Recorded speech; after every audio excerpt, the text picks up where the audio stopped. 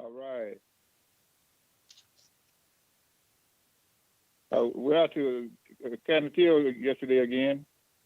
We're up. Canutillo. Good morning, ladies and gentlemen. Today is Thursday, Morning. August 19th, 2021. Commissioners Court is meeting in special open session. Would you please rise and join us for the Pledge of Allegiance?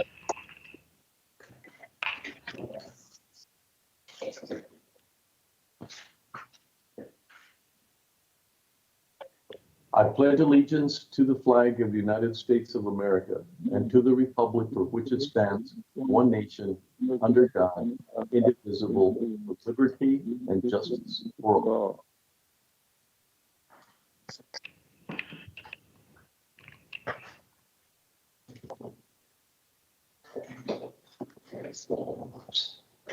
Judge, do you have any morning comments for us today? No, just want to welcome everyone to our special session and thank everybody for being here with us. We've got some very interesting topics, so I hope that you do stay tuned in during the entire session. And once again, on behalf of our commissioners and myself, welcome to the special session. Thank you. Thank you, Judge.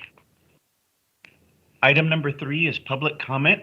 At this time, we have not received any notifications for public comment, so we'll take no action on item number 3. Item number 4 from the regular agenda, receive an update from the county judge regarding the purchasing board, Justice Leadership Council, and MPO. Well, thank you. Always El Paso County Justice Leadership, always a great pleasure to be in that. As you know, Commissioner Robinson and myself, along with Linda Chu, Judge Ruben Morales, Sheriff Richard Wiles, County Attorney Joan Bernal, District Attorney Ivan Rosales, Public Defender Kelly Childress, and we're being facilitated by our very own Joel Bishop and Michael Cucaro, but just very proud of the consistency and Joel, thank you very much for your support on that. It's always very well focused, very prepared, and we go in and cover a lot of great topics in a short period of time. So we thank you for that.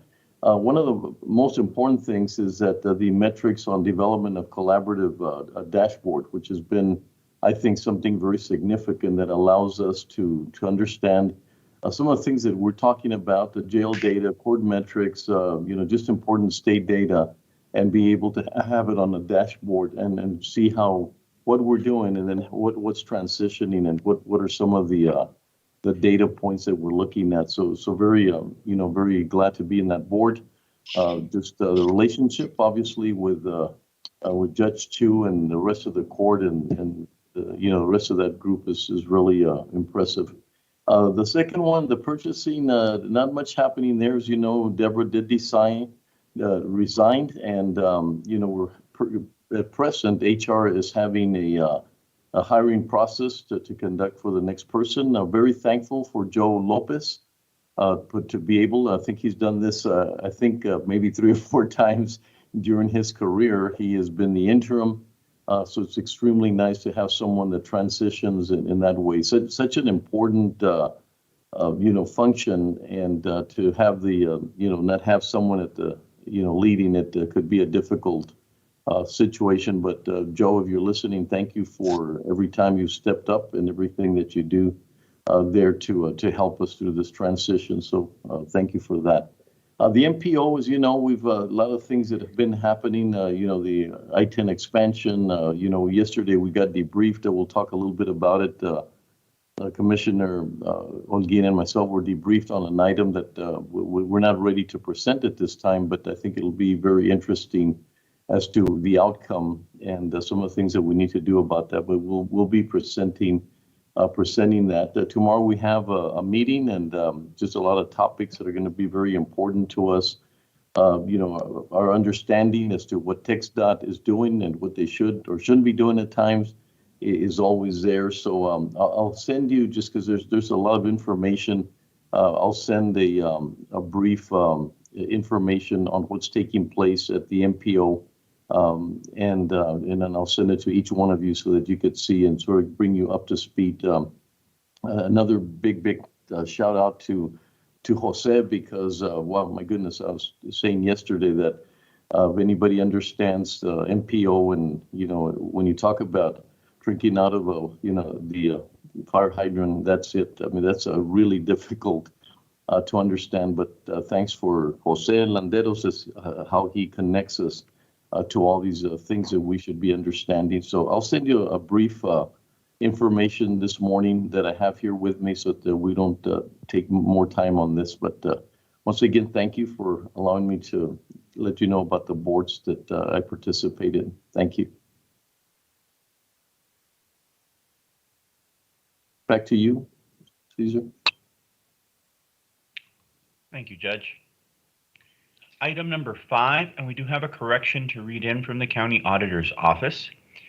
Item number 5 should read, pursuant to the Texas Local Government Code, Section 114.023, 114.024, 114.025, and 114.026.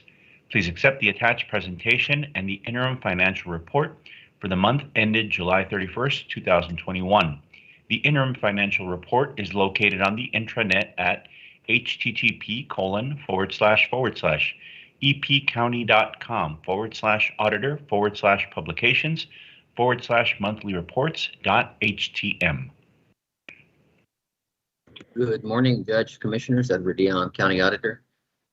Good morning. This is the monthly financial report for the month ended July 2021. Next slide, please.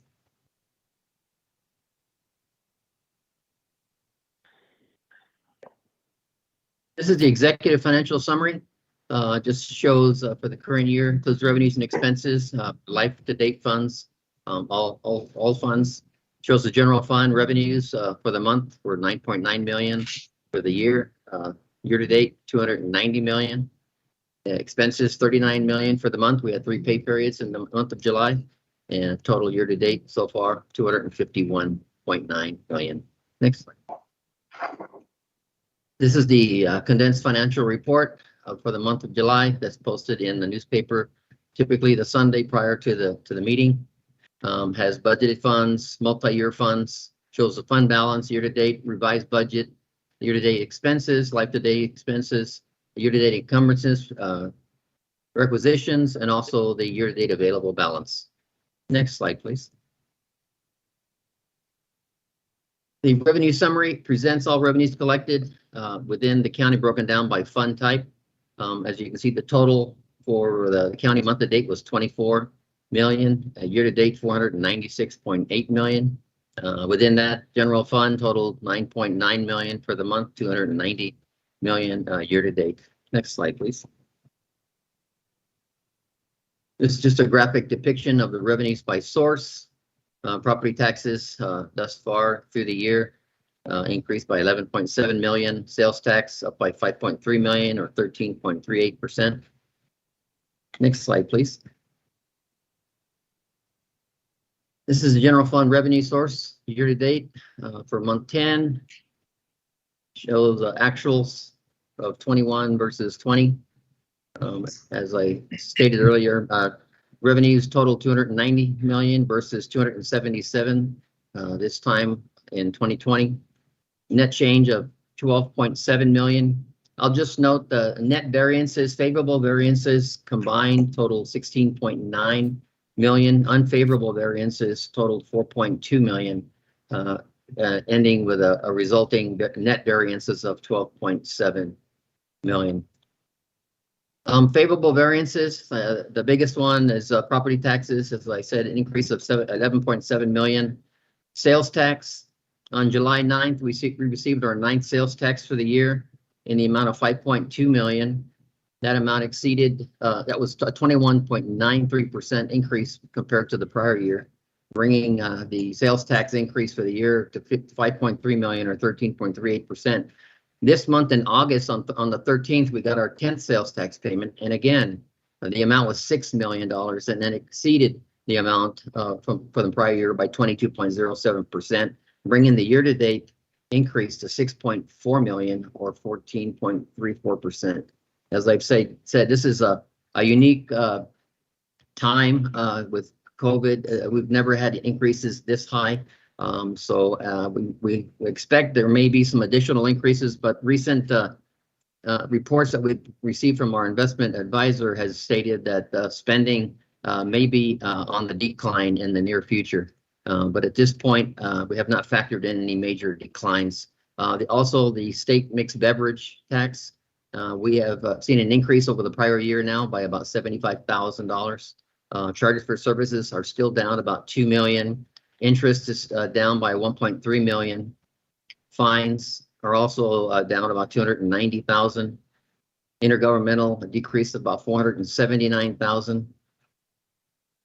And licenses and permits, a slight decrease of 16,000. Next slide, please. This is the overview of revenue collected compared to the estimated budget for the year as of July. We're 83% through the year. So far, the general fund has collected 92.98% of budgeted revenues, and the analysis excludes 62.4 million that's designated fund balance reserves to a balance of 2021 budget. Next slide, please. This is the graphic depiction of revenues by source year to date. The year-to-date revenues collected for month 10 comprise about 88.63% of revenues received, with ad valorem being about 79.73%. Next slide, please. Charges for services revenue collected, the Sheriff's Department collected 56.97%, and the county clerk collected 15.91%. Next slide, please. Fines and forfeitures revenue, the Council of Judges collected 26.55%, and JPs collected 43.26% of the total collected by JPs. Next slide, please. Intergovernmental revenues, county attorney collected 26.34%, the sheriff collected 13.98%, all other departments collected 24.12%. Next slide, please. This is the 3-year budget, general fund, the actual revenues based on the significant revenue sources, which are ad valorem taxes and sales tax. As you can see, overall, all revenue of the budget were about 92.98% collected. Property taxes were 99.76% collected, and sales tax were 90.82%. And as you can tell, we're about 10% over the average for the prior years due to those extraordinary increases we've been receiving. Next slide, please. A 3-year comparison of revenues, ad valorem property taxes. You can see that the taxes for 2021 are in line with prior years. No major changes. The bulk of the increase came in early in the year. A lot of the payments were made early this year compared to prior years. So the revenues coming in for the rest of the year will probably be slightly lower, but will be definitely on track to meet the budget and slightly exceed it. Next slide, please. The 3-year comparison of sales tax and use tax. As you can see, the green line for 2021, we basically have held an increase throughout the year, and it looks like it's about to continue. Typically, it looks like the payments usually are higher in the latter months, August, September. So that's to be seen if those are going to continue. And as I said, sales tax for the year received increased by 5.2 million or 13.38%. Next slide, please. This is just the graphic depiction of the sales and use taxes based on information from the Texas Comptroller. We just pointed out the major areas of where we're seeing increases under accommodation and food services. We saw an increase of about 217,000 or 39.6%. Information, we showed an increase of about 5.45%. Retail trade, about 396,000 or 17%. And wholesale trade, an increase of about 18.21% or 51%. Next slide, please.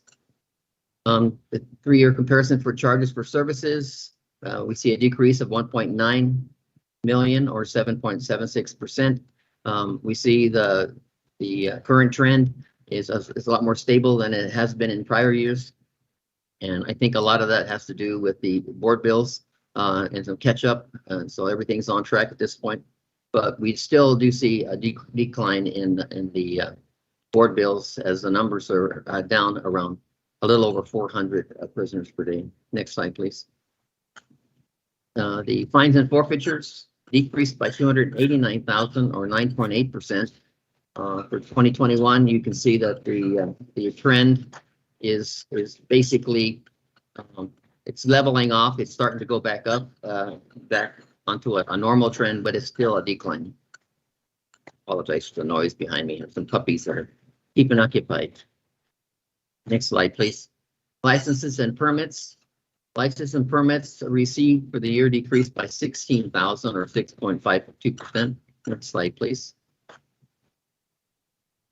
Summary by fund type, expenditures within the county are broken down by fund type. As I said, 83.3% of the year expired. For the month of July, general fund reported total expenses of 39 million. We had 3 pay periods in July, and year-to-date total of 252 million. The total for all funds was 53.4 million for the month and 384.2 million for year-to-date to July. Next slide, please. This is a graphical depiction of the expenditures by type year-to-date. Personnel and fringe benefits, 181 million or 71.7% of the total expended, decreased by 3.3 million compared to FY20. The decrease is due to the shift in the sheriff's office qualifying salaries to the CARES funds of about 5.3 million. The operating expenses were about 52 million or 17.39% of total expended year-to-date, increase of 10 million compared to the same period in the prior year. And then capital outlays were about 4 million, 1.53% of total expended, a year-to-date increase of about 3 million for the same period in 2020. Transfers out were 15 million or 6.09% of the total expended, a year-to-date increase of 2.8 million compared to 2020. And the big change there in transfers out was for health and life fund about 1.8 million, which is new for FY21. Next slide, please. This is just an overall comparison of expenses year to date, 2020 versus 2021. Expenses through July. The expenses are slightly lower when compared to last year. Next slide, please. General fund expenses by function. This is a budget actual comparison showing the budget of 373 million, period expenses of 39 for the month, and 251.9 million year to date. So we've basically 67.5% of the budget expended to date. Next slide, please. General fund expense comparison. This is a actual to actual 21 versus 20. They have an increase over the prior year actuals of 12.8 million or 5.38%. Next. This is a general fund expenditure comparison by function. A graphical depiction. Next, yeah, thank you. General government increased by 9.2 million. There's a lot of net changes throughout various categories. So I'm just going to go over the overall change. Administration of Justice decreased by 1.5 million. Public safety decreased by 3.3 million. Health and welfare increased by 225,000. Resource development increased by 6.3 million. Culture and recreation increased by 457,000. Public works increased by 1.5 million. Next slide, please. This is a percentage of general fund expended year to date. It breaks the chart down. The expenditures by function of government. Public safety accounted for about 40.87% of the year-to-date expenses. General government was 27.93%. Administration of justice 22.78%, and the remaining 8.42% was all other functions. Next slide, please. This is the general government.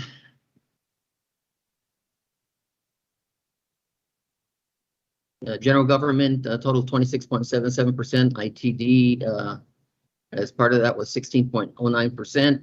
Public works was 9.44%. County auditor was 7.35%. And all other departments was 40.36%, representing 20 departments. Please. Administration of justice was 27.78% of the expenses and contained the DA for 22.65%. County attorney was 15.3%. Public defender was 13.07%. District courts 11.68%, and all other departments 37.3%, representing 35 departments. Next slide, please. Public safety represented 40.87% of expenses to date. And then that included the sheriff's department representing 81.7%. Juvenile probation, 12.57%, constables, 3.06%, and other departments, 2.63%, representing 4 departments. Next slide, please. Other functions that included economic development, representing 32.29%, medical examiner, 10.83%, road and bridge, 9%, Scotty, 8.9%, and all other departments, 38.86%, representing 16 departments. Next slide, please. This is the fund balance trend that I typically show on a monthly basis. As of the time of the monthly financial report being calculated, I calculated an $86 million fund balance as of the end of the fiscal year. This calculation is based on an aggregate analysis. I just delivered. I apologize for the noise. I delivered my additional revenue estimate to the budget and fiscal policy department, and for the month of July. And I did that based on a detailed analysis of expenditures, so therefore my fund balance is slightly less. But I think the average fund balance is going to be between 83 and 86 million. I apologize, for the year, but that's still to be seen. The budget and fiscal policy is evaluating my estimates and also evaluating my expense projections, which is one area I really need a lot of feedback. So I've provided all the detail on my projections on the expenditures. We do have some major commitments for the year that I am factoring in that affect the fund balance, that may not be expended, but they're still committed and we can't count those dollars twice. So with that, that's my presentation. If anybody has any questions. Judge? You're muted, Judge. Okay, this is probably, one of the more unique situations that we have. If you looked at some of the things, you've been around and you know what, when we should worry and what concerns. And if you look at this one in particular, what are some of the areas that sort of stand out just for our public? 'Cause that's a lot of information, but just for our public, what are some of the areas that you feel really stand out as different or challenging, whatever you want to call them? Either they're different because of our situation, or not as similar to some of the things that you've been involved in throughout the years. Well, my view this fiscal year 2021 is like none other. I mean, 2021 was slightly similar. I mean, with COVID going on, my real concern is some of the major capital expenditures that are being funded through the general fund. But those are things that have been discussed. I've been with the county going on 38 years, and this commissioner's court is addressing a lot of things that have not been addressed in prior years. So you all are doing your due diligence. I think you all are doing a great job. There's a lot of things. I mean, like right now, you're dealing with stormwater, flood control, and my God, the last 2 months we've had so much rain, and you all are really doing your due diligence to try to get those projects on and going. And so, but that's a big hit to the general fund. The general fund is the operating fund of the county. And so that's definitely going to take a toll on the fund balance eventually. You all have contributed funds from the general fund for the FASTER program. Like you say, that's a very needed expenditure.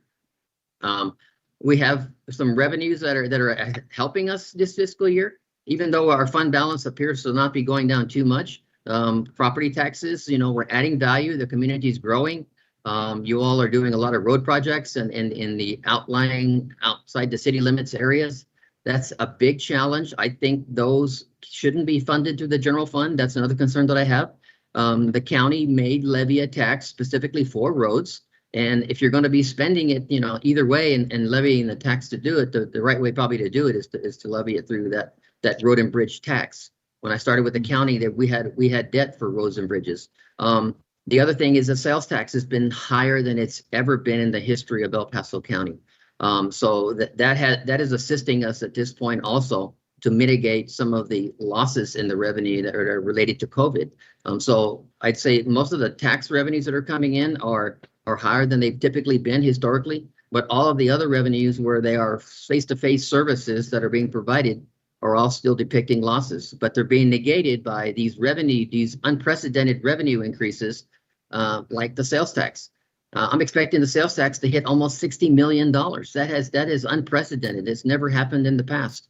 So, you know, and in doing so, our property taxes are being reduced, and rightfully so. The county adopted a sales tax back in 1989. And at that point, I think the sales tax reduced property taxes by 50% back then. And every year as property taxes have grown, we have reduced property taxes. So this coming fiscal year 22, property tax revenues to the county will be reduced due to the gains in sales tax that we have received. But knowing that, I have to increase my sales tax projection at least equal to what we have received this fiscal year. So my projection next year, which I provided to Mr. Hargrove yesterday, it brings our sales tax revenues to almost up to $60 million. That's almost a $3 million increase.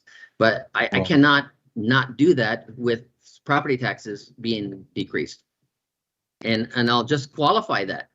Even if I estimate 60 million and sales tax revenues go down in 22 because, you know, the disposable income starts going down in the area, all I say is don't panic and go to cut mode, because the next truth and taxation cycle will factor in the loss of that revenue, and it'll automatically factor it back into property taxes. So that's one of my major concerns is that in past commissioner's courts, when we had a major revenue loss, there was a panic, and then all the departments had to cut. And all I'm saying is that it's sales tax is like a seesaw. One goes up, the other goes down. So sales tax goes down, property taxes will have to go back up. That's just the nature of truth and taxation. But with that, my major concern is capital items in the county budget. I think overall the county budget is in good shape. With the revenue increases that we've been receiving, they're more than offsetting the declines that are COVID related. But the capital items are a big concern, and we have funds committed, and I do not want the court to make a decision on a fund balance where you're committing the same dollar twice. So what I do is I've been working with budget and fiscal policy to do my best to ensure that the dollars that you have committed, the FASTER program, the commitments for the stormwater, and there's a couple others, and Mr. Hargrove been working very diligently to provide that information to us. My office is analyzing it right now. We're not in total agreement about the fund balance. I think Mr. Hargrove is thinking it's going to be 86 to maybe 89. My latest estimate that I gave him was 84. I think it's going to be a range, you know, and there's going to be some things that I'm factoring in, and I'm telling you that you shouldn't use that as a fund balance number because it's committed, even though it's not expended. So I think between 83, 86 is probably a good amount, but you're going to also maybe get a surprise in that with the excess sales tax, we're going to have to transfer the calculated excess to the debt service fund to further reduce property taxes in the subsequent fiscal year. So you're going to see budget and fiscal policy coming in for this fiscal year, 2021, and to budget in fiscal year 22. And I think it's going to be about $3 million in 21 that you're going to have to transfer from general fund to debt service. That's statutory, and like I say, you've received those funds, and the excess has to reduce taxes further. So, like I say, just don't panic. We have to transfer the excess over to debt service this year, but next year we get to recognize it, and then it's only the excess over what we've currently collected, which I think it's going to start dissipating. It's going to flatten out, and I'm just hopeful that it doesn't decline too much.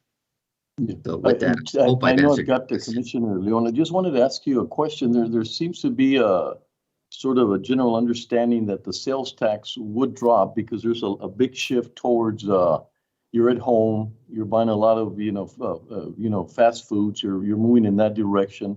When things settle, plus you've already said the income might be reduced as well. But what's the impact of if the sales go down substantially, or they were sort of not fictitious, but they were in a sense transitory? What's the impact on the sales tax coming down quicker than we might expect? That's not an easy question to answer. As I said, if the sales tax does come down, there will be an interim. Obviously, there's going to be a reduction in reserves at the end of the year. But like I say, there will be a recovery the following year of that amount. I think what you said is with the stay home order, not the that we had, it had a big impact because there was a shift in the type of expenditures. People were in the house. They decided, well, they were doing things to their houses. As a lot of people observed, the Home Depots parking lots were overflowing, and a lot of the expenditure was in those types of things. So as people end up coming back to work, a lot of that disposable income is no longer going to be disposable because they have to now pay for the gas and all the other expenses they have from actually going to the office, going out to eat. So they will be spending money differently, and they may have bills that they're paying now that they previously didn't have. But like I say, we've got an indication that disposable income may start declining and the sales tax may start declining. But El Paso County, when others have seen the declines, El Paso County has seen continued growth. But I think this will be everywhere, not just in El Paso. But so if there's an overall decline, I think eventually it will impact the county also. But I can't tell you how much of that. If I estimated $60 million for the 2022 budget, I can't tell you whether the decline is going to be down to the level of the prior year, which is 2020, which would have been around 57 or 55. So I can't tell you if it's going to be a $3 million or a $6 million reduction in revenue. Okay. But all I can tell you is that if we lose $6 million in revenues in 2022, for all intent and purposes, you should recover that $6 million in the subsequent year, because the property taxes will automatically be adjusted for lost revenue. Just like the property taxes are being reduced this time around for the 2022 budget. I'd hate for it to shift back to the property owners, but Commissioner Leon, please go ahead. Thank you, Judge. Mr. Dion, you answered most of my questions, referenced the sales tax, but I did have a secondary question on your graph, which depicts the expenses and revenues. I understand that in 2023, we will have a significant drop-off in our obligations, but yet the graph still shows that we continue on a maybe in the red a little bit more than we should. Okay, you're talking about the fund balance graph. And I have, when you say a significant drop-off in our obligations, this is the general fund only. Doesn't include debt service. So even if our debt service drops off, it's not being factored in this graph. This is the general fund operating account only. And I will tell you that you really shouldn't rely on anything past 22, because the county is obligated to budget on an annual basis. I know we're projecting 22 and 23 all the way to 26, but I can't project where property taxes are going to be in I think they're going to, we've had typically 2% growth, and I factor that in, but you have some unprecedented expenses that are happening now, and I don't know that those are going to drop off in 23. You have an economic impact fund that you have a goal that you want to spend $10 million in sales tax annually, and you want that to continue to grow. So my projections are based on aggregate expenses, and it just takes, it's not my certification. It's just my trend of historical actuals will continue into the future. And what I'm saying is that revenues have to keep pace with expenses. And my scenario is that revenues will not keep track because expenses are growing faster than the revenues. And that's why 23 starts going down, is because I don't have the ability to factor in revenues for the future, because I don't know what the tax rate will be that you all will be, and that's the most significant revenue, property taxes and sales tax. So those are the two revenues that we need to know, and none of you want to commit to what you're going to do on taxes from 23 on.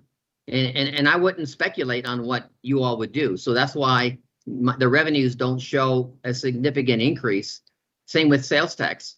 We're at $60 million, but I wouldn't want to speculate that that it's going to be $70 million, in 5 years, because I don't know where the economy is going.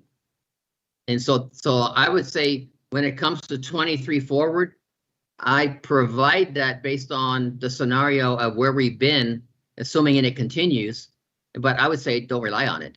At this point, we do need to work with budget and fiscal policy. We've talked about it for years. We've had challenges, but we do need to have forecasting for the future based on input from the Commissioner's Court, so that we could put that information out there and have a more accurate depiction of the 5-year projection. But Commissioner, right now, the commissioners of the past have always had a concern with my nosedive of the fund balance in future years, and it's all because of the unknown.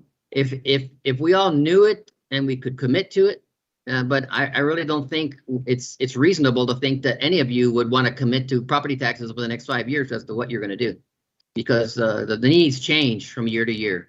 And so I don't speculate, and therefore the revenues are declining, because I am not going to anticipate what you're going to do with taxes. If sales tax goes through the roof and it continues going through the roof, your property taxes will continue to go down, down, down, down, down, which is the way it should. But at this point, we don't have any other major significant revenues that I can project that would offset the disparity between revenues and expenses.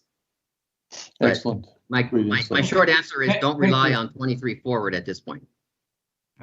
Okay, thank you. No, that's great insight. I'm glad I asked a question, because that was extremely knowledgeable. So Commissioner Holguin, please. Thank you, Judge. Mr. Dion, so we only have 2 months left in the fiscal year, and we've only expended about 67.5% of the budget. Is that pretty common? Do we usually expect large expenditures the last couple of months of the fiscal year, or do you expect that we're actually going to come in under budget? No, we typically come under budget, but in a normal budget that doesn't have a lot of capital items in it that are considered capital projects to me, we normally have between 8 and 10% of the budget remaining at the end of the fiscal year.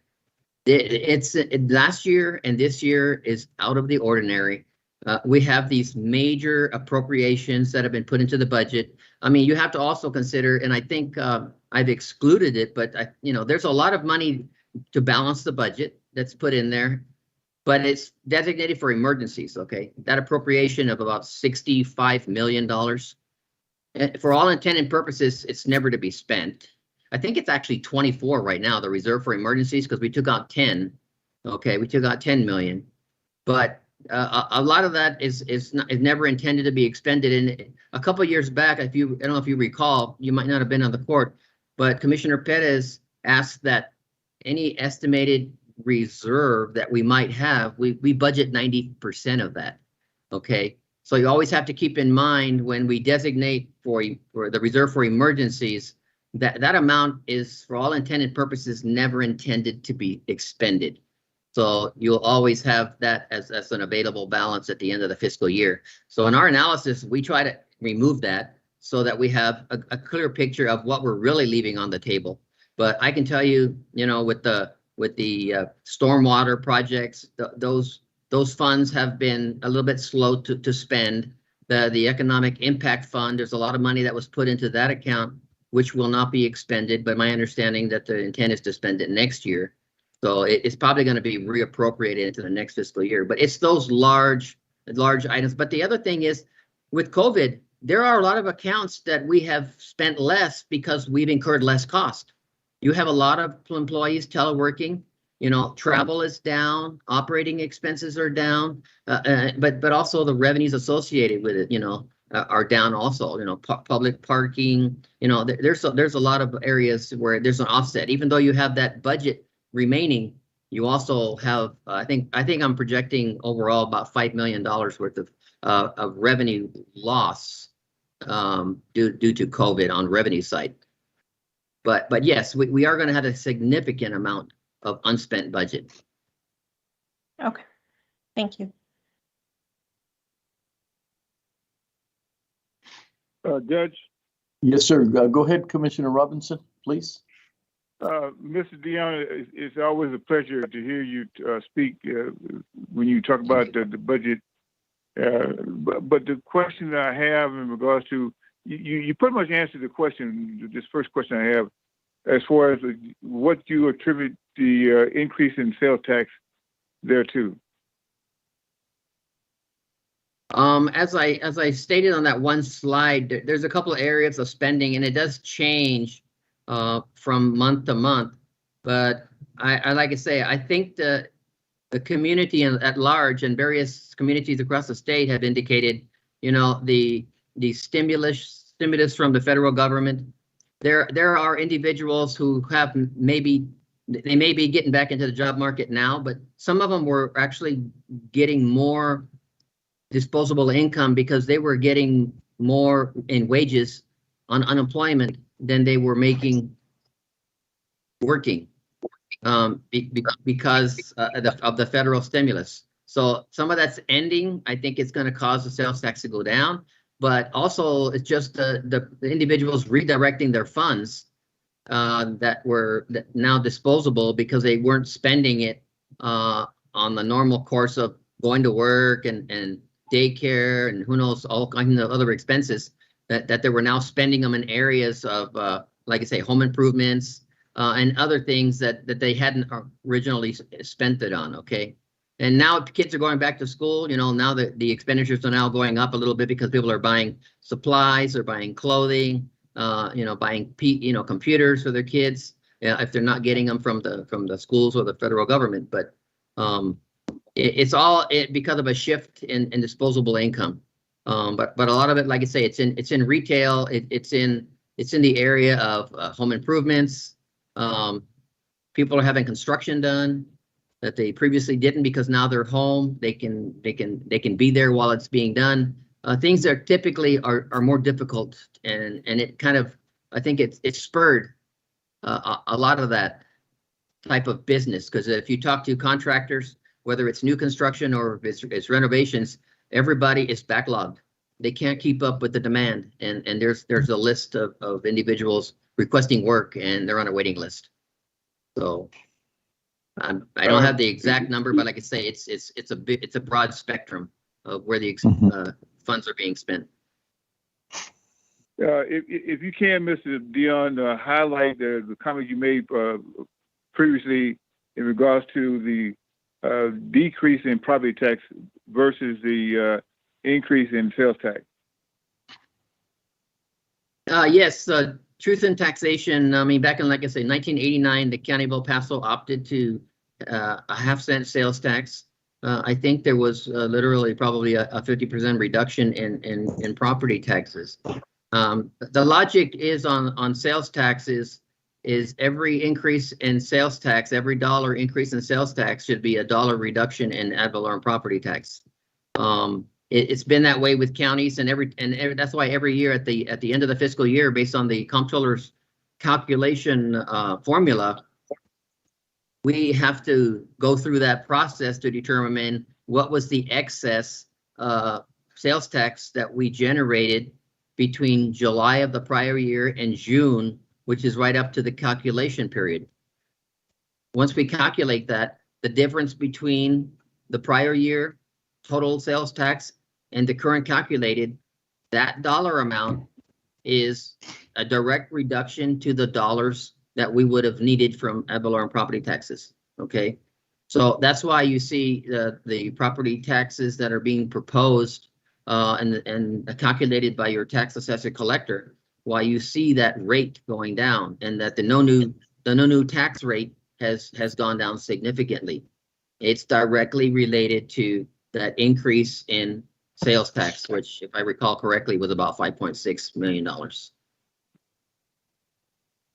Now, you talked about issuing bond or use of COs. What is your, as the auditor, what is your definition or opinion in regards to the proper use of an intended purpose for issuing COs?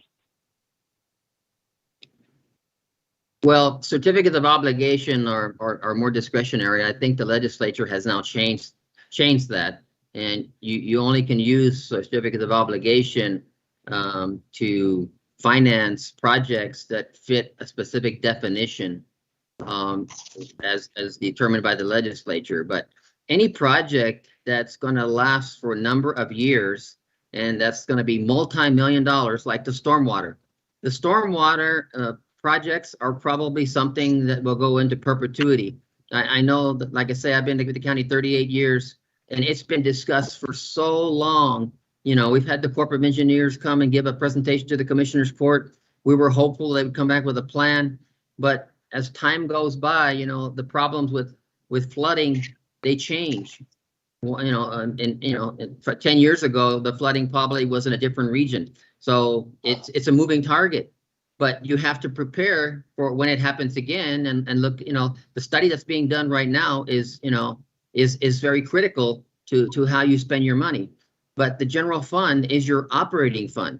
It's to fund the services that you are supposed to provide statutorily to the public. And you should not be using tens of millions of dollars for a major project.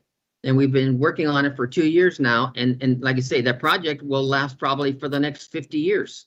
And you're going to have to be funding it as you deem where the need is. And those are things that qualify for bonded indebtedness. And like I say, the same thing with your roads. The flooding has caused a lot of problems with the infrastructure of a lot of roads. That's not an expense of general fund. You know, the auto sales tax years ago used to all go to the Road and Bridge Fund, but the legislature made the decision that it should go to the general fund. And so that's where we put it. Now you're funding to Road and Bridge Fund $5 million a year almost for normal routine paving. That should be in the Road and Bridge Fund. And like I say, if you have a major road to pave, like with the outlying area, if you're adding and houses are being built and infrastructure needs to be put out there like you've done the last couple of years, those really are road bonds. And the law authorizes it. And you can go up to a total of, I think, 80 cents for the county. And part of that can be, you know, for the road bonds. So to answer your question, any major multi-million-dollar project that's going to last for years and add major infrastructure should not be funded out of the general fund. But it's commendable what the commissioners are doing, because they need to move to make a difference and to try to resolve the issue and answer to their constituents. So I can appreciate the fact that you all are doing everything that you can within your power. And right now, you know, may not be the perfect time to issue bonds. You know, we have our own concerns, and we know that the debt is going down over the next few years. And it's a ripe time for you all to really consider, you know, what you need to do for the future and start factoring it in so that capacity of lowering that INS rate doesn't impact the taxpayers, and you start putting those projects into motion so that you maintain the same interest and sinking rate, and you start making headway with some of these projects that you want to fund, but not out of the general fund. And I'll defer that to budget and fiscal policy, because we're singing on the same sheet of music there. And I've been telling them for a while, and I know they were discussing it with you, and I know it'll come up again. But definitely you wouldn't finance your home, you know, out of your operating funds necessarily. You know, that's not a good example, I guess. But if you could finance it, you wouldn't just be paying it on a monthly basis without financing it for the long term. It's going to be cheaper in the long run if you finance it.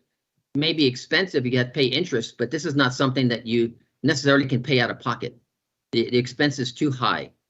What it's going to do is it's going to continue depleting the general fund to the point where you're going to have to start cutting services that you're statutorily required to provide. Okay, you said that now would not be a good time to issue bonds? Well, I'm just thinking we have some things we're working on right now with regard to bonding indebtedness and prior bonds. We have to, in order to do the bonds, you have to have what they call shovel-ready projects, and we don't want to issue bonds without really knowing what we're going to spend that money on. So I qualify that. I mean, not to say it's not a good time. Any time is a good time to issue bonds if you're ready to start the project. Okay. And I'm not always in the loop on a lot of this infrastructure and capital projects. We usually hear about it after the decision is made. So I would appreciate being, kept in the loop. And but like I say, while we budget and fiscal policy in my office works with our financial advisors, and if we have projects that have been scoped out already, and we have a good numbers, we could go out for bonds. But I know right now in the environment, prices are inflated. Everything is just outrageous as far as what the cost is. Even constructing a house, you can sell your house for a great price, but I guarantee you, when you buy the new one, it's going to cost you a heck of a lot more. Same thing with a car. Used cars are going through the roof. They'll buy it from you more than you paid for it, but try to get another one that's brand new. It's going to cost you probably 30% more.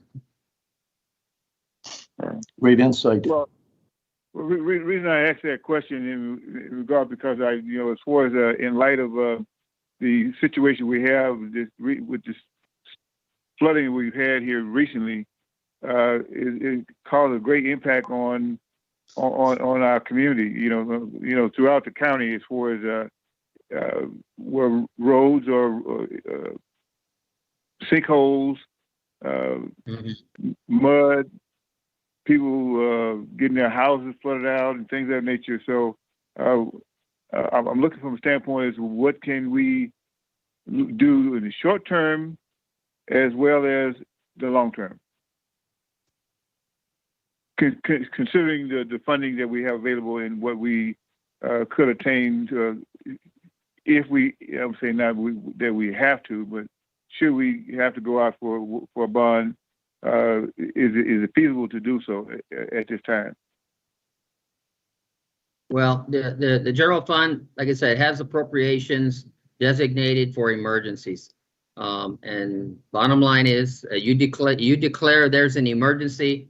The county, it's within your discretion and your authority to allocate funds from your emergency reserves to meet those needs for the public safety and welfare.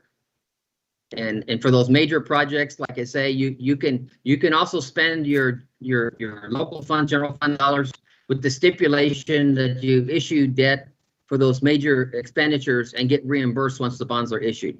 So there's a number of ways you can approach that. But if there's an emergency, the Commissioner's Court can take action to spend funds to address it.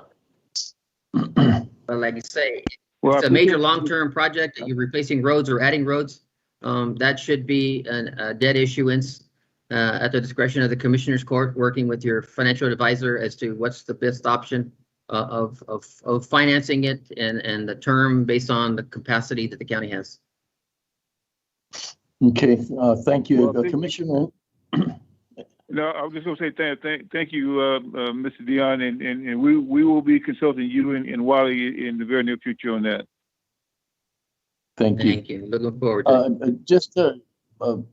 Ed, you had some amazing insights, I think, not only for us as what we can do and not do, and for the public. I just want to encourage you that if you ever feel that you need to address us as commissioners and feel uncomfortable or would like us to redirect, or just feel extremely comfortable, because this information was very valuable. I think we all agree that we had some insights that we didn't have before.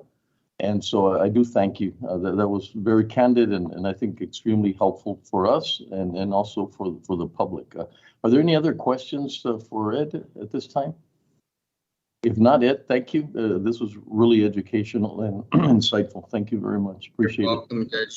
And I'll just in response to your comment, I'll just let you know that the auditor's office does not hesitate to communicate with budget and fiscal policy and county admin with regards to any concerns that we may have. And I'm sure they relate a lot of that information to you all also. And usually when they come to you, the discussion has occurred between our offices prior. But definitely, if there's a concern with regards to a matter, and I feel compelled that I still need to talk to you all, I wouldn't hesitate. Well, that's good to know. Thank you so much. Caesar, back Thank to you. Judge, could we please have a motion to accept the monthly report, please? A motion to accept the report. Second. Commissioner Holguin, Aye. Commissioner Leon, Aye. Commissioner Stout, Aye. Commissioner Robinson, Aye. Judge Samaniego. Aye. Motion carries. Item number 6, approve and authorize a transfer of up to $1 million from the County of El Paso's fund account, General Fund, General Administrative Transfer Out, Health and Life, or from American Rescue Plan Act funds, ARPA Revenue Loss Replacement to the county's Health and Life Fund account, IS Health Transfer In, or provide direction on the County of El Paso's Risk Pool Reserve Fund Contingency Plan. Thank you. Welcome, Sam. Good morning, Judge, Commissioners. Sam Trujillo, I'm the Interim Chief Human Resources Officer for the County of El Paso. Judge, for over a year now, we have had the inevitable task of reporting continued significant shortfalls in the county's medical risk fund due to a variety of issues, including the increase in costs and high cost claimants, expenses exceeding our revenue, and over $2 million in COVID-related claims. So I want to take a few minutes and I want to talk to you about that. And we are prepared for a presentation, but we had some new issues occur that I want to bring to your attention before we do any type of presentation, and we may not even need the presentation. So our staff has presented the court with some unpopular mid-year plan options like increases in premiums and the elimination of plan options or eligibility. The court so far has chosen to avoid any impact to our plan members, our employees, by providing general fund infusions into the risk pool fund, and that occurred from the end of last year and continued through this year, about every 3 months. Today, our staff is prepared to present details of the fund, which is again in need of additional revenue right now and potentially before the end of the plan year, which ends on December 31st of this year. We're also prepared to present, like I said, the mid-year plan options for the court to consider, which have been included in your backup documents. These mid-year options have not changed. They are the same information that we have presented a few times over the year. However, like I mentioned, there's a couple of significant occurrences that have recently happened that I believe will impact the court's decision today, and I would like to bring them to your attention. So the first is during the budget hearings, the court has supported the premium increases and contributions for plan year 2022. They've also supported the development of the narrow networks with UMC and ACO network under the Providence Plan. All of these changes will have a significant impact to the fund, but not until 2022. So during the same time period, our benefit staff, along with our hub consultants, we're very successful in negotiating county costs under our pharmacy retail, our mail order, specialty discounts, dispensing fees, and rebate guarantees. The result of these negotiations is expected to yield a savings to the county of approximately $1.3 million in calendar year 2022. In addition, last Friday, we had some very positive news on the American Rescue Plan Act, ARPA. We have received a legal opinion which has determined that the long-term COVID claims that we have incurred since March of 2021 and moving forward are now eligible or are eligible for the ARPA funds. This is significant because we have not been able to use those funds to recover any of the expenses associated with the COVID claims. This is not all, it's not going to cover all the claims. There's some specific rules associated with it and time periods, but this is significant as it's going to have a direct and immediate impact to our overall revenue. So the county has already planned for up to $3 million in medical claims cost within the county's ARPA funds. And so looking at that and what the court has done over this year and the end of last year with the infusions in lieu of the dramatic mid-year options that we would have to do, like the mid-year premium increases or eligibility issues. So we looked at that, and I believe that with this ability now to do the ARPA, our recommendation would be for the court to authorize the transfer of those ARPA funds into the risk pool account for eligible COVID medical expenses moving forward. So I wanted to bring that to your attention. If it is the desire of the court, we would be recommending that motion. However, we are also prepared with our benefits manager and with our consultant who are online today, and we can present the other mid-year options that I just highlighted and that are listed in your backup.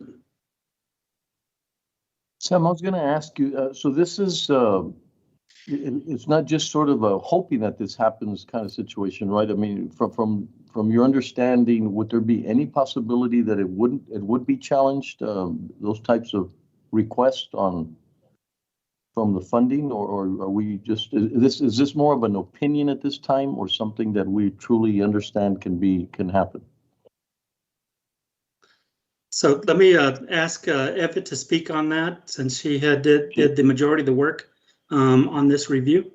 Abbott? Oh, thank you. Go ahead, Hi. Abbott. Yes, good morning, Commissioners. Abbott Ugues, Assistant County Attorney.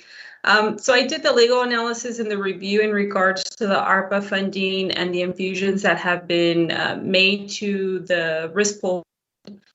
And so based upon the guidance that has been provided and some statutory provisions, it's my opinion in that the infusions that we have been making into the risk pool fund can be used, or ARPA funding can be used to cover those costs. ARPA is very much limited, or is clear in saying that it can only be used for COVID-related treatment in regards to long-term care effects and effects that may have been treated because of COVID. The only other guidance ARPA actually does provide is that the costs be incurred from March 3rd moving forward. Incurred, it does provide a definition in indicating that it doesn't have to necessarily mean that we have already paid out those costs or that we've, received some kind of bill. It just means that we've incurred some kind of obligation regarding those costs. So in this case, my interpretation would be, at the point in time that our employees are receiving that type of treatment. So that is basically what the legal opinion has indicated. So in working with HR and just kind of making sure that we make that assessment to see what costs at this point would fall under that category. Well, that's excellent news, obviously, for budget purposes and sort of to continue on this idea that we don't want to burden our employees with, higher premiums and, things that have already been discussed. And you let us know, Sam, I don't know if I didn't catch that, but with the impact, the financial impact, if we're able to do that, what is that impact that we would have, the positive impact that it would have? So yes, it'll have a positive impact. Like Abbott said, there are some requirements to be eligible for this fund, and she had mentioned that it's long-term COVID claims care. So we actually have to divide that up to identify what would be authorized and would not. From our estimates right now, we are looking about close to $1 million of the over $2 million that we've received in COVID claims that would be eligible for the use of these ARPA funds. And that's really good news from our perspective on helping the fund with the claims that we've been experiencing over the last several months.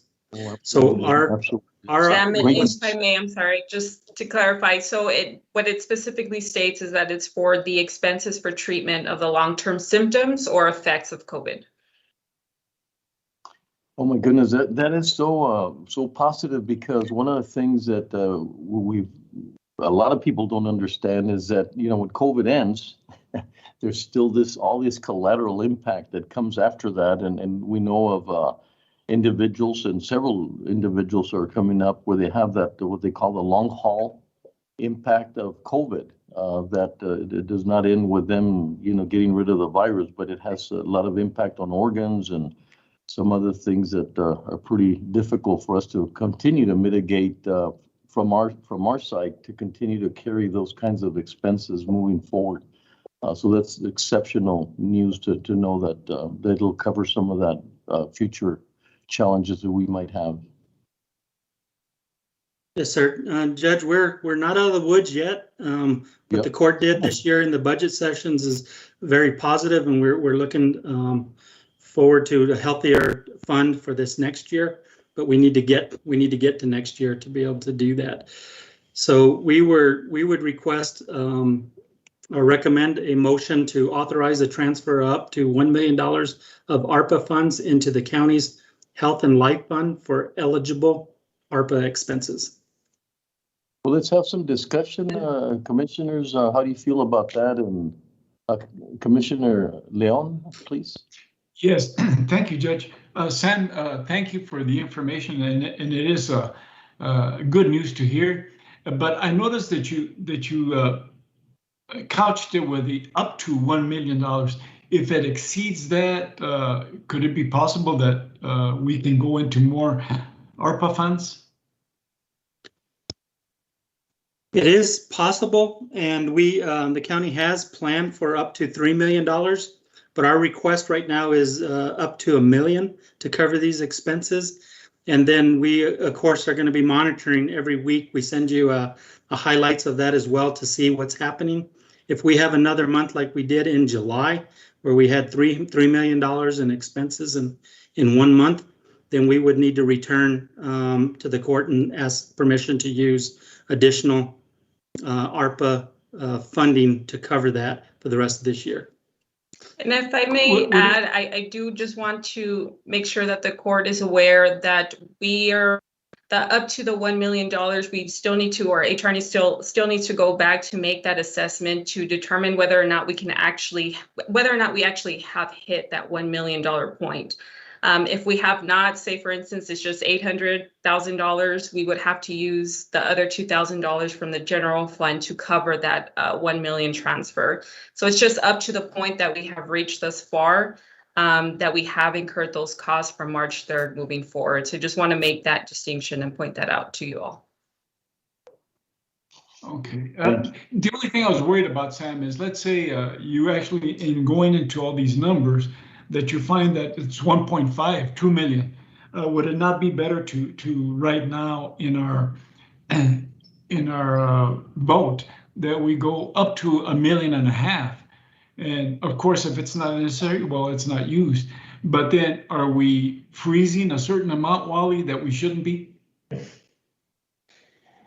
So not at all. Good morning, Judge Commissioners. Wally Hargrove from the Office of Budget and Fiscal Policy. Thank you. Yes, as you heard in Ms. Keller's presentation last Tuesday, on the revised recommendations she made to the court, she did program up to $3 million of ARPA dollars to reimburse our Health and Life Fund for eligible claims. So to the extent that you would like to go above that amount, the condition would be, again, not to exceed.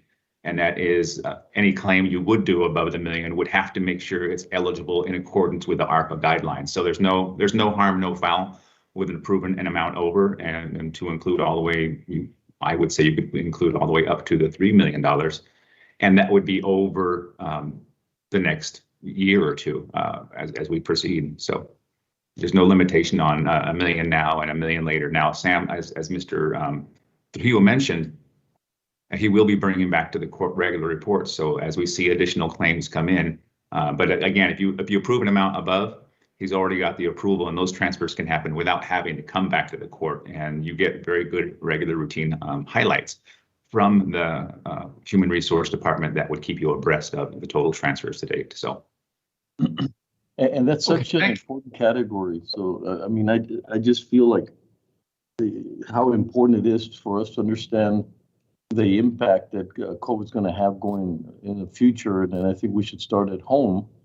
Making sure that that we feel comfortable that as we're trying to mitigate that our premiums aren't going up, and so whatever we could do in that category, I think is going to be well received by our employees, but also sort of a role model as to what are the things we need to do to make sure our employees feel, they don't have that thing hanging over that, that there's going to be these huge increases in the future. So whatever we could do there. Commissioner Holguin, please. Thank you, Judge. Eva, I just had one question to follow up on a comment that you made. So let's say we approve, for example, the 1 million in up to 1 million in ARPA funds, and it turns out that there's only 800,000 of eligible expenses. You said that other 200,000 would have to then come from the general fund, but that would come back to the court first, right, for us to approve? Well, I think that's part of the action that's being proposed to you today. I don't know that we have those numbers quite yet. It's my understanding, and correct me if I'm wrong, Sam, in regards to what is actually eligible, the amounts that we have hit thus far that would qualify under ARPA funding. So I don't have those numbers for you. I don't know if Sam does, but just to let you all know that, we can't use all ARPA funding for all the infusions that we're trying to, that we're putting into the risk pool fund. It is limited to COVID treatment. So we just have that assessment to determine what amount that is. So I didn't know if we're at this point in time that we can do the $1 million, in which case, all of ARPA funding can be used. But just depending on what the court would like to do. I just did want to point that out to you all, that just in case we haven't hit that 1 million or whatever amount that you all approve, that it would have to come from some other fund. Do you have that number, Sam? Yes, I got two different areas that we're talking about with the funding. One is what's already happened since March. So March 3rd moving forward, those claims have already been received. And then we have the claims that are going to be happening in the future that would also be eligible. And so when we're saying we're requesting authorization to use ARPA funds, we're looking at not only to recover what we've already spent, but to use it to pay for those claims that are coming in the future. Right now, we've estimated that we have about $1 million in eligible expenses, but we are drilling down into each one of those claims. And so we can provide the backup to the auditor's office to ensure that they qualify. So I don't want to say we have exactly $1 million until we do that drill down, but we're gonna run close to that right now. And Judge, so I'm fine with using either the million or the 1.5 that Commissioner Leon had mentioned to set that aside of ARPA funding to pay for these costs, because I think that that's exactly what that funding is meant to do. My only concern was that if funding has to come from the general fund because we don't have enough expenses in eligible expenses through ARPA, I would prefer that have to come back to the court. Good morning, Judge and Commissioners. Eric Rosales Negaglione, Assistant County Attorney. Commissioner Holguin, you're right. In the motion that Mr. Trujillo proposed, it is just for ARPA funds. You could include, if you wanted to, obviously, Mr. Trujillo, general funds, but you don't have to do that today. You'd have to bring it back to the court if you'd like. Great. Yes. No, I would like to focus on just doing the ARPA funds. Absolutely. We learned a little bit from Ed today, so. We're showing Mr. Ed has his hands up. Who does? Mr. Edward Dion. Oh, Mr. Dion, good. Thank you. Go ahead. Yes, one of my questions just got answered with regards to the funding because it was confusing. The item was saying general fund or ARPA.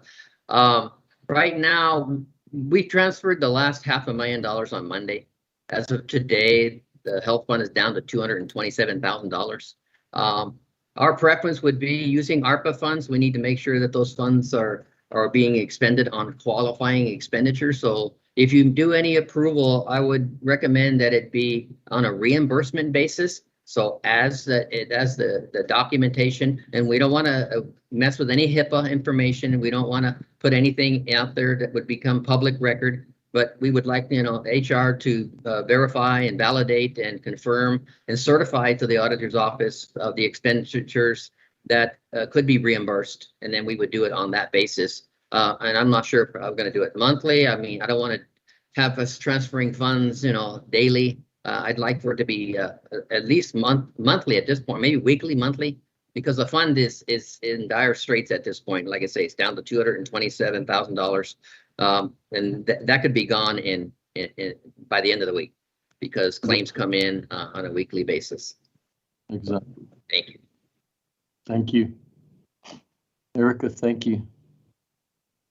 So we'll, I guess the motion will just keep it confined to the funds, but not the general fund. And I think it'd be a cleaner motion like that. Yes. And Mr. Trujillo's motion was for $1 million. So I don't know if if the court wants to keep it at that. I'm sorry, Commissioner Stout, if you had comments before the motion. Okay, or if the court wants to increase it to, as Wally mentioned, as Mr. Hargrove mentioned, for up to $3 million, whatever the court prefers. But what's the thought of the pleasure of the court? What do you think, commissioners? What's the Or an number amount that in between, I should say. Sorry, it could be any amount. Yeah, that's what it. What's your pleasure at this time? Judge, 1 million.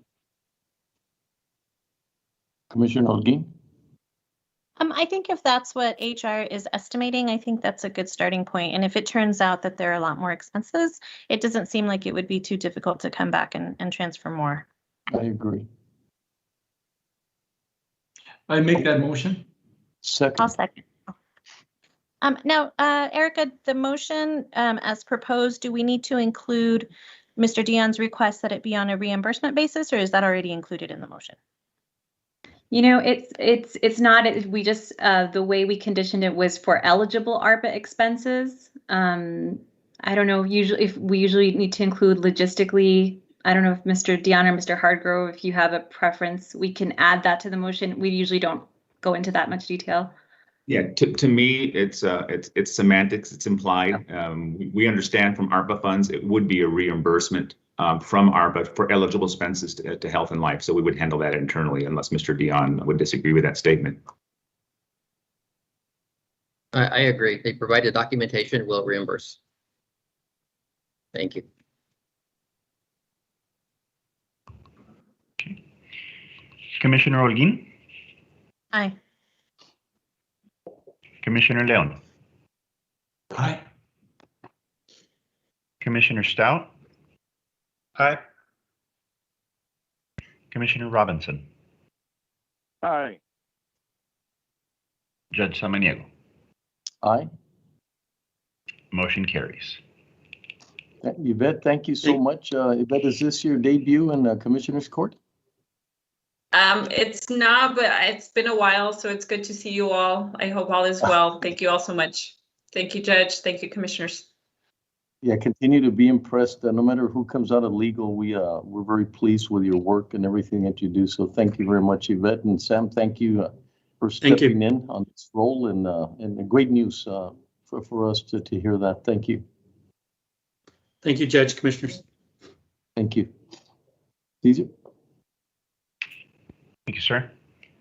Item number 7, receive a presentation from Augment El Paso on the Mission Trail Virtual Tour Series, San Elizario Historic District, and discuss current and the production of future tours and redevelopment ideas.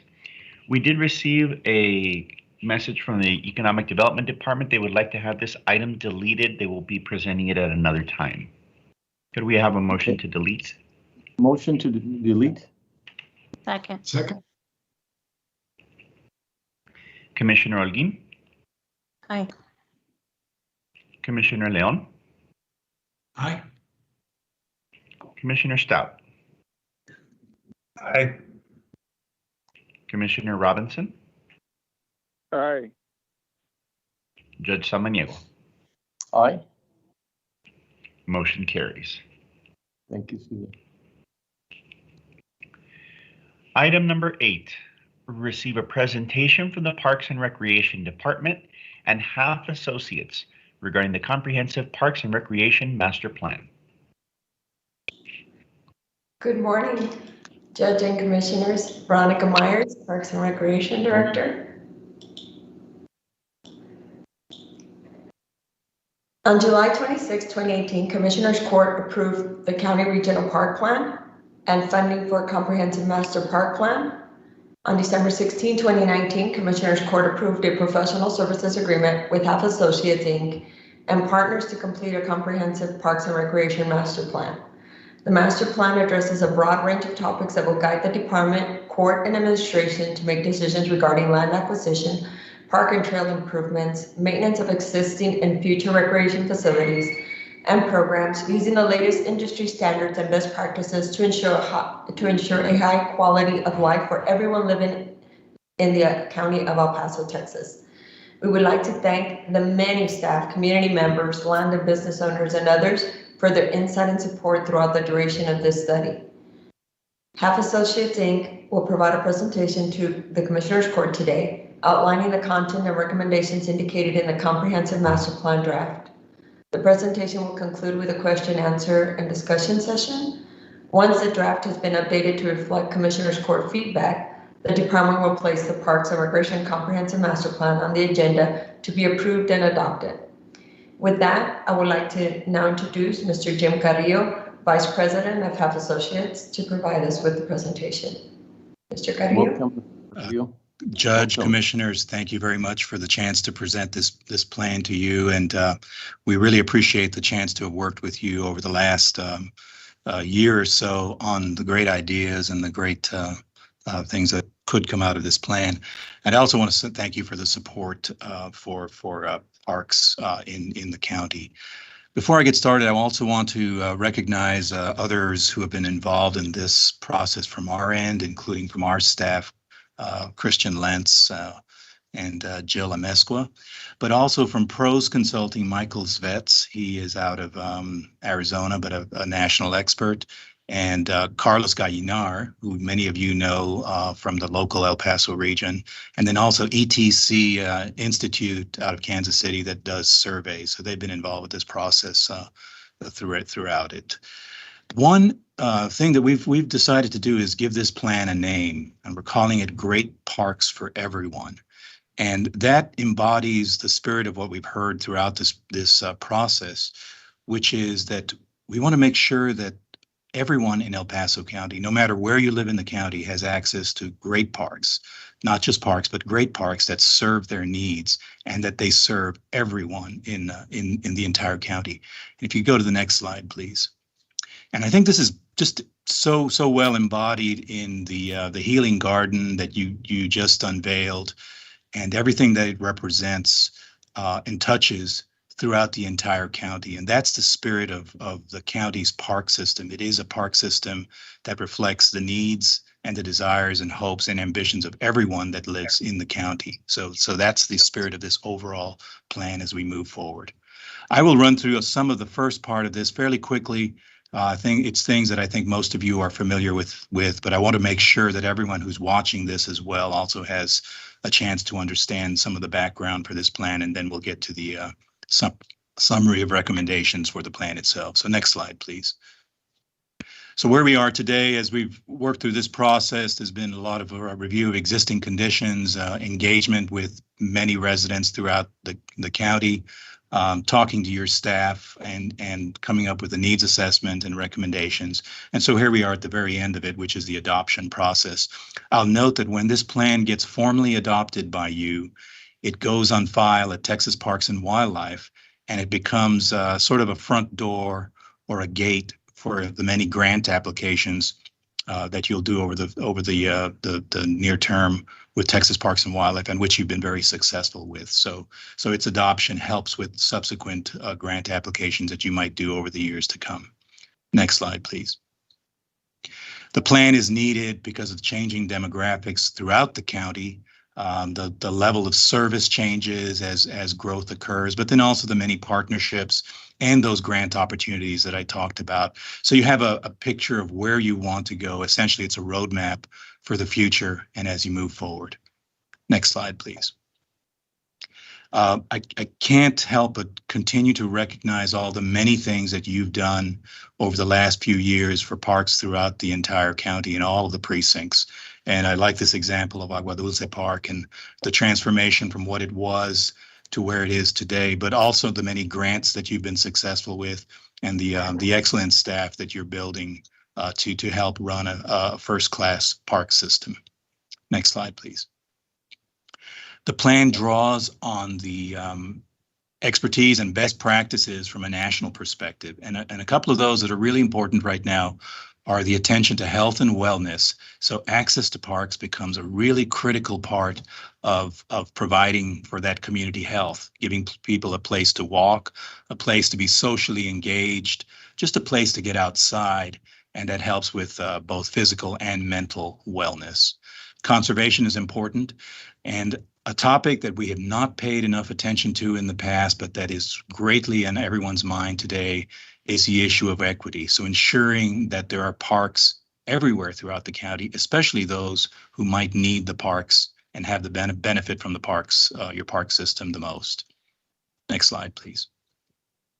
And we continue the mission that you set back in 2018 for your park system. And again, an emphasis on enjoying an enhanced quality of life and reflecting the cultural, recreation, and social opportunities that everyone in the county should have. Next slide, please. As we go through this park analysis, we look at different types of parks and different classifications.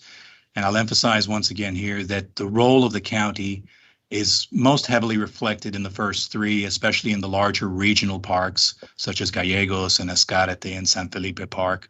Some of the smaller parks, the community parks, and then especially those neighborhood parks that provide fairly close-in access to parks. So within a half a mile or at the most a mile from where residences are, and hopefully close enough so that they can walk to those. Next slide, please.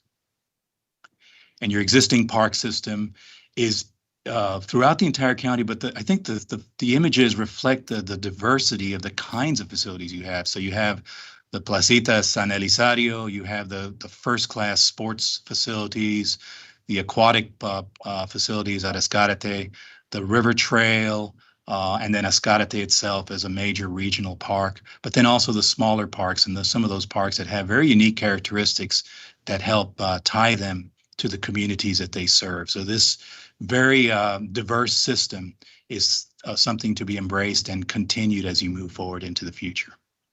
Next slide, please. And in the report and the information that we've given to your staff, we've looked at existing parks, we've inventoried facilities there, we've looked at conditions for each of those parks. So that's contained in the detailed information that you have. And it reflects where those parks are today. It reflects the ongoing improvements to many of those parks that are already in the works, but then potentially other improvements to many of the parks that need to be made. Next slide, please. As we go through the needs, we look at different ways of assessing those needs from a demand base. So what do we hear from those who use the parks? What are the conditions of each of the existing parks?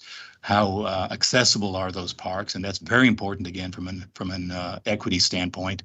And then what are some of the other resources that you have? And we've all talked about Escarate and the water at Escarate, and then the wonderful sort of natural desertscape at San Felipe Park as examples of those kinds of resources. So there are natural resources or significant physical resources that you can tie your improvements back to. Next slide, please. Over this process, over the last year, and despite COVID, we've received a lot of feedback in many different ways. We started off with a statistically valid survey last June that went out to different precincts, all the precincts, and got some very good sort of baseline information out of that.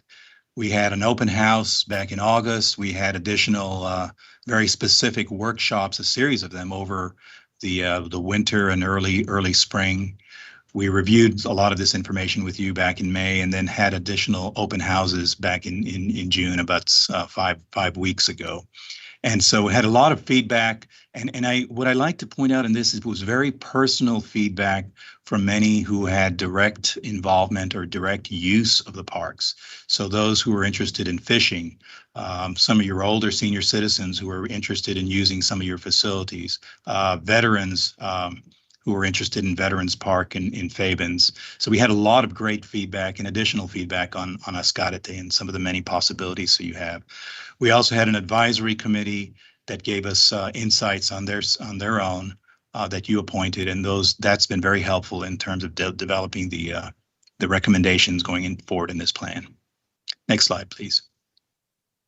And just a snapshot of one of those things that we think is very important is the use of parks. Now, you would expect Escalante, because it's the very middle of the entire county, to get perhaps higher attention and use than other parks. But I think it is very telling that in all of these surveys, and remember these surveys are county-wide, the results, each of your parks had some degree of usage to it, no matter how small that park. And so that sort of points to us that they're all important. They all play a different role in how they address the needs of those who use them around them. And we asked about barriers to park usage. And we got a lot of very interesting feedback too, as well, in terms of just specific facilities or just proximity to where they are, and some of the reasons why the use of those parks was challenging to those who responded to the survey. Next slide, please. And we also asked about what the most important facilities were. And one interesting aspect of this is that this survey was conducted in the middle of COVID. So we know that our reaction and how we used many public facilities changed drastically for a period of time last year, and still continues to be affected today. So for example, paved trails is kind of the thing that resonated the most with everyone. That is something we've heard over and over again for 20 plus years. So that continues to be something that's not surprising, as are things like picnic shelters and recreation facilities. An element like playgrounds tends to be very high at the top of that list, but of course, because of COVID, access to playgrounds was restricted, or perhaps many felt that they weren't able to use playgrounds because of concerns over COVID. And so that dropped down a bit on this list. Notwithstanding, all of these things are important, and they're aspects of your park system that need to be addressed and continue to be high priorities. And one thing we've recommended to your staff is that perhaps in a couple of years, as hopefully we put COVID behind us, a similar survey or similar questions can be integrated into other surveys that you might be conducting to look at how your clients and how residents of the county view the services you provide. So it addresses this, and you could ask this question again and see what the changes are over the next couple of years, when again, hopefully things are perhaps a little bit more back to normal. But in general, these recommendations and these findings, notwithstanding where they fit on this list, all are important to us moving forward. Next slide, please. The goals of the plan, we have 4 goals, and all of our recommendations. There are about 40 different actions that are recommended in the plan itself. All of them revolve around these 4 major goal areas. So one of those is the growth of the system. So as new development occurs, how do you address that?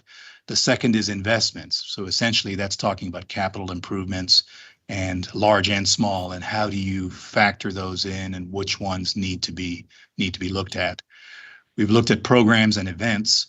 So many of the things that you are working to get back into your repertoire of what you do, and even expand today, such as the wonderful programs and events at Escalante.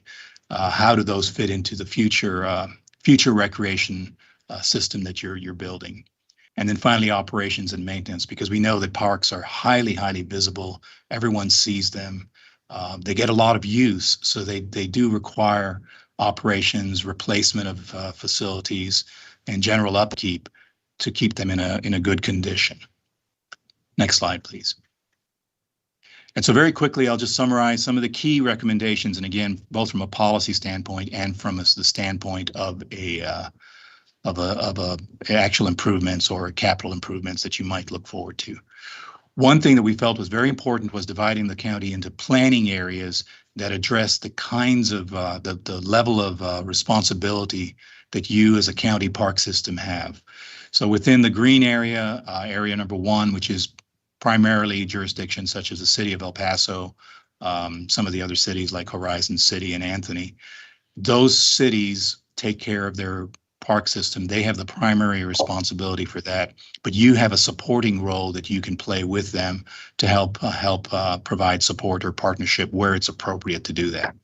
In area 2, the purple areas or blue areas, where there is growth happening, but it's within an extraterritorial jurisdiction from these various communities, we feel that you have a responsibility and you are playing a significant role in working with development in those areas to address park needs, so that even if those communities come into one of those cities in the future under their direct control, that they have a park already in place. So you're kind of in the forefront of providing and making sure that there is service for those areas, because it's very, very difficult to go back and put that park in place once development has occurred. And then in the third area, the brownish area, those are areas where it's likely that it's going to be a very long time before, or ever, before those are part of any community. And you have a primary responsibility, which you're doing wonderfully at addressing those. Coyote Park in Tornillo is a wonderful example of how you've addressed park needs in a somewhat remote part of the county and addressed that and provided a wonderful park facility for everyone that lives in that part of the county. Next slide, please. We've emphasized the regional park nature of what you do. So this is a primary role for you as a county. So Gallegos Park in Precinct 4, Ascarate from the standpoint of the entire county, and bringing us this sort of regional facility for anyone from 50 plus miles away, very large area. And then in the other parts of the county, regional parks in the future that begin to address the needs of those residents as those populations in those areas grow. So those areas are ones that it's going to take a little bit of time to get to the population basis to have parks as significant as perhaps Gallegos is, but they are ones that it's good to know that they're in the future. So as land acquisition opportunities come up or other opportunities to begin to partner on those, as there may be in some of the ones that I'm showing on the screen, you have the ability to plan ahead for those. Next slide, please. And then smaller parks, those smaller parks continue to be incredibly important in terms of providing that close-in access, that real close connection to residents of those areas. And again, I'll emphasize the feedback that we heard from Fabin's residents for Veterans Park and Reisinger Park, which are wonderful parks in that community, and they're really the backbone of that community. And that's the kind of park that you've done so well in the past that we need to continue to ensure that there are additional ones like that in the future. Next slide, please. We've also looked at the larger parks and created what we might call a starting point as a vision for Ascarate Park.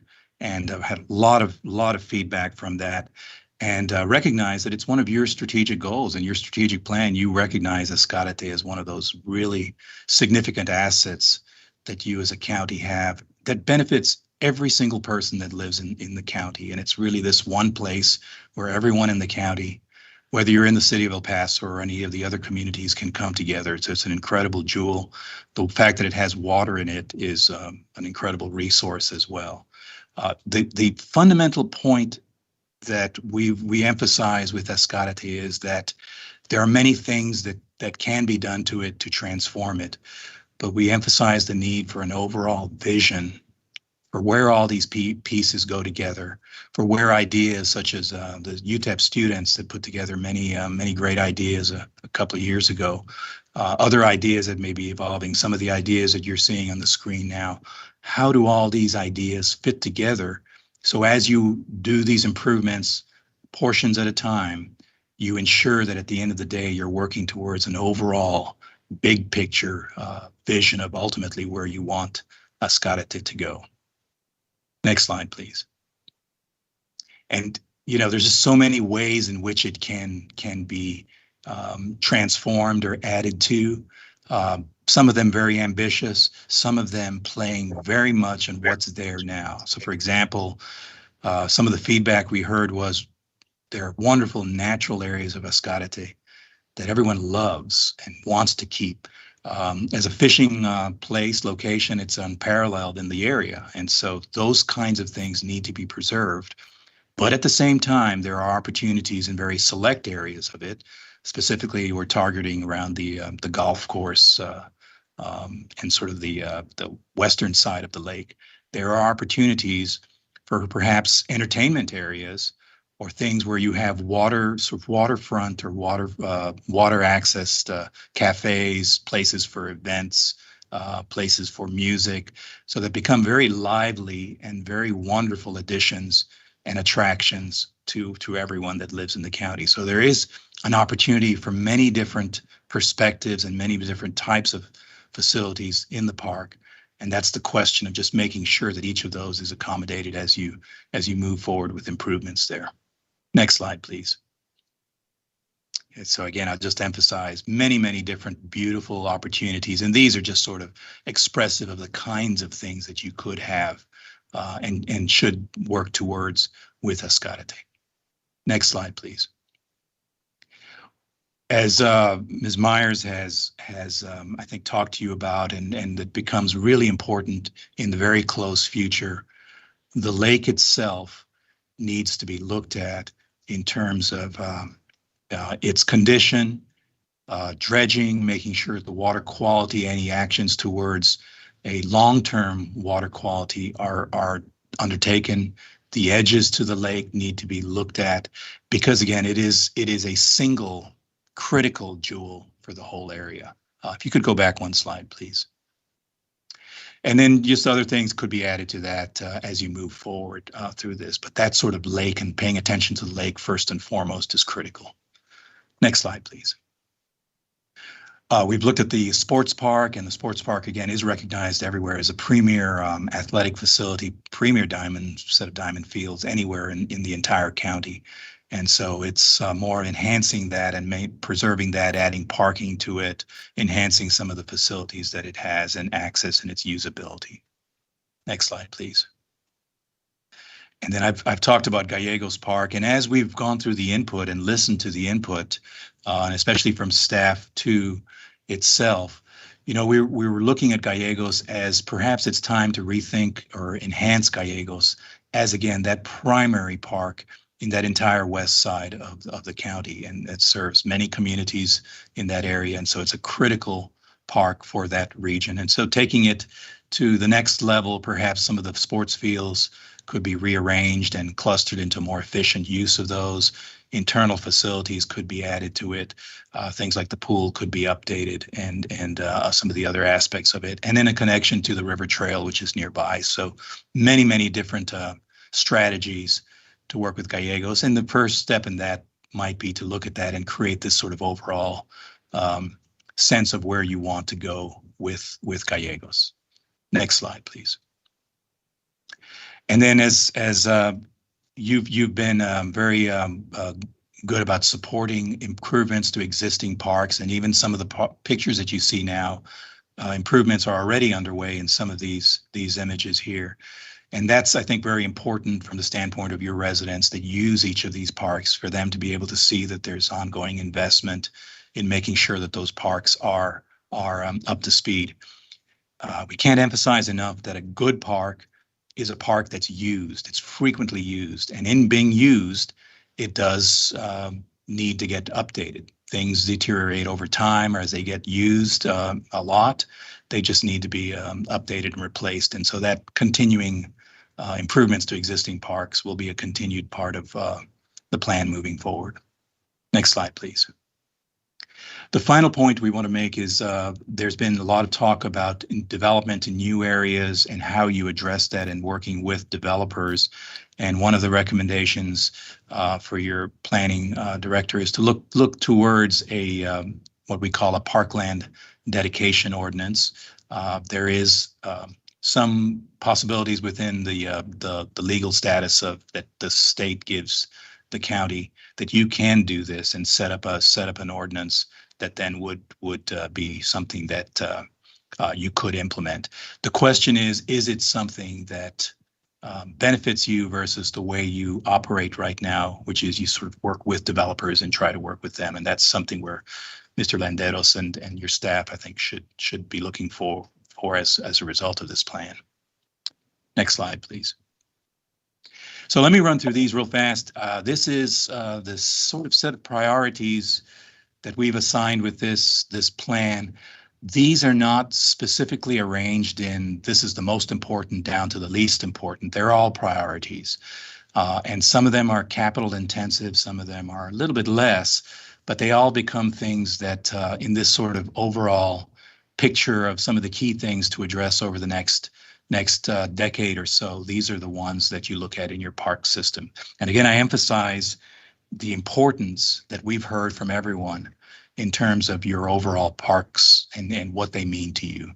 So Ascarate Park, I think uniformly we've heard from everyone that need to enhance it, that desire to enhance it, and to be ambitious in that enhancement of Ascarate, even if it takes a long time, is important.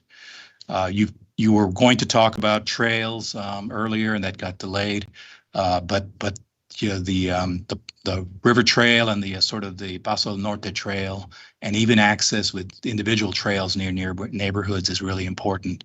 So we look at that as a key improvement to be made on both a micro scale and a larger scale. The renovation and enhancements to Gallegos Park are important. Likewise, San Felipe Park, and you've received already significant grant funding that can help kickstart that, and possibilities of even larger grants in the future. So San Felipe Park becomes a real different kind, but a very important park. Based on the feedback that we heard from the residents in Fabens, we think again that Veterans Park is one that perhaps the time has come to significantly enhance Veterans Park, because it means so much to the residents around it. Indoor recreation facilities, as you move into additional recreation offerings, those facilities will need to be enhanced. Right now, you're focused on community type buildings where your residents can come for social activities, for senior programs, for many other things, and those will continue for the near term. And then into the future, larger recreation facilities should be considered. Next slide, please. As I said, regional trail development becomes really important. Continue to enhance the sports park and make sure that the sports park remains the premier facility in the region. Continue those enhancements to the smaller parks, and little by little, and ensuring that also that replacements to existing facilities as they age and they become older, that those are funded. And then the expansion of Coyote Park to address nearby additions that could be made to the park for other kinds of things. It really continue to transform it into that wonderful park for the lower valley area, for the population around it. Finally, aquatic facilities, looking at aquatic facilities, and this is something that Ms. Myers has asked us to address a little bit more in the final document, which is improvements to existing aquatic facilities, because as we all know, they're aging and they're older. And so what is the next generation of aquatic facilities that needs to be put into your parks to make sure that there's adequate and good access to those kinds of facilities? Next slide, please. So finally, I'll summarize this, and we've been showing this to you and to the public and others. And so I want to go over this real quickly. I want to start off by noting that this is a long-range plan, and it is a multi-year plan. So the dollar amounts that you see are ones to begin to really affect change with many of the different kinds of infrastructure and facilities that you have throughout it.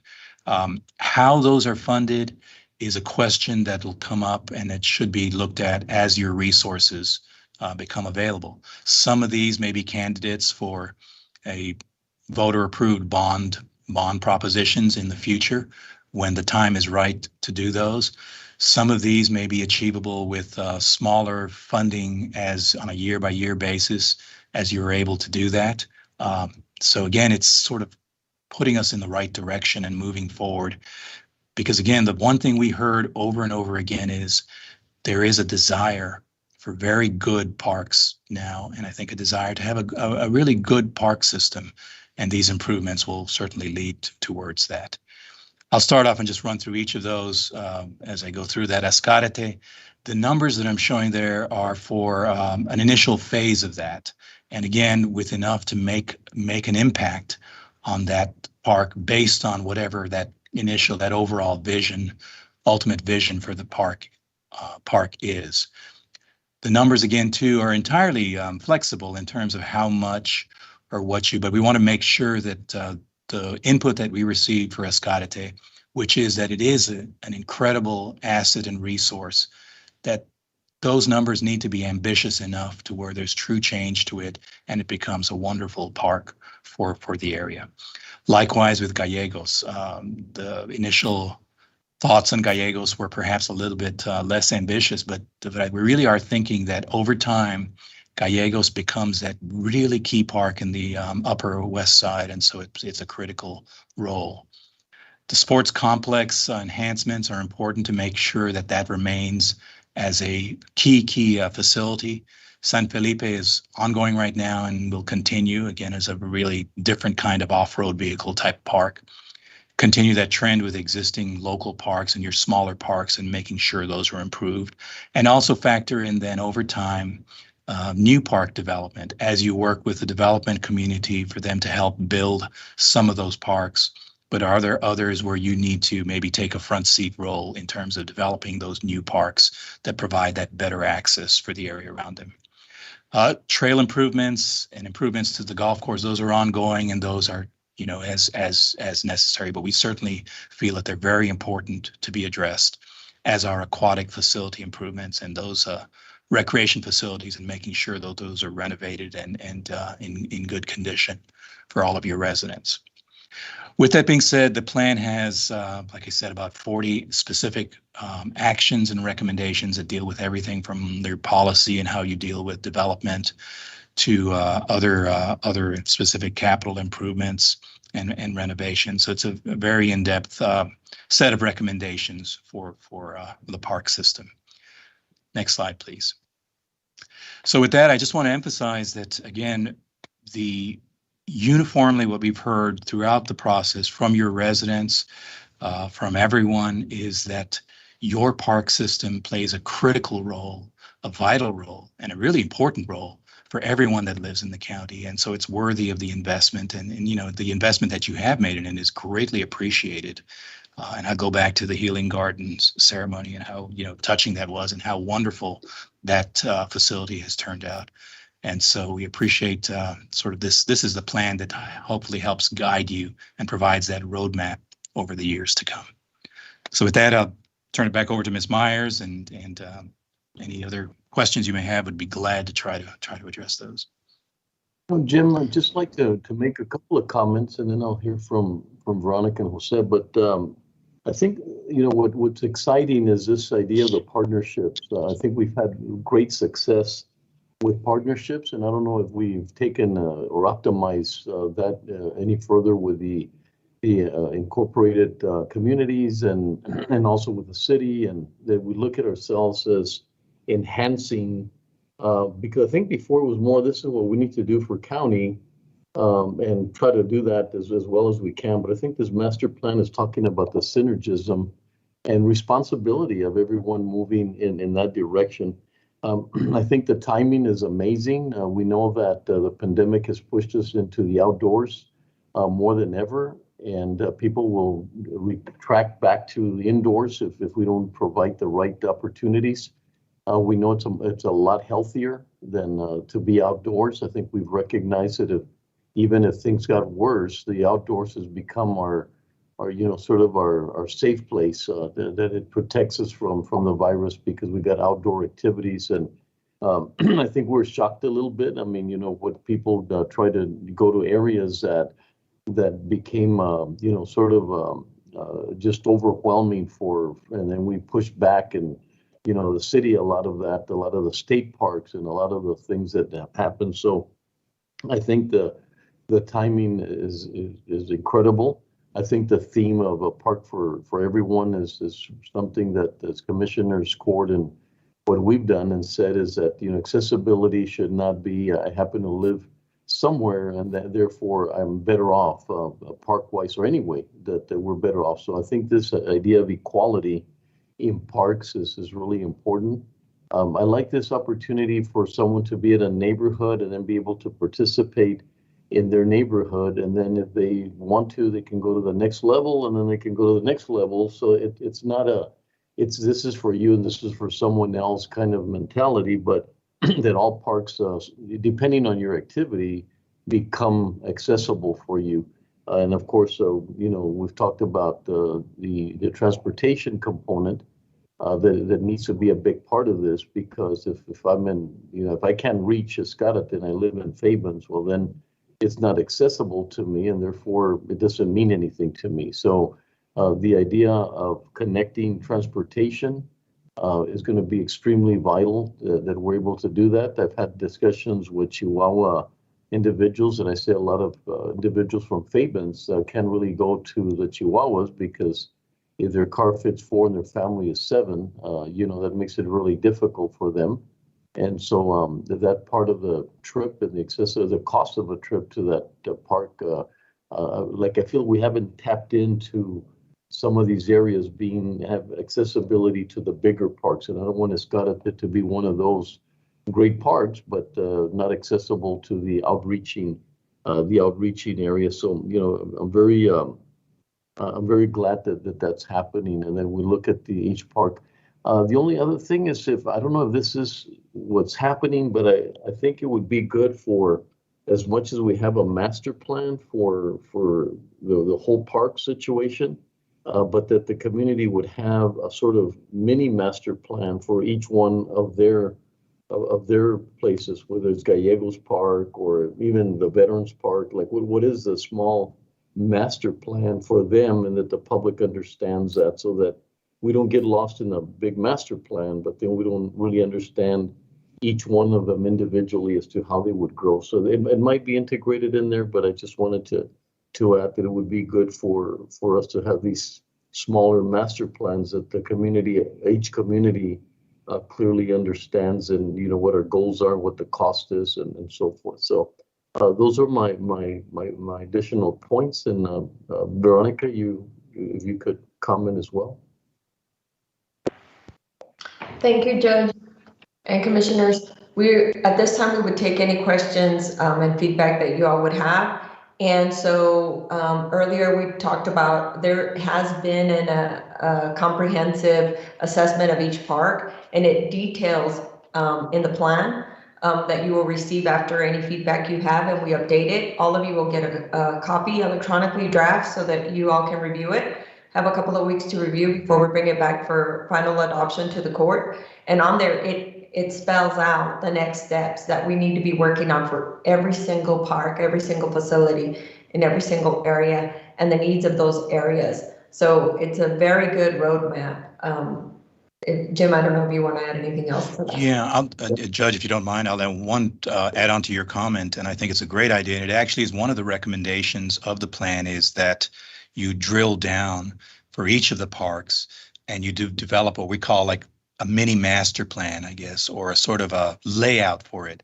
And so again, we can take either Gallegos or Veterans Park as an example of that. Really, any park, Westway, any of those, and that the staff work with the community around those and get their feedback, and then put that on paper, so that even if those elements are, maybe 2, 3, 5, 10 years out, there's a good sense of where they are and what could those possibilities could be.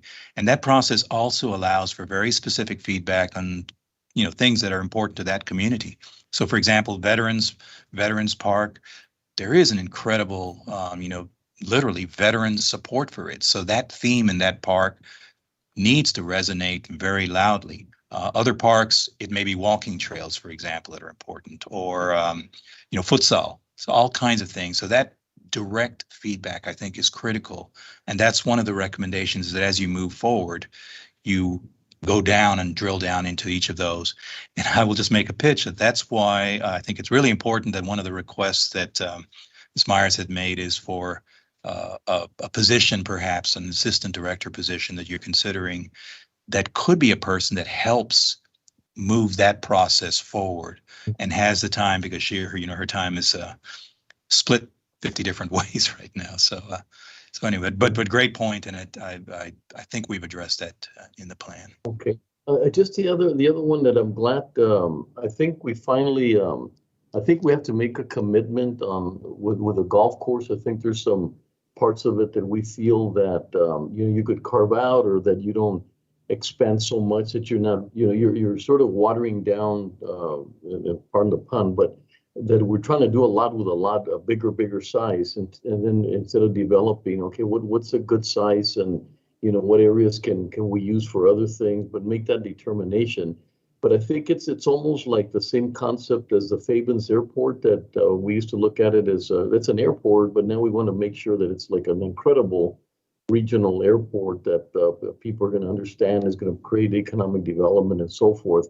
But in one of the meetings that Veronica and I had, that someone pushing really hard about what needs to happen, and they kept comparing our golf course to the other golf courses. I feel ours is much better, but I'm not sure the actual looking at it like a golf course that can eventually, be one that that more and more people want to go to, and that it is comparable to a Butterfield or whatever.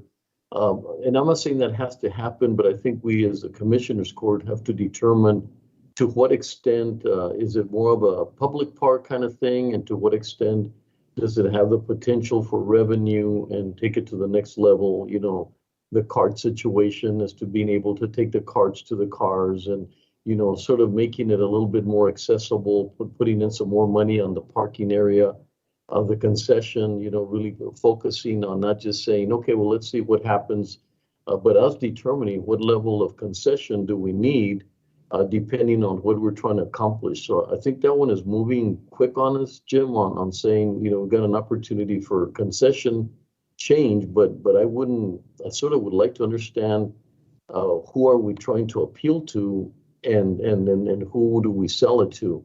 If we sell it the way it is right now, we're going to sell it to someone very similar, and that's always been an issue. But if we're trying to figure that it's a part that we could appeal to a bigger level name brand kind of a concession stand, then we have to make the necessary adjustments. Because I have talked to people that are interested, that are high name brand kind of, but they still feel that it would take maybe a year or 2 years for them to even realize any kind of a profit the way it is.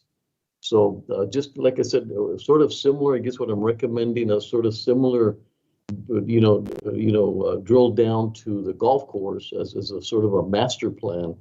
And then the commissioners determine, what do we really want to see in that? So it doesn't sort of blend in to, because I see it as two very different kind of situations. One is the golf course and what do we want from there, and then the overall escarate and what do we want from that.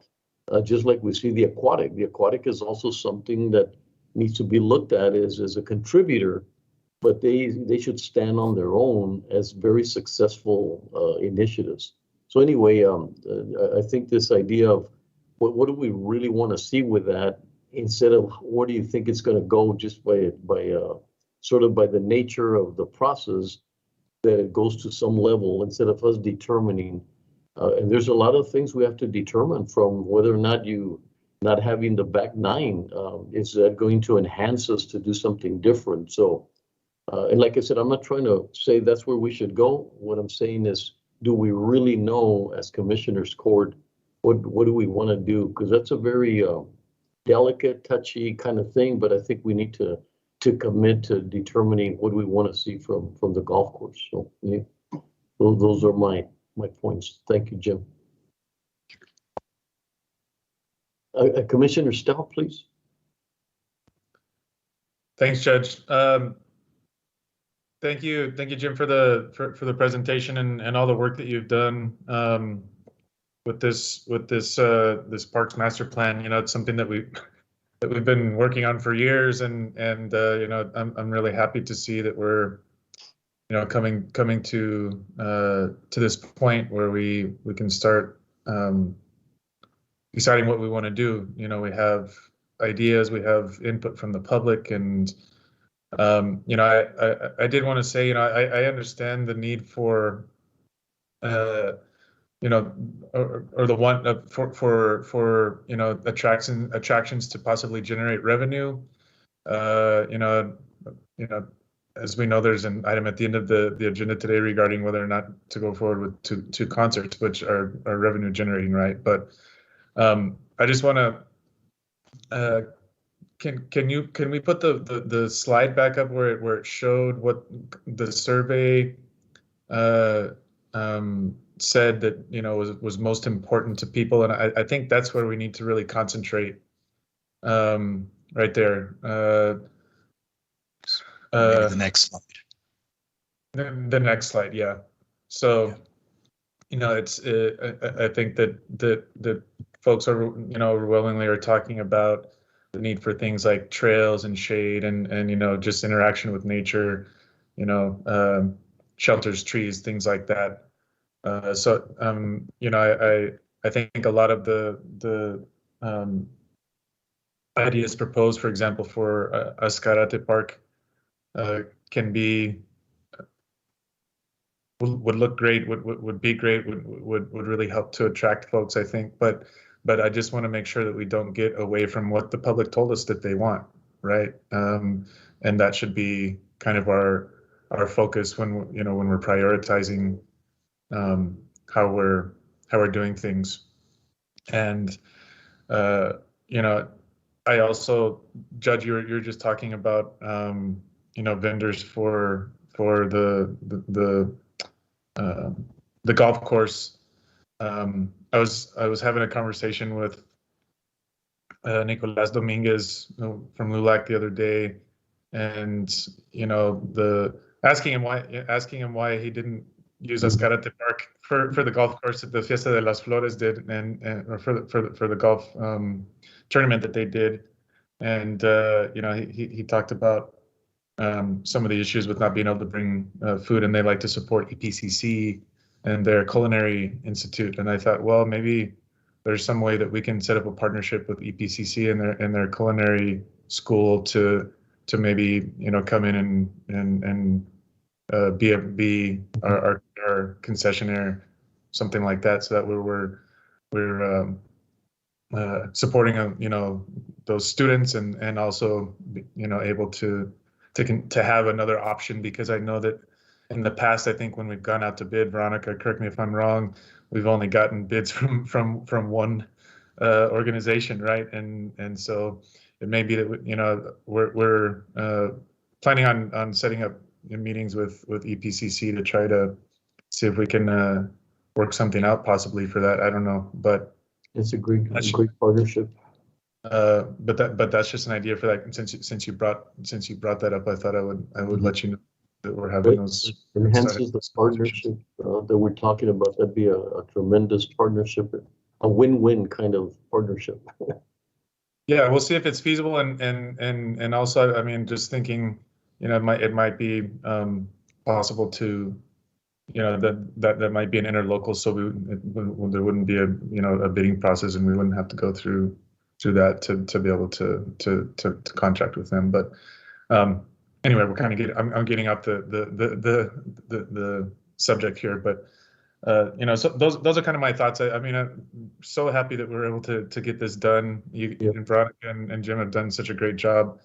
You know, I think the public that showed up were happy to participate, and you know, I went to a number of those meetings at Ascarate and at the tax office, and they were I think very thankful, and you know, I really hope that we can do some of these things. I hope that there's an appetite for, to be able to do some of these things. I mean, it's probably, we heard from Ed Dion earlier, the best way is probably to do a bond issuance if we end up doing this, because you know, these are long-term projects, and it's just you know, as we heard from Mr. Dion, probably more fiscally responsible and better for the taxpayer to do some of these things through a bond issuance as opposed to paying cash for them out of our general fund. So thank you, Judge, for the time.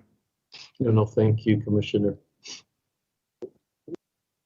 Go ahead, back to you, Veronica or Jose, or I don't know if there's any further questions or any comments, but I think it's an amazing plan. Jim, you've done a great job of sort of allowing us to get you the feedback and moving very accordingly. Thank you for recognizing the incredible team that we have with Public Works and Veronica and Jose and the others. I think you're very, like everyone else, very pleased at their cooperation and their work. So thank you for recognizing them. Absolutely. Thank you. And as Veronica said, we would be glad to incorporate some of these comments and your thoughts as you review the draft, and then bring it back to you in a final form for your adoption. Thank Excellent. you. Commissioner Stout, please. Oh, go ahead. Commissioner Stout, go ahead. Okay, sorry. I forgot. I had one more question. I was wondering about the fire department training grounds there. Veronica, are we planning that? Is that a long-term plan to relocate the fire department? Because I thought the city had been talking about building a new training facility, possibly in the northeast near the mountains. And have we talked to them yet about our intent? And is there any reason that I mean, if they're planning on leaving it, the transition couldn't be quicker within a couple of years? Do you know what's going on there? Thank you, Commissioner Stout. We have not directly spoken to them about that, but we do want to take advantage of this opportunity that they are building a new training facility, to have a conversation with them to see how we can work with them to transfer that over there. Yeah, personally, I feel like we're putting a round peg in a square hole kind of situation. It's like it doesn't. They're getting, their maneuvers, the things that happen, the things that we want. I feel like it's sort of going against some of the things. And, we've talked about, Veronica, and some of the issues that we have because of their operations. And so I think we need to look at it. If it's helpful, I can sit down with the mayor and sort of give them an understanding that it'd be really good for us to have that space. It'd be really good for them to maybe not be so confined as we're starting to do more and more things. It confines them even further from some of their maneuvers. And so I don't think there's futuristically, it doesn't seem to fit in what they want and what we want. And I think we should be able to address that quicker than later. Yeah, I agree. Thank you. Well, thank you very much. A great presentation, Jim. Like I said, great ideas, great sort of capturing what we've talked about. So we thank you for that. Thank you, Judge. Caesar, back to you, please. Commissioner and Judge, thank you so much for your feedback. We will take this back and send your offices all a draft, and then bring it back to the court for adoption. And we are working as hard as we can to take advantage of every single partnership that we can, and continue to work with everybody to improve. And one of the biggest ones, and one of the more important ones that brings in a lot of community, is our partnership with Kaboom. Yes. We're getting ready to get the contract from Texas Parks and Wildlife, and then do the contract with Kaboom. But they're invested for the long haul, and a lot of their subject matter expertise is in bringing the community together and building the multi-purpose, like for example, a multi-sport court that we're building with the community in mind. And they choose, just like they did Coyote Playground, and they chose what went in their playground and what goes in there. So we're very thankful for that. And again, that is a resource that we have that can help us with doing those operations that would take a whole other person or two other people in our department to do. So we're very thankful for all of those partnerships, as we are with MOB and everyone else. So thank you so much, and have a great day. Veronica. I know you're known as someone that is very collaborative and loves partnerships, and that helps us do some things that we normally couldn't do and take it to the next level. So thank you so much for that. Thank you. Caesar?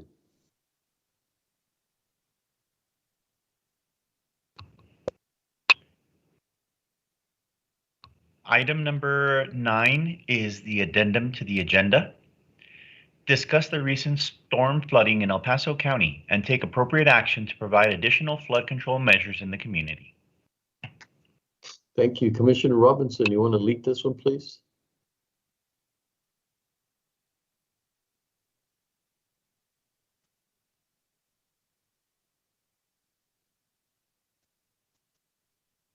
Commissioner? Commissioner Robinson? You might be muted, Commissioner. On your end. I'm sorry. There you go. Can you hear me now? Yes, sir. So once again, good morning, everybody. Judge and commissioners, my objective for putting this item on the agenda is twofold.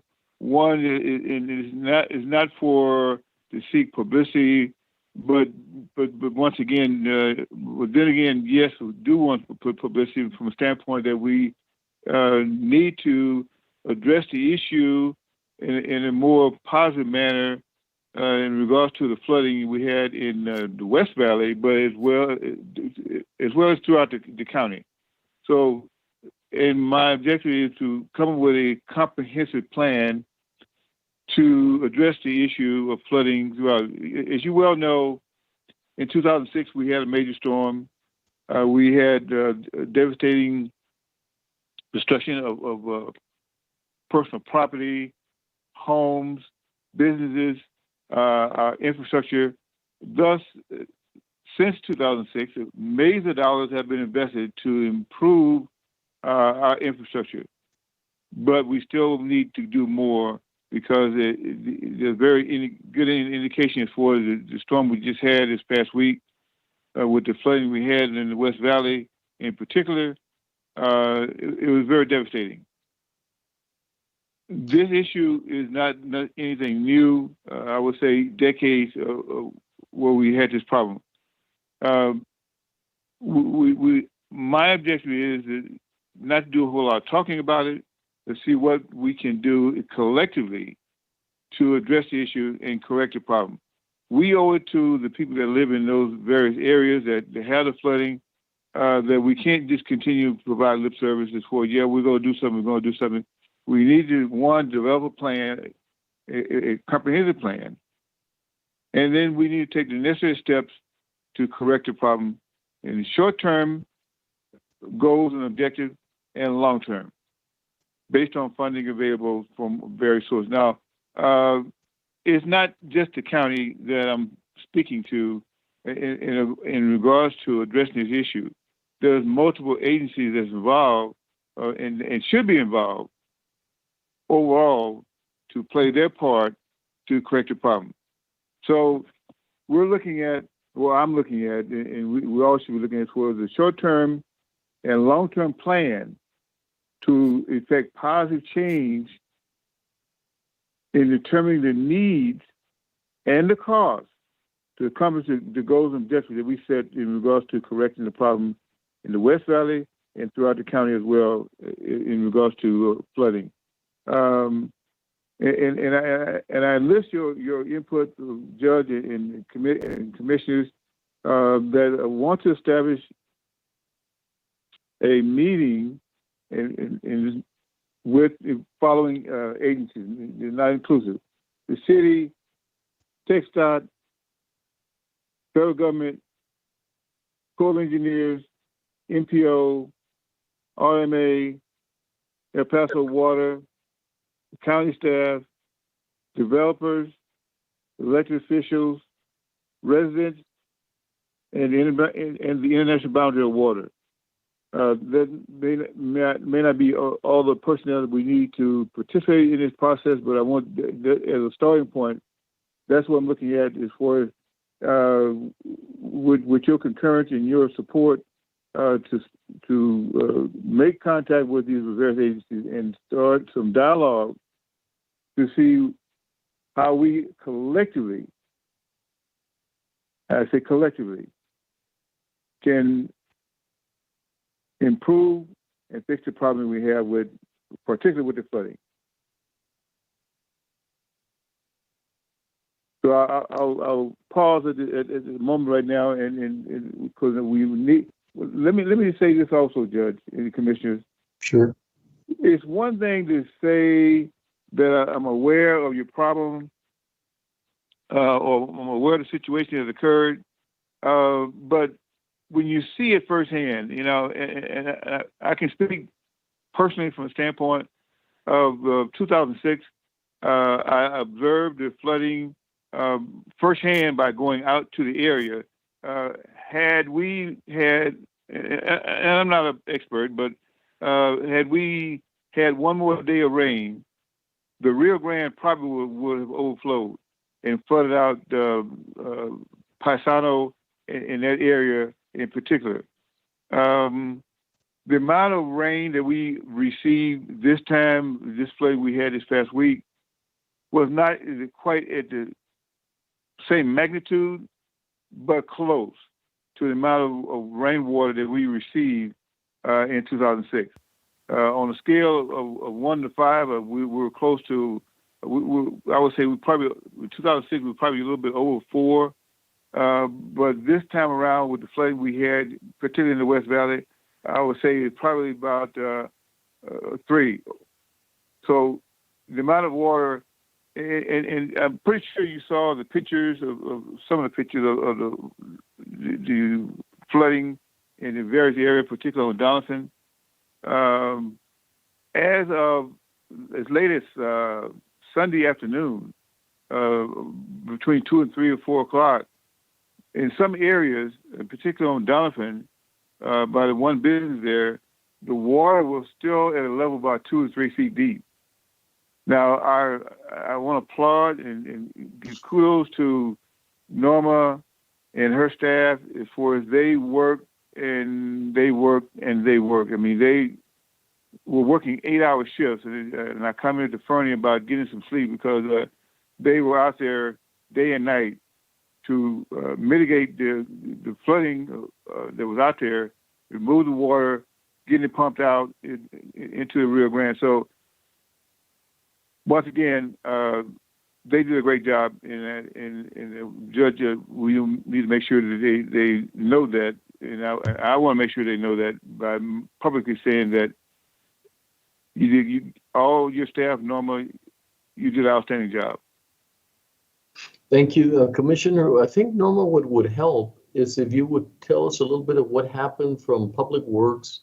What are some of the challenges and maybe some of the things that we already have plans for based on our budget and so forth, and then look at maybe the next thing would be, what are the things that we need to do?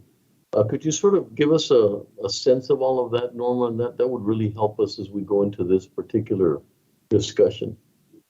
Yes, sir. Good morning, Judge and Commissioners. Norma Rivera Palacios with the Public Works Department. So first, I should mention that since 2018, the court's been very, very generous and has allocated funds for these efforts. They've allocated funds for additional equipment, and they also authorized us to hire 5 additional employees for the Public Works Department. Now, taking that into consideration and looking at the site, some of the challenges is that the storm hit in Canutillo at the same time. And so in Canutillo, we have about 8 areas that we have issues at. And so we worked with the volunteer fire department, with TxDOT and our team to address it as best as possible. We have more equipment, like I mentioned, but we could probably benefit from getting some of those vector equipment so that we can get rid of the water a lot quicker. Those are about $500,000 each. We have included as part of our CIP and also strategic plan, and hopefully when there's bond money available to see if we can get that equipment. Now, we have a master plan, or we have a plan where we address as many of these as possible. And I think I've shared with some of you that we had 65 areas throughout the county that flood. We've worked in-house and since 2018 have gotten rid of about 17 of those. And those are the smaller nuisance, what we consider smaller nuisance areas. Then we have 45 other areas, and Fernie's done some presentations where he shared the progress in that. And some of those projects that we have brought forward to you, we'll address some of the issues that we have in Canutillo. The Bailey project, and then one that we plan on bringing back to the court to use funds from 2022. Now, going back to the issues, the mid-size issues that we have, the 45, I think Fernie shared with you all a couple of weeks ago where we had taken care of the Celeste project, and that one has been completed. And so you didn't see some of the issues that we typically see more in like the Socorro area, in the Cocker area, Worsham, that we had seen previously because the Celeste was able to take care of that, and then the Mankato project also. So as just by what I'm sharing with you all, you can see that we have made significant progress based on the funds that you have allocated. But in order for us to address all the issues, it had been calculated that we needed about $450 million to take care of all the issues here in El Paso. So that definitely is a challenge. We will continue to work with the community and our partners to see what else we can do to address the ones that we consider priority projects, going back to the Canutillo. Okay. So that's something that I can share with you all, that what our challenges are, what we're doing, and in order for us to do more, we probably have to take Mr. Dion's advice that he shared with the court this morning to go out for bonds to do more sooner, a lot quicker than doing the 4 million at a time. So this is what I can share with you all. Wally, were you going to comment? You came up on the screen. Is there any? Certainly. I didn't weigh in on the earlier item when Mr. Dion was giving his financial report because I thought that might be treading dangerous agenda language item as I was chatting with county attorneys. But certainly, these are the types of programs you want to look at along with your parks master plan and look at programming them into our future long-term debt schedule. And as Commissioner Leon noted on the one slide, which was a fund balance for general fund slide, we know we have a couple of big drop-off periods coming in the future in 2023 and 2032, where we'll have the ability to consider the issuance of debt to cover some of these things. You know, as Mr. Dion mentioned, shovel-ready projects. We know through our public works team that we have a number of shovel-ready projects on the books now that they've got slated out. And I've seen the schedules for 22, 23, and 24 that are literally ripe for the consideration of a future bond, so that if and when we wanted to pull that fiscal trigger, we could smooth out that INS debt rate, transition some of those costs that we're picking up right now under the general fund into our INS portion that also frees up the M&O portion of our future taxes to meet future needs. So this was probably the more appropriate item for me to weigh in on that bond discussion. Thank you. Fernie, you want to add to that just your impressions on, you know, maybe some of the things that not only what we could do now, but there's some damage, right? And how are we going to mitigate that damage, or what role do we play as the county on trying to get things back to, and not only waiting for the potential of another flooding, but what are we doing now to sort of mitigate that the issues that people are dealing with at this point in time? Yes, sir. Good morning. Fernando Hernandez with Infrastructure Services. You know, we basically have a contingency set of material set aside out there for these areas. So we have stockpiles of base material that we go out there and resurface the roadways. You know, we fix any rutting that's occurring on the shoulder. As you know, most of our roadways, we do try to fortify them with either a chip seal or asphalt surface. And the areas that we do get hit are on the shoulders. You know, these are areas that are not fully water surfaced or water hardened surface areas. And so when the problem that we have in the west side is that most of the roadways are on steep slopes. And so as the water is rushing down the side, you know, it starts undermining some of the slopes that we have on the shoulders. And so we're out there, we're fixing the shoulders, we're filling in all the rutting and stuff. Luckily, we did not have a lot of the roadways that were affected on the west side like we did have in the Wacos. You know, on the Wacos, we have a series of low water crossings that we did get completely washed out because of the extensive rain events that we did occur last week. Those are in the process of being reconstructed. Like I said, we do have crews and materials available that are working out there to repair those on a temporary basis. And once those are completed on a temporary basis, we'll come back in during the paving season and re-asphalt those low water crossings. I know this seems kind of like we're kind of just going out there and doing patchwork, to try to get the roads operational again, and we are getting everything back to order. I know for like Commissioner Robinson was saying, the day of the Saturday when we did get the large amount of rain on the west side, we were already commencing our pumping operation in that area. So our pumping operation started at 6 in the morning. We were out there in the morning. We started pumping because we did get that rain that started at 4 in the morning, and so by the time our crews were allocated and stationed out there at our west side area, we did have significant flooding in our channel, which is our primary notice collection point where we do start collecting the water. So we implemented a couple of new procedures. We had recently purchased some new equipment, and we tried some innovative things that we can try to maximize our capacity of being able to discharge that water. And so when we started, we started with 5,000 gallon water trucks, and we were already pumping out the water. And by the time around 10 in the morning when the rain stopped, we had accumulated over a foot and a half of water over the roadway. And so, with our operations, we were out there pumping. And by the time the second rain event that hit on Saturday, which was another inch within about an hour and a half, it kind of brought up that level that we had done to back to the original level.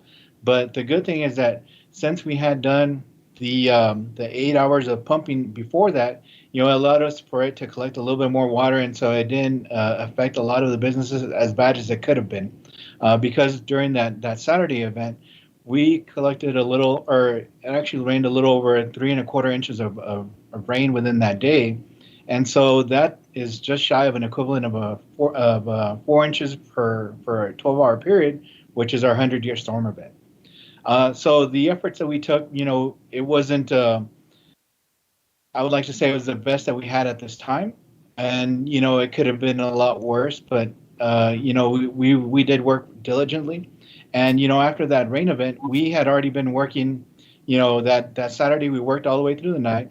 At around 7 p.m., we did start sending home half of our crew so we can start doing a rotation, because we knew that this was going to be a long effort. And, with all the efforts that we had, and with the help of the ESD and the Office of the Emergency Management, we're able to get clearance to discharge into the river directly, which allowed us to maximize our pumping effort and allowed us to actually drain that entire area within a day. So without that effort, we would have been there a lot longer. And as you can see, we were finally back to having the water passable on Sunday afternoon. And by Sunday evening, we had all the roadways already clear and passable at that point. And then on Monday, we just continued with our regular operations to dewater our low-standing channels and stuff like that. So it was a lot of effort that we did, a lot of cooperation with a lot of agencies that helped us, when we needed it. And luckily, we were able to kind of scale this without it could be a lot worse, I should say. Well, great information. Looks like a little bit more prepared. So a lot of it, and I think that's a good way to look at it. A lot of it is not only the physical things we could do, but the strategy behind it and the partnerships to be able to do the things that we need to do. So I'm glad you added that component, because, as you said, if we weren't able to get that water into the river, then that would have been a huge crisis for us. And the partnerships, I know I got to talk to the El Paso Water, and they're very supportive. I called Texas TxDOT, and they were really supportive to see how they could help out. And every one of them already said, you guys already have that partnership. It's not like they were already doing what before I even asked. So it wasn't that I created anything to happen. They were already involved in it. But did thank them for that effort. So, a lot of things that need to happen for us to mitigate these floods. Norma, any comments from you that might help out at this time, or what you would like, what direction you'd like at this point from us? I think Commissioner Stout has his hand up, and then I will. Oh, I'm sorry, add Commissioner a Stout, few go comments. I keep looking down this week. Thank you. It's okay. I appreciate it. So, let me turn my volume down on this other device. I'm trying to do both of these meetings at the same time. I think we kind of started having some of this discussion on Monday by asking staff to compare the data of the actual flooding over the last month to the FEMA maps, the county analysis, and the county flood control plan. But I'm also thinking that we should layer in the stormwater utility plan, and I was just wondering if maybe we could ask our staff to, come back with kind of more concrete presentations as soon as possible on a couple of things. I think the first one should be maps showing the comparison between those 5 data sets and what actually happened, what FEMA said would happen, the county analysis, the flood control plan, and the stormwater utility plan. And then the second one, I think it'd be good for us to understand what the hot spots that need to be dealt with as soon as possible are. I don't know if there's any more rain forecast for the next couple of days or week, and we're probably moving out of the monsoon season, but I think it would be important for us to understand where those hot spots are to be able to react, right? And number 3, if we could get maybe a presentation on how the county response plans compare to the hazard mitigation action plan, and how that has informed or will inform our response in the future. And number 4, I wanted to see if we could get a report on county assets that are deployed during flooding. I know we talked about a little bit about it today, but what are the assets that are being deployed during the flooding?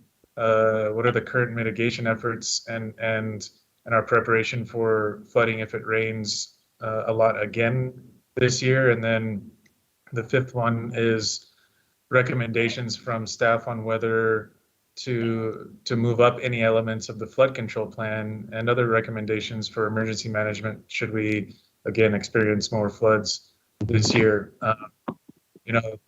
In precinct 2, there were two of my constituents that passed away in central El Paso. You probably saw it on the news. There's a grandmother and grandchild near Austin High School, and of course, there's the sewer backups that happened on the side of Donovan. It's not in the precinct that I represent, but it flowed into the side of Donovan that is in precinct 2. And I think we're right to not just sit back and say the city has the responsibility, because it seems like, or El Paso Water Utility has the responsibility. I think more could have been done over the years. I mean, I know that since the 2006 flood, the city did invest money in stormwater mitigation, but I think we need to broaden the discussion to what the county can do in its entire jurisdiction, which also includes parts of precinct 2, which are in the city limits, right? And so I was hoping that maybe we could start with that information from our staff, and then that could be a good basis for us to look at where we need to go and how we need to plan for the future. Judge. Yeah, go ahead, Commissioner Robinson. It's good to get more feedback, but what I'm looking at is that we are not in this alone. And that's the reason I listed several agencies that play a part in this one way or the other. My goal and objective of this is to bring all parties together. Our staff has information, but once again, I'm not looking that we should be going this alone, because we're not in this alone, because there are other entities that play a part in this process.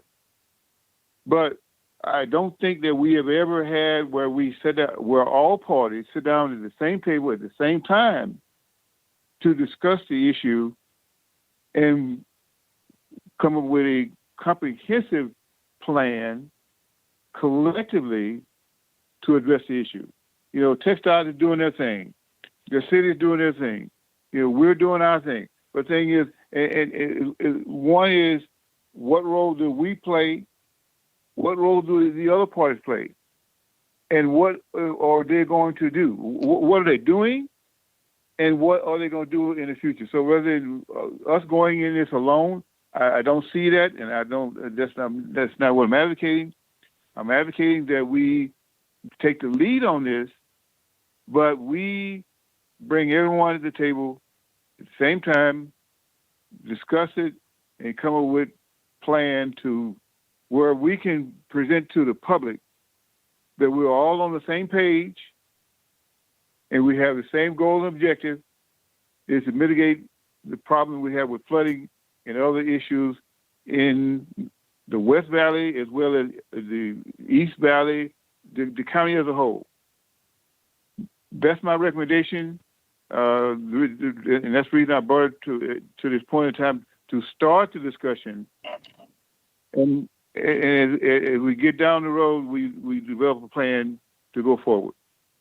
And I think we're the right, entity to do this. Jose, you want to comment on that? Because I sort of look at you as maybe having that opportunity to bring everyone to the table and then having representation from Commissioners Court. And what are your thoughts on that, and how do we go about that so we can address the objective that Commissioner Robinson just established? Hey, good morning, Judge, Commissioner Salcedo, the Planning and Development Department. We've had a lot of ad hoc conversations over the past year in regard to the FEMA flood maps with a lot of the same groups that Commissioner Robinson listed. And so we feel that we could probably bring everyone together and have a collective conversation with all the entities involved about how the various plans can work in conjunction with each other, and just ensure that that level of coordination exists in a more formal fashion. A lot of that coordination right now happens ad hoc as needed. We experienced some flooding on the Pelicano construction project, and since it's a county road, but because it's under construction right now, it's the responsibility of the developer to the contractor to actually pump out the water. And so after we were able to secure some of that, and reopen the roadway, we coordinated Saturday afternoon with Fernie and his crews and said, you need assistance and just tell us where to send them. And we're able to do that. And so if we can have some of that more formally agreed to and ahead of anything, I think there's some benefit to doing that. But to answer your question, Judge, we can work on bringing everyone together and make sure that everyone that should be at the table is, and see what comes of it through a collaborative work group. Yeah, I feel that's our lane, and I would encourage that. And maybe you could come back and say, this is what, who wants to be at the table. And everybody I talked to, I think, would be very pleased to, like you said, beyond the ad hoc, really have a little bit more formality and decisions on how we would address this the next time. Who's going to play which role. I talked to TxDOT, and they sort of educated me on some of the things they can and cannot do. So I think it's important that we're all hearing, what is it that they can do and what are the things that are limiting them, so that we all know in a flood who plays what role and how do we move quickly in tangent with everybody. So I think it is a good idea, Commissioner. And if you don't mind, I think Norma, unless, I don't like to micromanage. So yes, sir. What's the recommendation, and who should be doing that? Judge, if I can interject. Yeah, Commissioner Robinson, go ahead. If I can interject. Sure. I want to formalize this in this manner, Judge. Mm-hmm. Formalize it in the standpoint of, say, well, who wants to? No, I want to formalize it from the standpoint of sending a written notification to all parties involved, where we get the attention of the people who make the decisions in respect, in other words, like the city. Now, the mayor is probably not going to be the person that will be sitting in the meeting, but he designates who he wants to go to that meeting and report back to the city. So what I'm saying is that I feel that you, as the judge, should be sending a letter out requesting their attention and their participation in this process with the goals and objectives that we set forth in regards to where do we want to go and how we want to get there. More than glad to do that, Commissioner.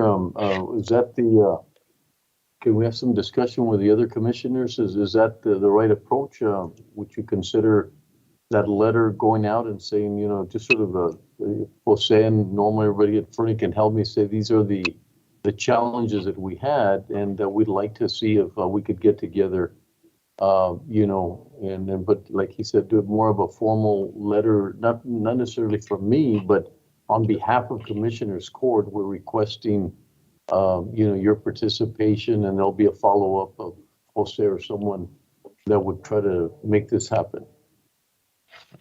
Judge, we do have some members of the public that would like to speak on this item. Would you like to take public comment? Oh, excellent. I didn't know that. How many people do we have, just so we could program it properly? We have one person at this time. Okay, thank you. And who is that? Sylvia Alvidres. Yes, hello, Commissioners Court. My name is Sylvia Alvidres, and I do live in the Canutillo area. I am one of the people that has to cross that railroad tracks to come into the Farm Road 259 in order to get to and from my house. I have lived in Excuse me? Do I have the floor? Yes, go ahead. Okay. My name is Sylvia Alvidres, and I do live in the Canutillo area. And I am one of the people that has to cross the railroad tracks in order to get to and from my house. I have lived in Canutillo all of my life. It is my understanding or my opinion that the area that gets flooded, the problem is, and of course I am not qualified, but just from what I see, the train tracks is what blocks the path of the arroyo going into the river. And I was just wondering, is there any way that the dirt from underneath Donovan Drive could be removed so as to open that up a little bit more so that it doesn't jump Donovan Drive? The other thing is, the other areas at the 6700 block, the arroyo outlet is blocked by vegetation overgrowth. It needs to be cleaned out. That way it wouldn't back up onto the road. Another thing is the cement holding area has no outlet. It was built about maybe 8 years ago, and it's when I'm talking on West Street. And all it does is the water from First Street builds up, piles up, accumulates, and the water just sits there until it gets pumped out. So there was no outlet. And it seems to me like the planning wasn't completed, okay? And lastly, I would also would like to have you add the area of the 6700 block of 3rd Street. I have 2 uncles that live on that street. One in particular, 6783 3rd Street. Flooding is a problem. My uncle has a lake-like puddle that always accumulates there. And they've lived there for 60 plus years. And ever since 2006, he has had 4 floodings. His house has flooded 4 times already. So please, could you all add that address to your consideration?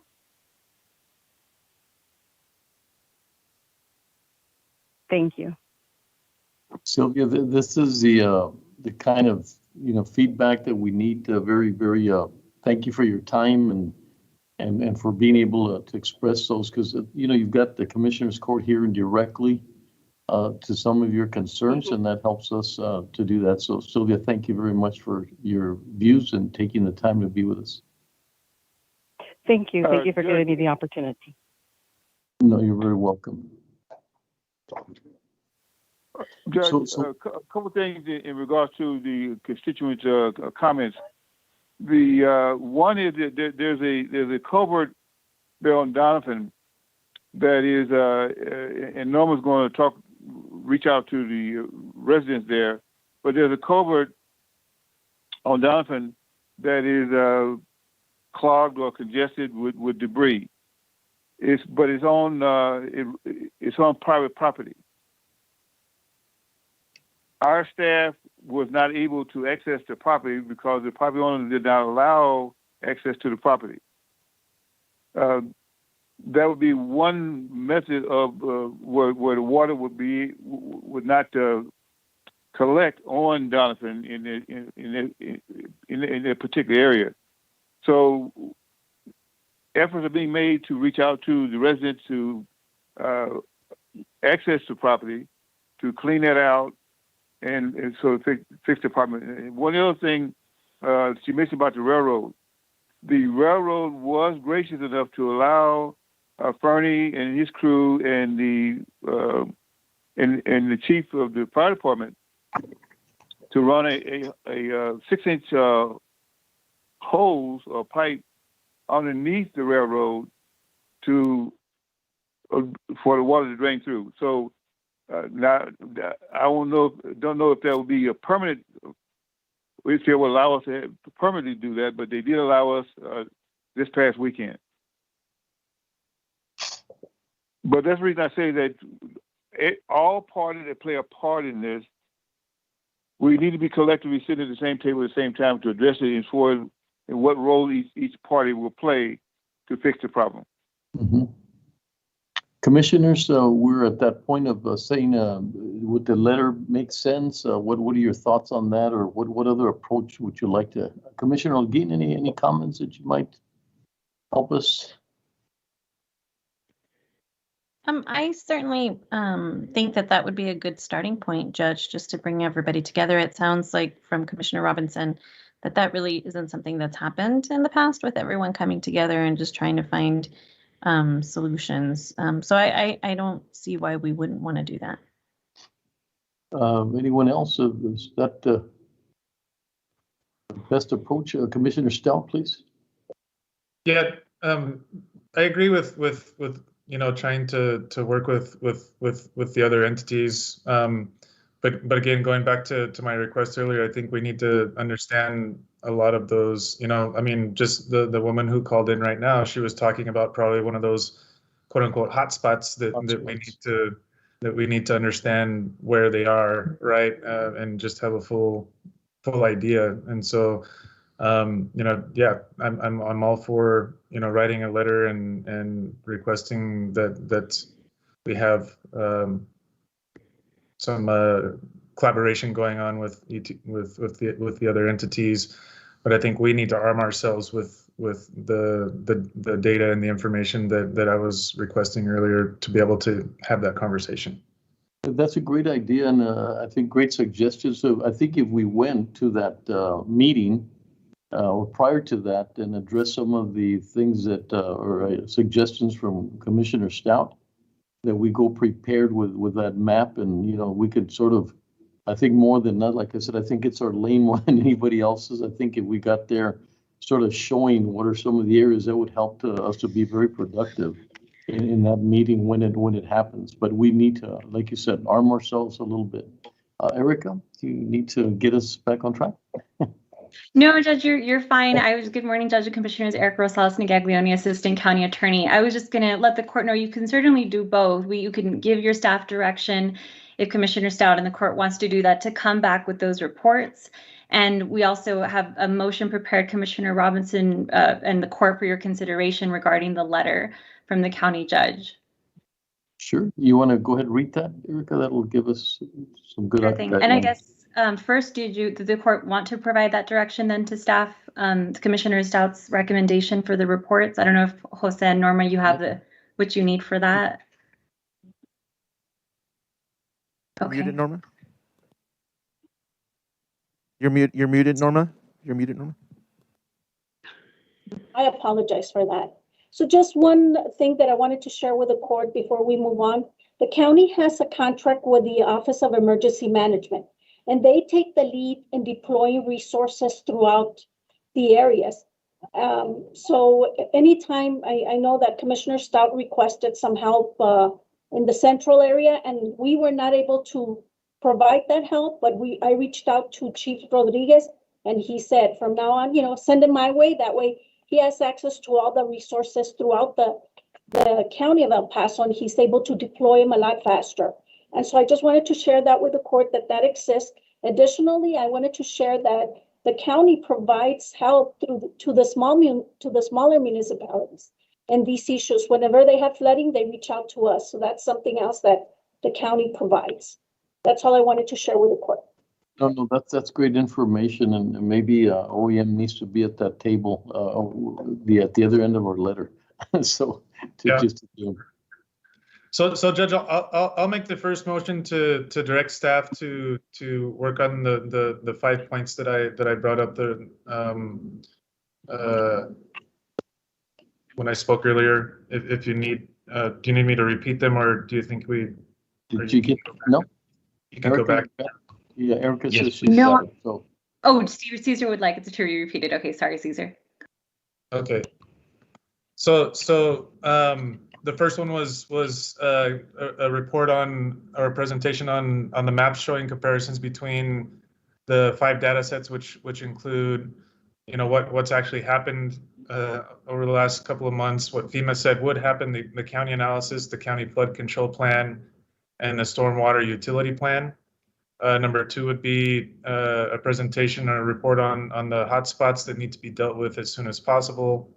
Number 3 was how our county response plans compare to hazard mitigation action plan and how that is informing our response. Number 4 is a report on the county assets that we're deploying during the flooding, the current mitigation efforts, and our preparation for flooding if it rains again. And then number 5, recommendations from staff on possibly moving up any elements of flood control plan and other recommendations for emergency management if we experience further flooding. Perfect, and I'll second that motion. Commissioner Holguin, Aye.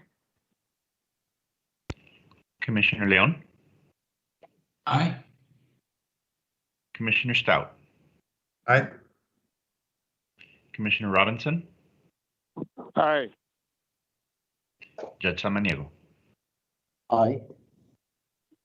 Motion carries. Great initiative, Commissioner Stout. Thanks. Is there a second motion that you have, Ms. Negaglione, Rosalind Negaglione?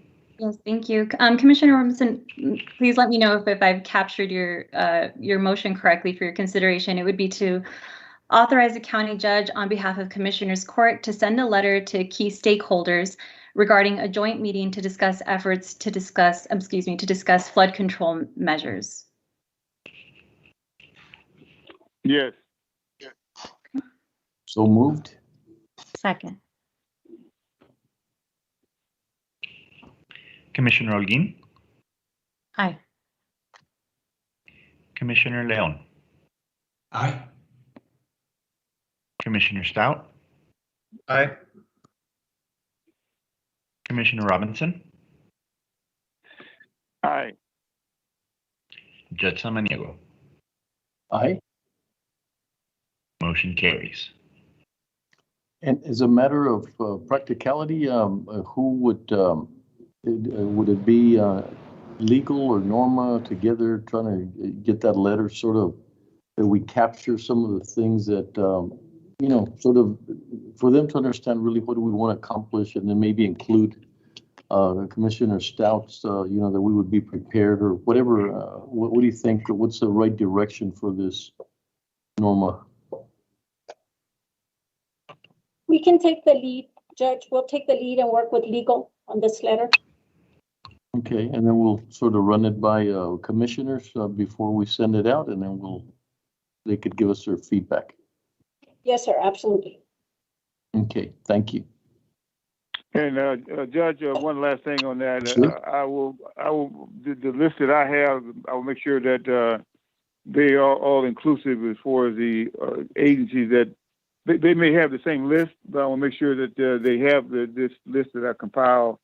There's stakeholders that will play a part in this process. Yeah, great point.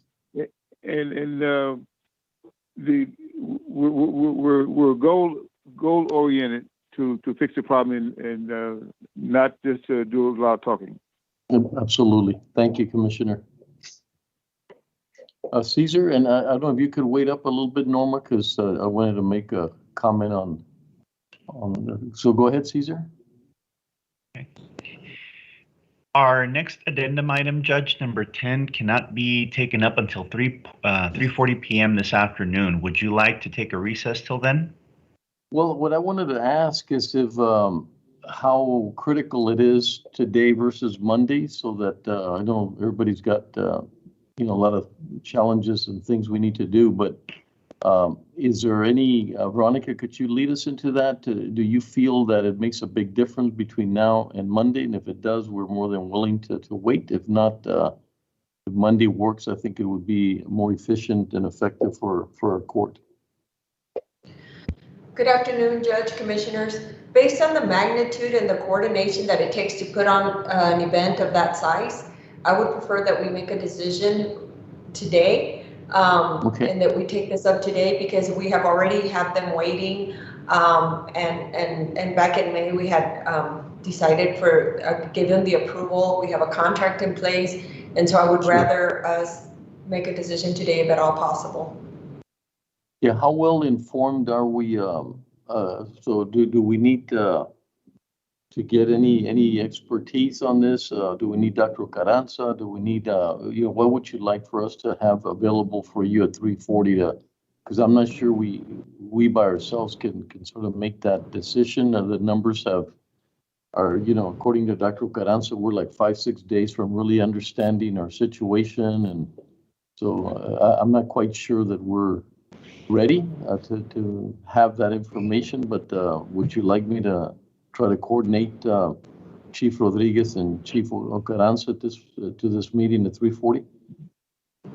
Yes, please. And I have sent Dr. Carranza an email, so if you could reach out to him as well, that would be great. I do have his recommendations as well, so we will be ready to address. Excellent. Okay. Well, thank you. So that yes, Caesar, we'll take a recess until 3:40. You said, right? Yes, sir. Go ahead. Thank you.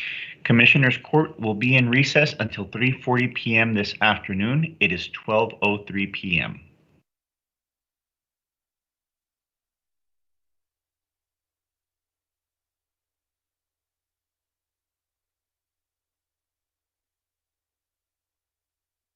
To support them. In 2020, the Animal Welfare Department rescued a total of 1,769 animals, of which 231 were returned to their owners and 418 were adopted.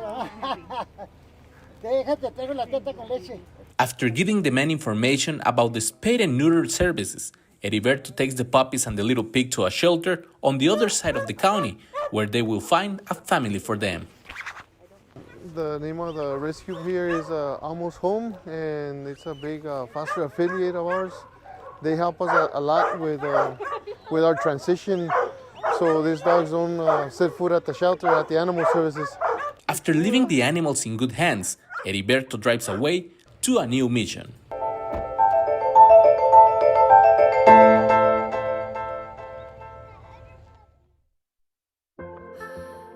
El Paso goes by many names. Sun City, 915. We are known for history, culture, food,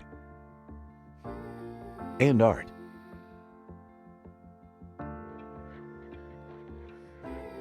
In the early 1900s, development and commerce in El Paso revolved around mining and trade. The nationally recognized mission trails are just one example of the many historic sites that portray our region's rich indigenous and colonial history. Since then, El Paso has evolved, and so has its people. We take great pride in nourishing a skilled and capable workforce, with 72% of our population being bilingual. We stay competitive among other large U.S. cities. The region's border location boasts a major trade port. It allows competitive local manufacturers to produce at maximum capacity. Fleet systems are capable of worldwide distribution of parts and products. Our state-of-the-art higher education systems are nationally recognized. The Texas Tech University Health Sciences Center El Paso, the nation's first comprehensive health sciences institution on the U.S.-Mexico border, provides students the opportunities to become doctors, nurses, and researchers. The University of Texas at El Paso offers 74 bachelor's, 74 master's, and 22 doctoral programs. Local government agencies and other economic development organizations help industries become established and expand in our community. The County of El Paso is great for business, but we also keep true to our southern hospitality with plenty of outdoor recreation options. It's easy to keep active in El Paso.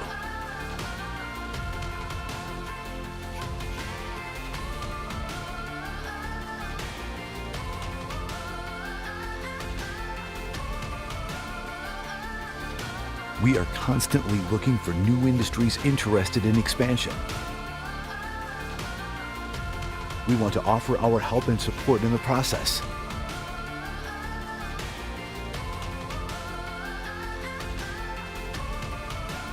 No matter the name, El Paso is proud, strong, progressive.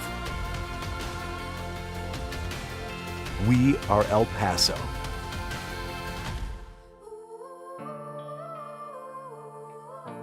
Come see what we can do together.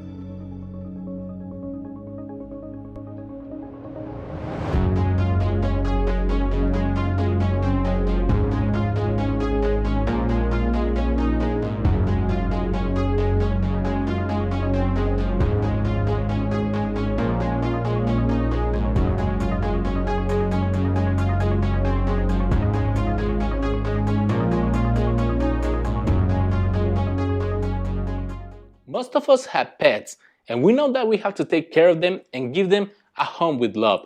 But when our resources are not enough, we need to find out a better life for them. Fortunately, here in El Paso, the Animal Welfare Department is here to help.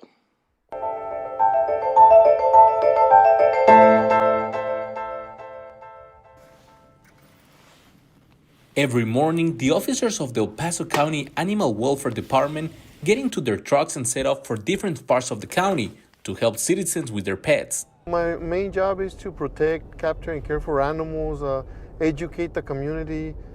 We do everything from our trucks. We do foster transportations.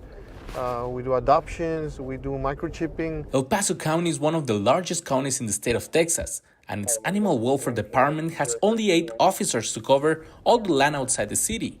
The county is very big in terrain. It's bigger than the city, actually, but the houses are kind of sporadic.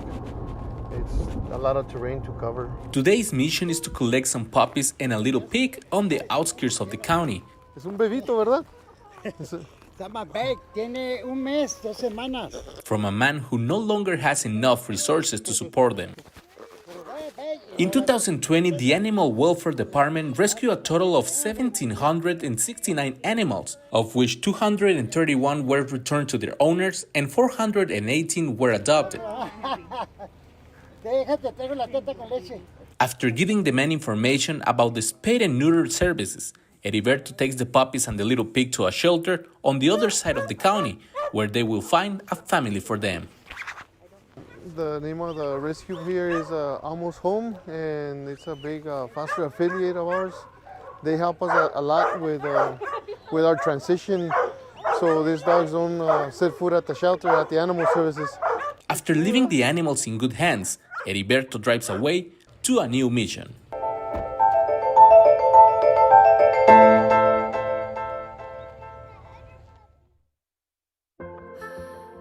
El Paso goes by many names. Sun City, 915. We are known for history, culture, food, and art.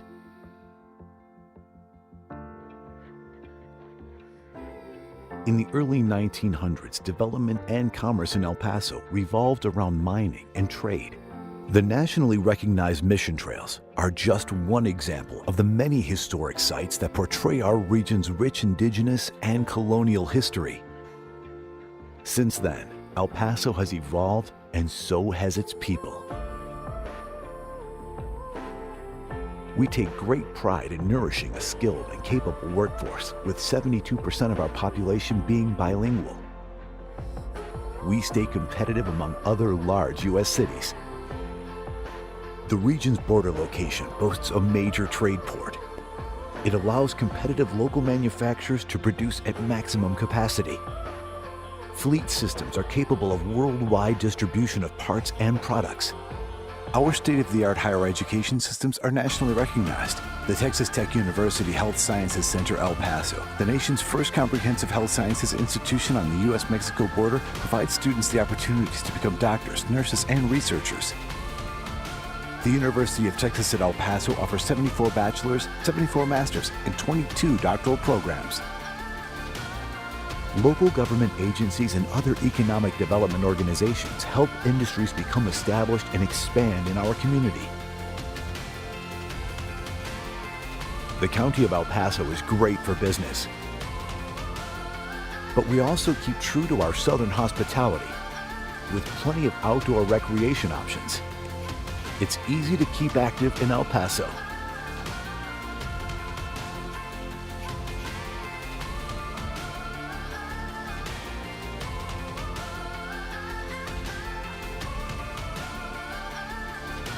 We are constantly looking for new industries interested in expansion. We want to offer our help and support in the process.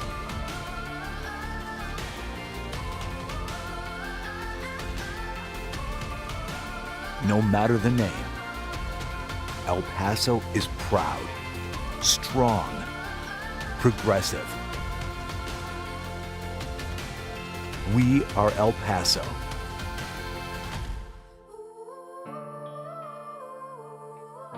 Come see what we can do together.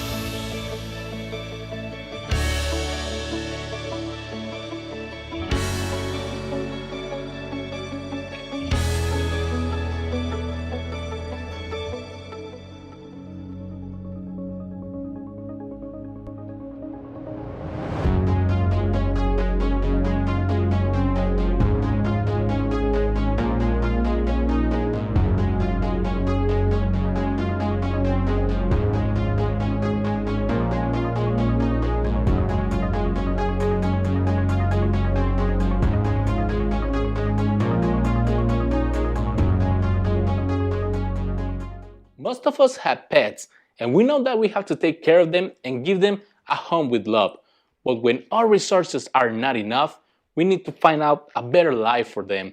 Fortunately, here in El Paso, the Animal Welfare Department is here to help.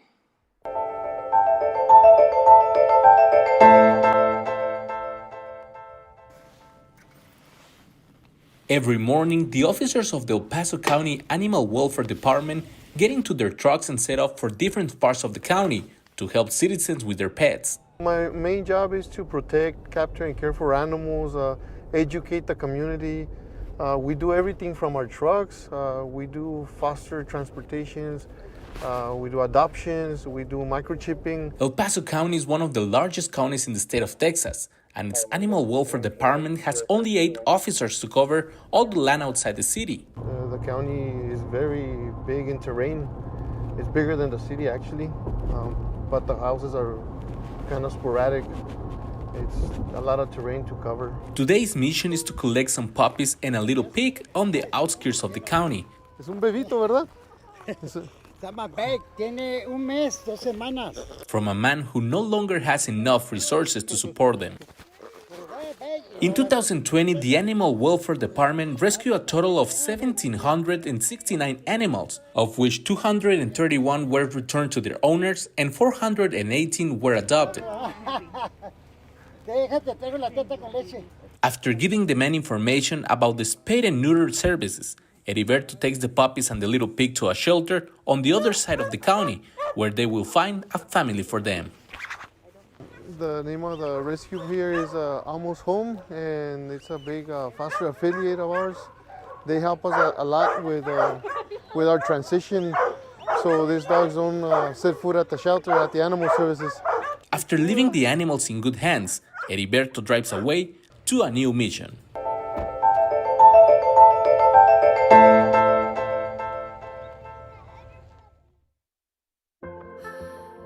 El Paso goes by many names.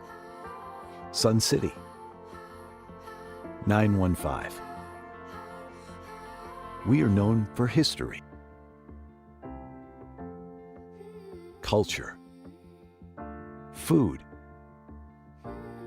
and art.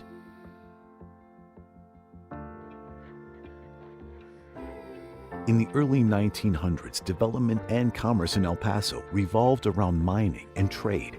The nationally recognized mission trails are just one example of the many historic sites that portray our region's rich indigenous and colonial history. Since then, El Paso has evolved, and so has its people. We take great pride in nourishing a skilled and capable workforce, with 72% of our population being bilingual. We stay competitive among other large U.S. cities. The region's border location boasts a major trade port. It allows competitive local manufacturers to produce at maximum capacity. Fleet systems are capable of worldwide distribution of parts and products. Our state-of-the-art higher education systems are nationally recognized. The Texas Tech University Health Sciences Center El Paso, the nation's first comprehensive health sciences institution on the U.S.-Mexico border, provides students the opportunities to become doctors, nurses, and researchers. The University of Texas at El Paso offers 74 bachelor's, 74 master's, and 22 doctoral programs. Local government agencies and other economic development organizations help industries become established and expand in our community. The County of El Paso is great for business, but we also keep true to our southern hospitality with plenty of outdoor recreation options. It's easy to keep active in El Paso.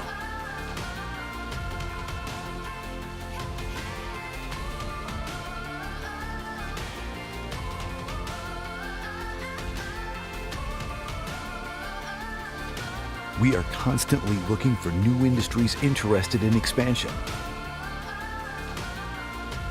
We want to offer our help and support in the process.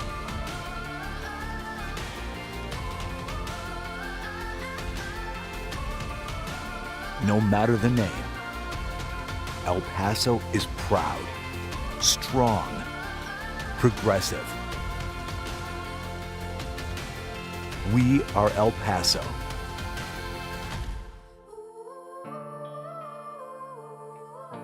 Come see what we can do together.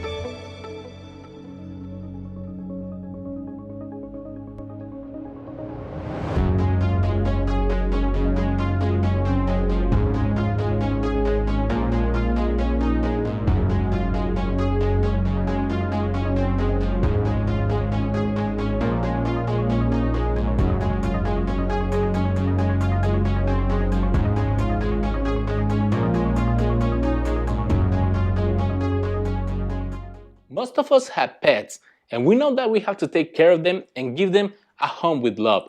But when our resources are not enough, we need to find out a better life for them. Fortunately, here in El Paso, the Animal Welfare Department is here to help.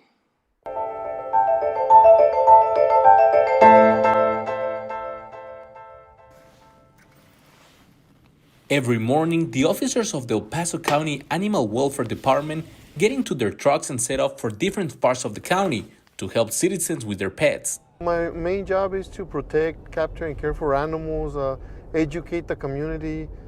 We do everything from our trucks. We do foster transportations.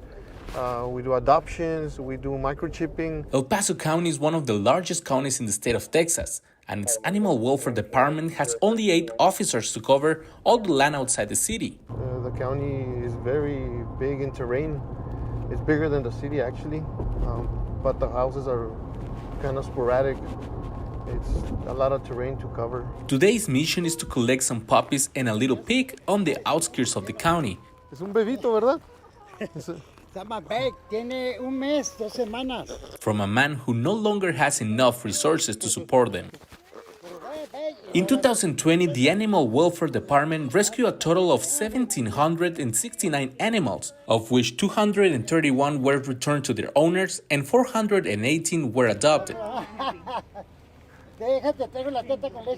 After giving the men information about the spay and neuter services, Heriberto takes the puppies and the little pig to a shelter on the other side of the county, where they will find a family for them. The name of the rescue here is Almost Home, and it's a big foster affiliate of ours.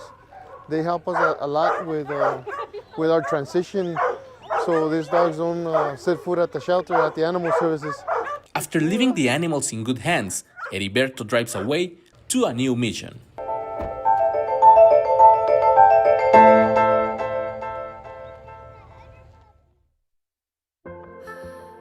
El Paso goes by many names. Sun City, 915. We are known for history, culture, food, and art.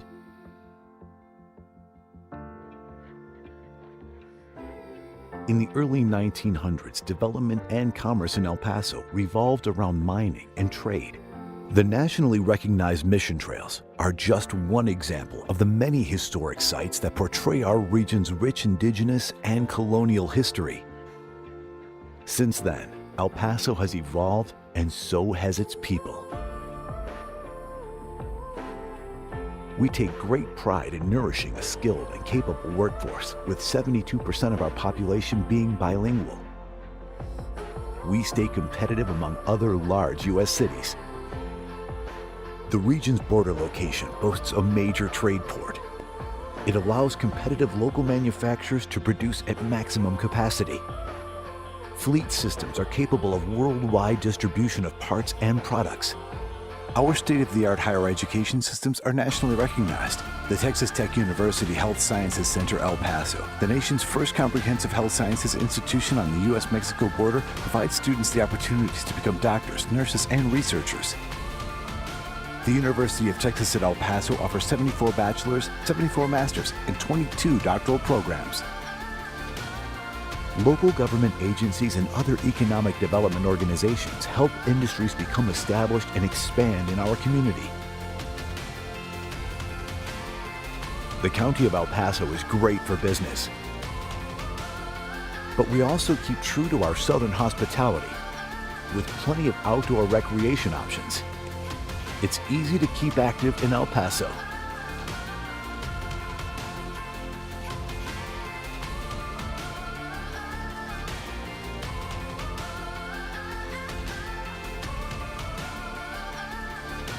We are constantly looking for new industries interested in expansion. We want to offer our help and support in the process.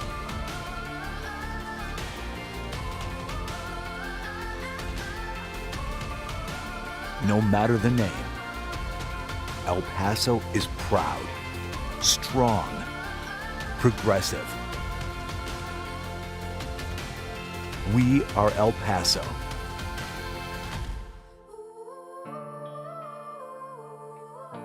Come see what we can do together.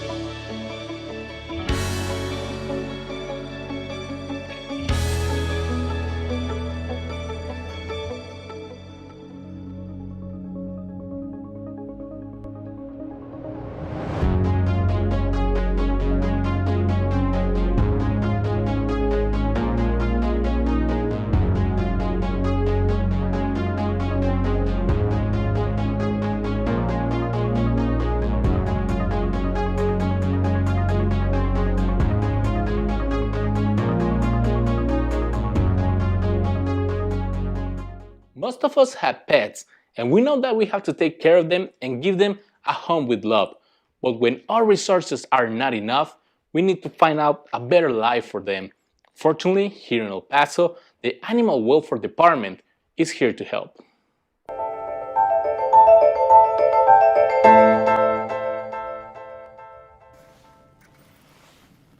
Every morning, the officers of the El Paso County Animal Welfare Department get into their trucks and set off for different parts of the county to help citizens with their pets. My main job is to protect, capture, and care for animals, educate the community.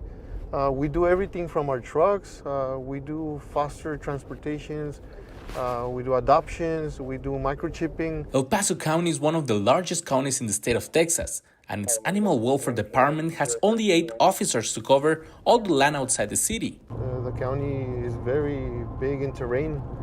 It's bigger than the city, actually, but the houses are kind of sporadic. It's a lot of terrain to cover. Today's mission is to collect some puppies and a little pig on the outskirts of the county. Es un bebito, ¿verdad? Está más big, tiene un mes, 2 semanas. From a man who no longer has enough resources to support them.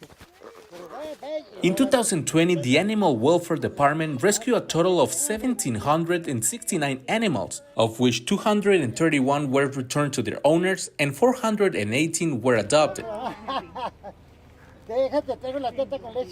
After giving the men information about the spay and neuter services, Heriberto takes the puppies and the little pig to a shelter on the other side of the county, where they will find a family for them. The name of the rescue here is Almost Home, and it's a big foster affiliate of ours. They help us a lot with our transition, so these dogs don't set foot at the shelter, at the animal services.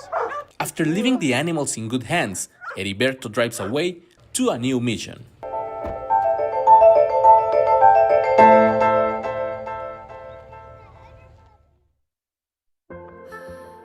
El Paso goes by many names. Sun City, 915. We are known for history, culture, food, and art.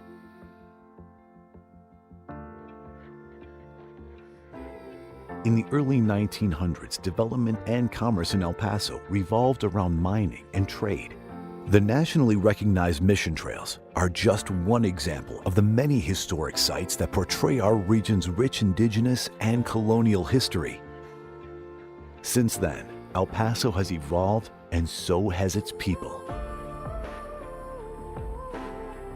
We take great pride in nourishing a skilled and capable workforce, with 72% of our population being bilingual. We stay competitive among other large U.S. cities. The region's border location boasts a major trade port. It allows competitive local manufacturers to produce at maximum capacity. Fleet systems are capable of worldwide distribution of parts and products. Our state-of-the-art higher education systems are nationally recognized. The Texas Tech University Health Sciences Center El Paso, the nation's first comprehensive health sciences institution on the U.S.-Mexico border, provides students the opportunities to become doctors, nurses, and researchers. The University of Texas at El Paso offers 74 bachelor's, 74 master's, and 22 doctoral programs. Local government agencies and other economic development organizations help industries become established and expand in our community. The County of El Paso is great for business, but we also keep true to our southern hospitality with plenty of outdoor recreation options. It's easy to keep active in El Paso.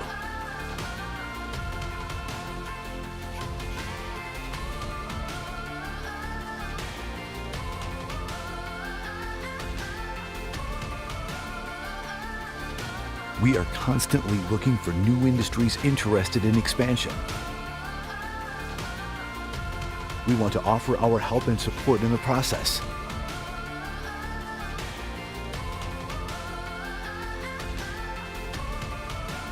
No matter the name, El Paso is proud, strong, progressive,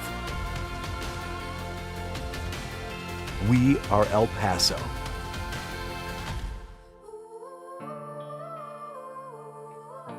Come see what we can do together.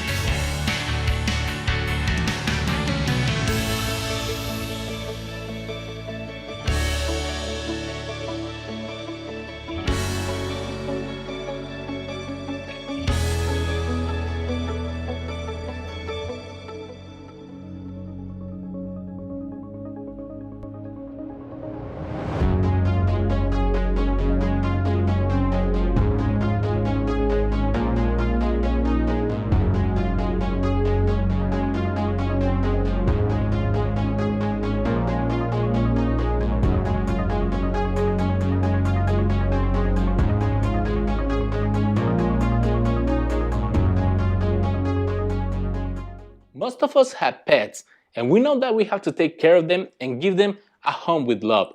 But when our resources are not enough, we need to find out a better life for them.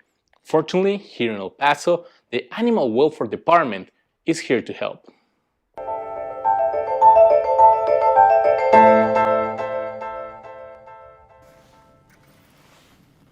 Every morning, the officers of the El Paso County Animal Welfare Department get into their trucks and set off for different parts of the county to help citizens with their pets. My main job is to protect, capture, and care for animals, educate the community. We do everything from our trucks. We do foster transportations. We do adoptions. We do microchipping. El Paso County is one of the largest counties in the state of Texas, and its Animal Welfare Department has only 8 officers to cover all the land outside the city. The county is very big in terrain. It's bigger than the city, actually, but the houses are kind of sporadic. It's a lot of terrain to cover. Today's mission is to collect some puppies and a little pig on the outskirts of the county. Es un bebito, ¿verdad? Está más big. Tiene un mes, 2 semanas. From a man who no longer has enough resources to support them. In 2020, the Animal Welfare Department rescued a total of 1,769 animals, of which 231 were returned to their owners and 418 were adopted. After giving the men information about the spay and neuter services, Heriberto takes the puppies and the little pig to a shelter on the other side of the county, where they will find a family for them. The name of the rescue here is Almost Home, and it's a big foster affiliate of ours. They help us a lot with our transition, so these dogs don't set foot at the shelter, at the animal services. After leaving the animals in good hands, Heriberto drives away to a new mission.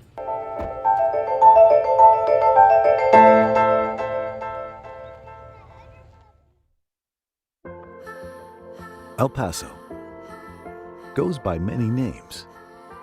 Sun City, 915. We are known for history, culture, food, and art.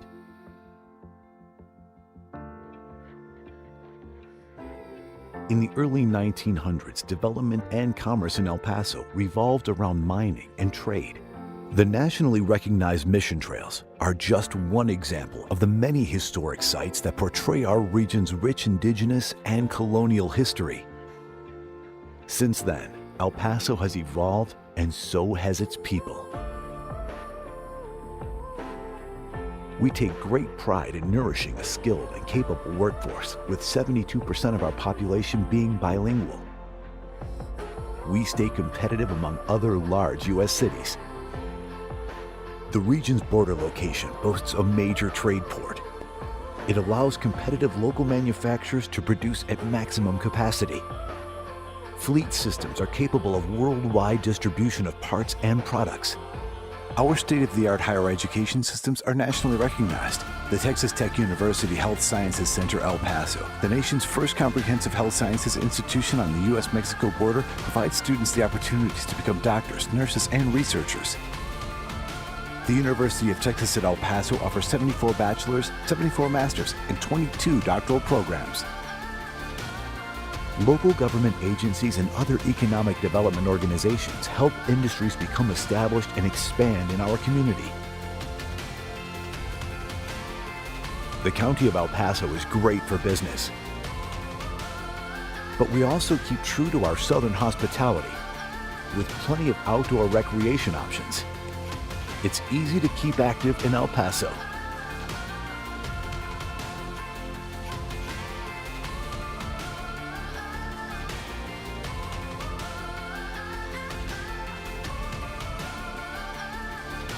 We are constantly looking for new industries interested in expansion.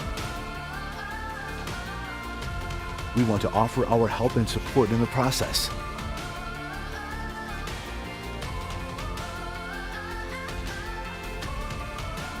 No matter the name, El Paso is proud, strong, progressive.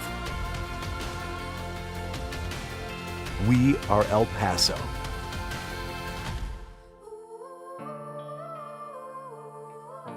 Come see what we can do together.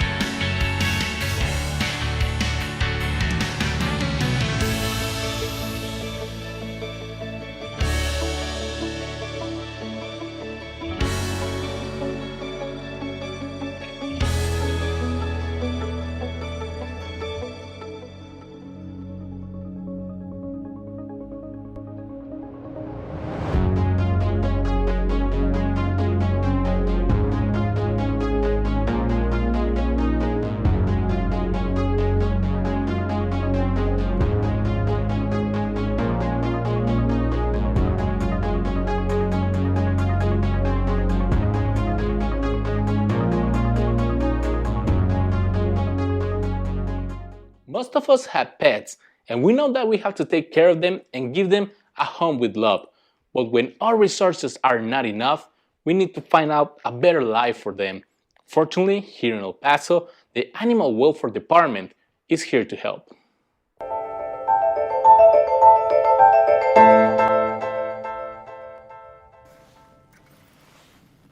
Every morning, the officers of the El Paso County Animal Welfare Department get into their trucks and set off for different parts of the county to help citizens with their pets. My main job is to protect, capture, and care for animals, educate the community. We do everything from our trucks. We do foster transportations. We do adoptions. We do microchipping. El Paso County is one of the largest counties in the state of Texas, and its Animal Welfare Department has only 8 officers to cover all the land outside the city.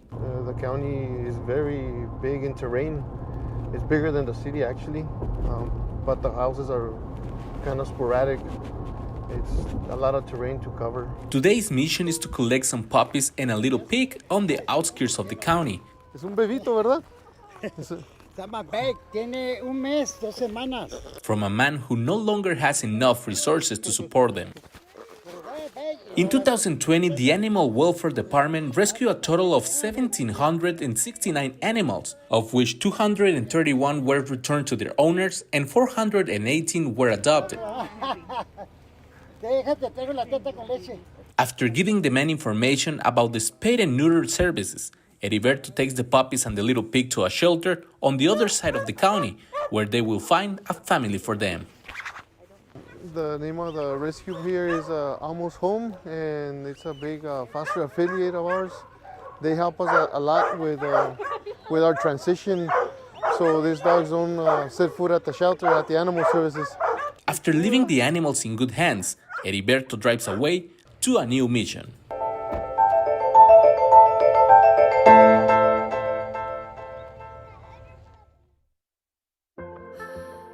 El Paso goes by many names. Sun City, 915. We are known for history, culture, food, and art.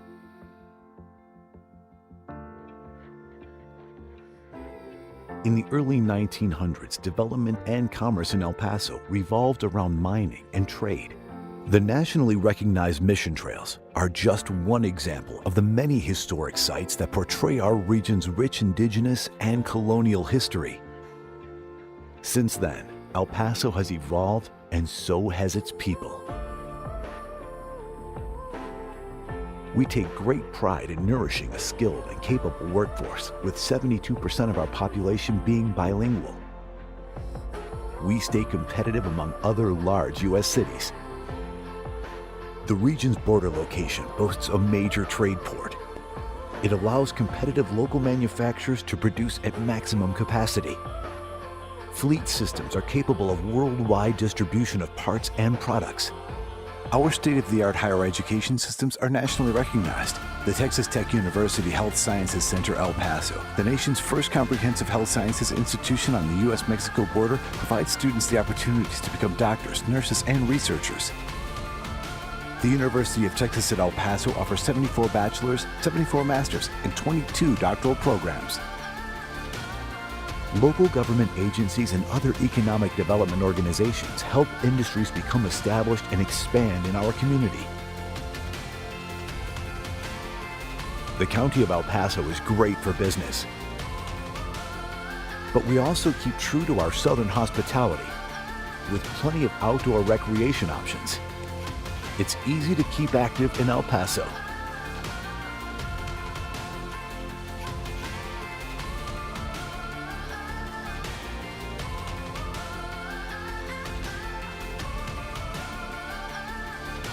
We are constantly looking for new industries interested in expansion. We want to offer our help and support in the process.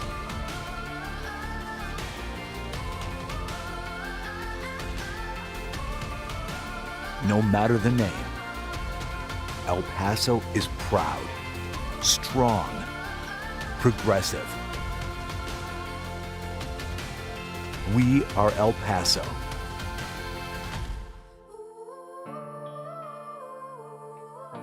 Come see what we can do together.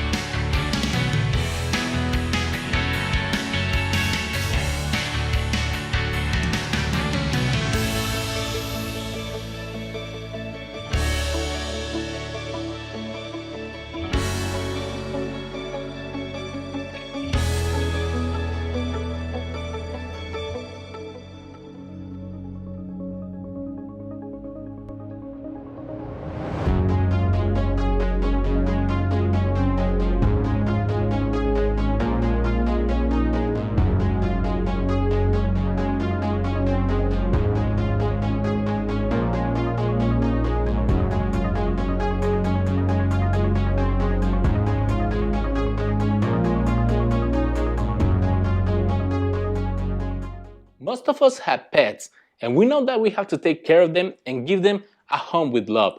But when our resources are not enough, we need to find out a better life for them. Fortunately, here in El Paso, the Animal Welfare Department is here to help.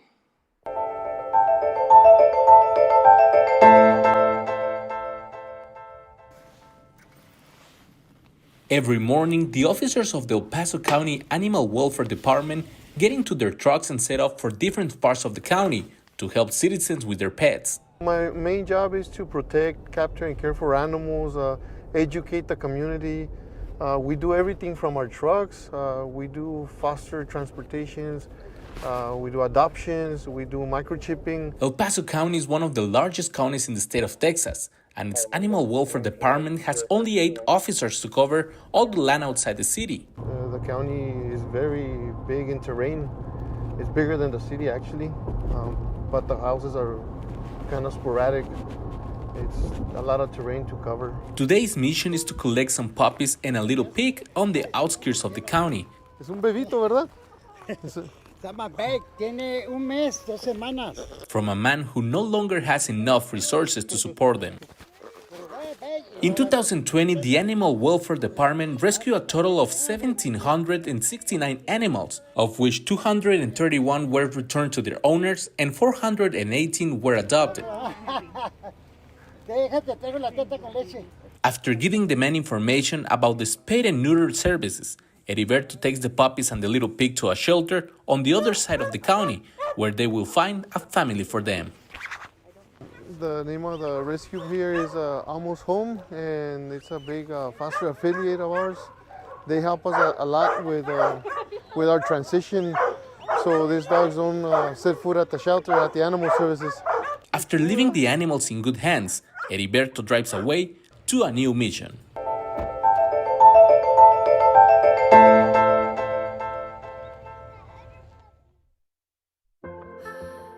El Paso goes by many names. Sun City, 915. We are known for history,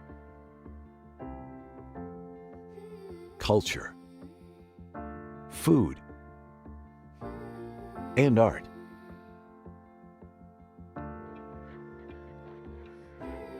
In the early 1900s, development and commerce in El Paso revolved around mining and trade.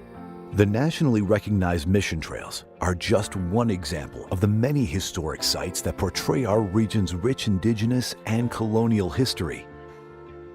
Since then, El Paso has evolved, and so has its people. We take great pride in nourishing a skilled and capable workforce, with 72% of our population being bilingual. We stay competitive among other large U.S. cities. The region's border location boasts a major trade port. It allows competitive local manufacturers to produce at maximum capacity. Fleet systems are capable of worldwide distribution of parts and products. Our state-of-the-art higher education systems are nationally recognized. The Texas Tech University Health Sciences Center El Paso, the nation's first comprehensive health sciences institution on the U.S.-Mexico border, provides students the opportunities to become doctors, nurses, and researchers. The University of Texas at El Paso offers 74 bachelor's, 74 master's, and 22 doctoral programs. Local government agencies and other economic development organizations help industries become established and expand in our community. The County of El Paso is great for business, but we also keep true to our southern hospitality with plenty of outdoor recreation options. It's easy to keep active in El Paso.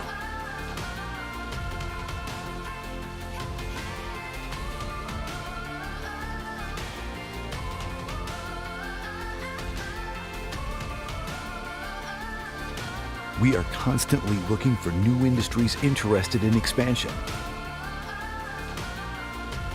We want to offer our help and support in the process.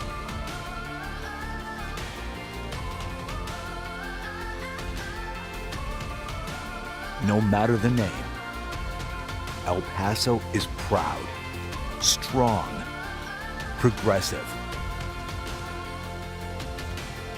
We are El Paso.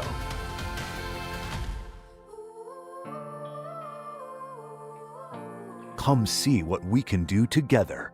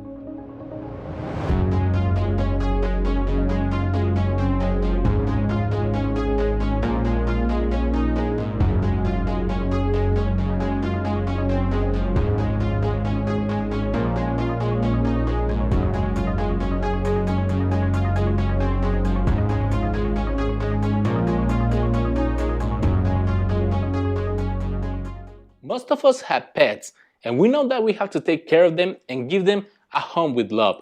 But when our resources are not enough, we need to find out a better life for them. Fortunately, here in El Paso, the Animal Welfare Department is here to help.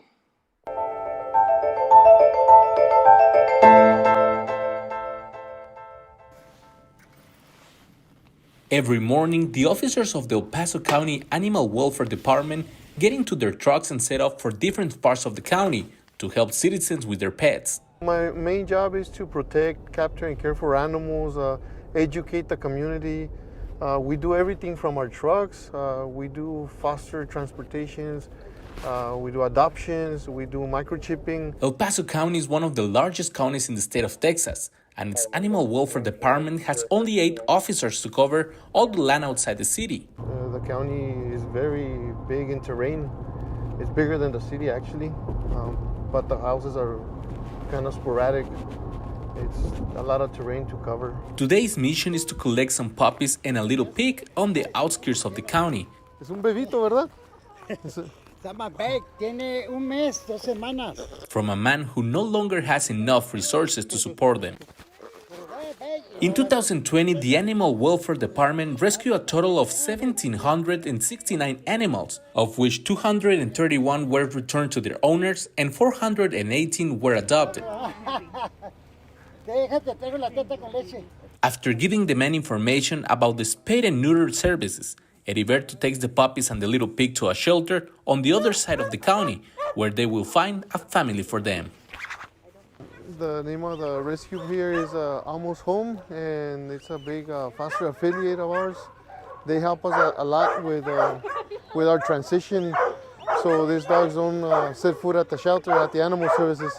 After leaving the animals in good hands, Heriberto drives away to a new mission.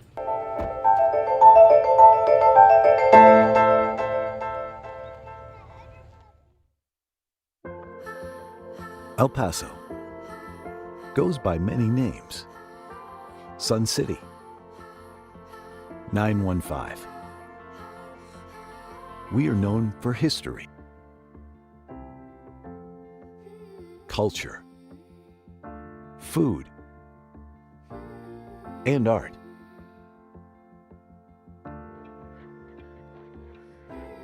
In the early 1900s, development and commerce in El Paso revolved around mining and trade.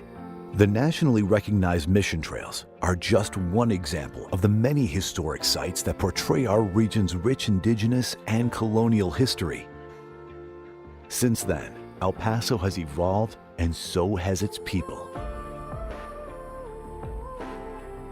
We take great pride in nourishing a skilled and capable workforce, with 72% of our population being bilingual.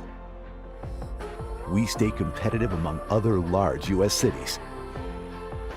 The region's border location boasts a major trade port. It allows competitive local manufacturers to produce at maximum capacity. Fleet systems are capable of worldwide distribution of parts and products. Our state-of-the-art higher education systems are nationally recognized. The Texas Tech University Health Sciences Center El Paso, the nation's first comprehensive health sciences institution on the U.S.-Mexico border, provides students the opportunities to become doctors, nurses, and researchers.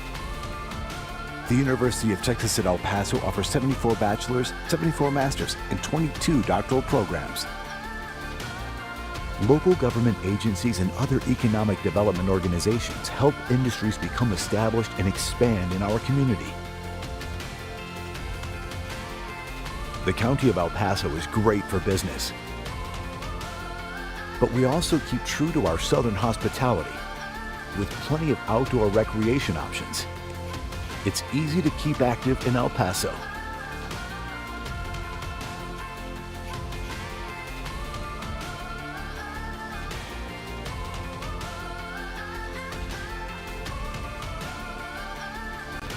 We are constantly looking for new industries interested in expansion. We want to offer our help and support in the process.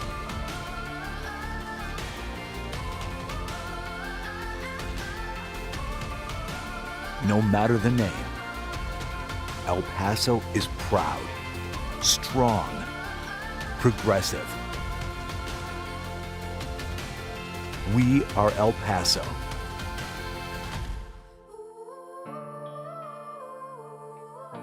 Come see what we can do together.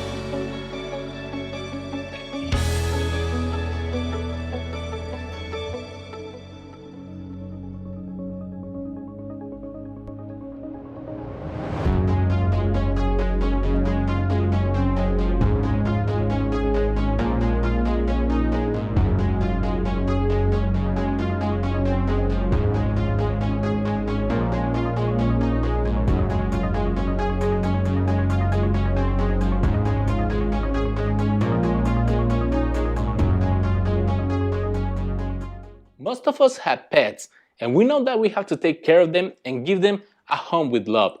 But when our resources are not enough, we need to find out a better life for them. Fortunately, here in El Paso, the Animal Welfare Department is here to help.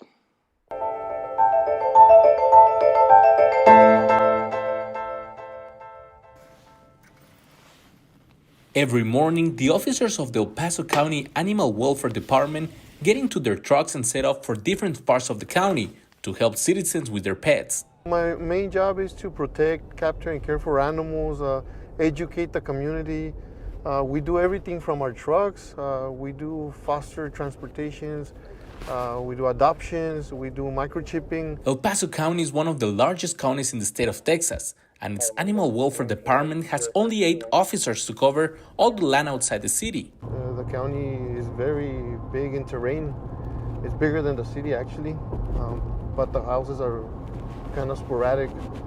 It's a lot of terrain to cover. Today's mission is to collect some puppies and a little pig on the outskirts of the county. Es un bebito, ¿verdad? Está más big, tiene un mes, 2 semanas. From a man who no longer has enough resources to support them. In 2020, the Animal Welfare Department rescued a total of 1,769 animals, of which 231 were returned to their owners and 418 were adopted. After giving the men information about the spayed and neutered services, Heriberto takes the puppies and the little pig to a shelter on the other side of the county, where they will find a family for them. The name of the rescue here is Almost Home, and it's a big foster affiliate of ours. They help us a lot with our transition, so these dogs don't set foot at the shelter, at the animal services. After leaving the animals in good hands, Heriberto drives away to a new mission.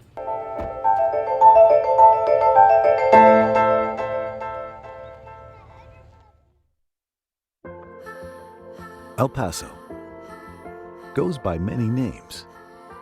Sun City, 915. We are known for history, culture, food,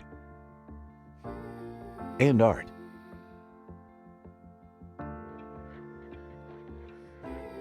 In the early 1900s, development and commerce in El Paso revolved around mining and trade.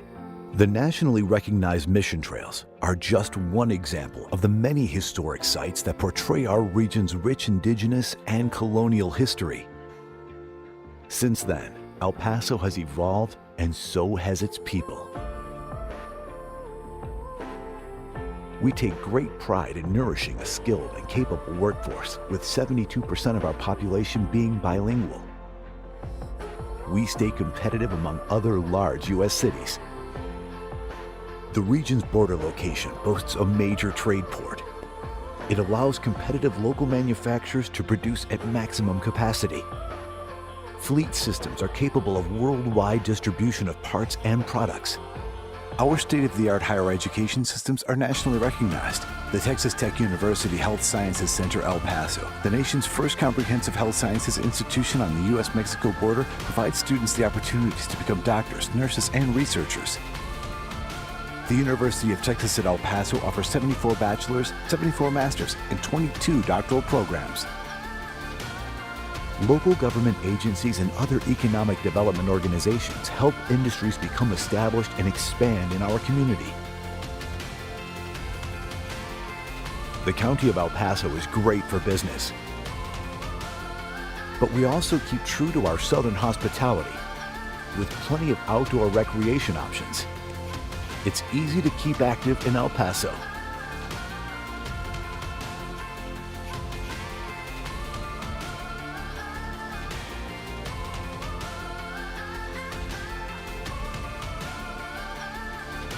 We are constantly looking for new industries interested in expansion. We want to offer our help and support in the process.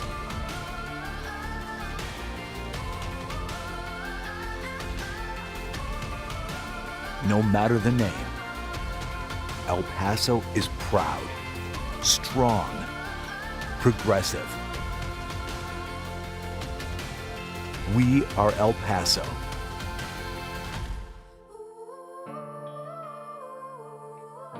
Come see what we can do together.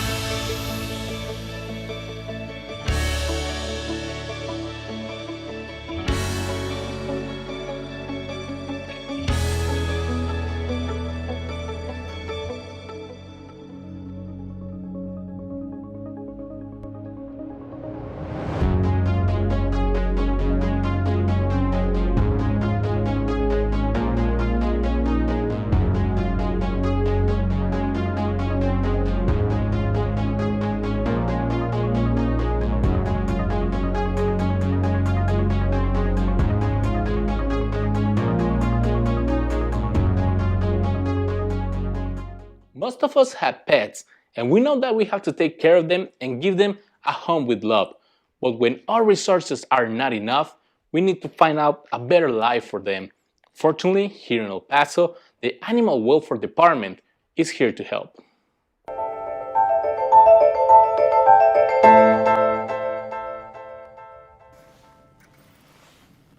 Every morning, the officers of the El Paso County Animal Welfare Department get into their trucks and set off for different parts of the county to help citizens with their pets. My main job is to protect, capture, and care for animals, educate the community. We do everything from our trucks. We do foster transportations. We do adoptions. We do microchipping. El Paso County is one of the largest counties in the state of Texas, and its Animal Welfare Department has only 8 officers to cover all the land outside the city. The county is very big in terrain. It's bigger than the city, actually, but the houses are kind of sporadic. It's a lot of terrain to cover. Today's mission is to collect some puppies and a little pig on the outskirts of the county. Es un bebito, ¿verdad? Está más big, tiene un mes, 2 semanas. From a man who no longer has enough resources to support them. In 2020, the Animal Welfare Department rescued a total of 1,769 animals, of which 231 were returned to their owners and 418 were adopted. After giving the men information about the spayed and neutered services, Heriberto takes the puppies and the little pig to a shelter on the other side of the county, where they will find a family for them. The name of the rescue here is Almost Home, and it's a big foster affiliate of ours. They help us a lot with our transition, so these dogs don't set foot at the shelter, at the animal services. After leaving the animals in good hands, Heriberto drives away to a new mission.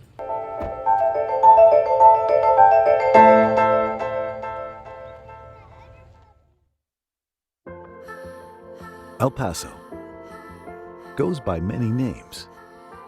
Sun City, 915. We are known for history, culture, food, and art.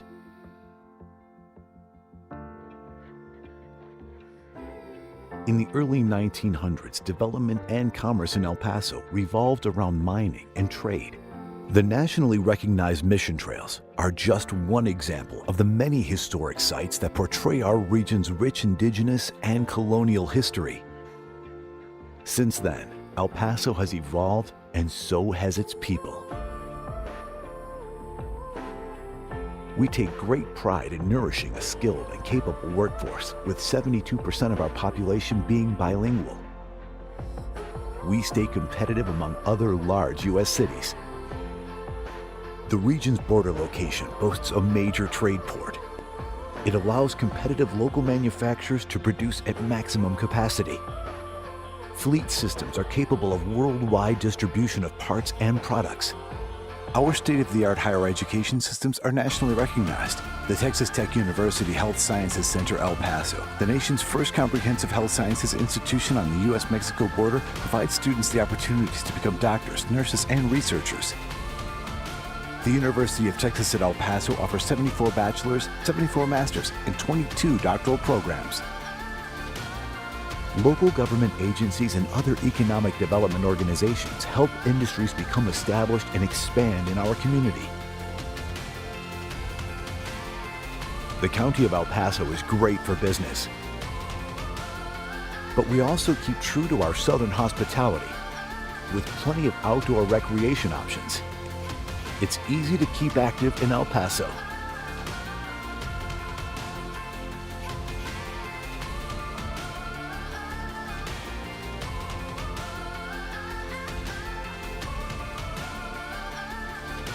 We are constantly looking for new industries interested in expansion. We want to offer our help and support in the process.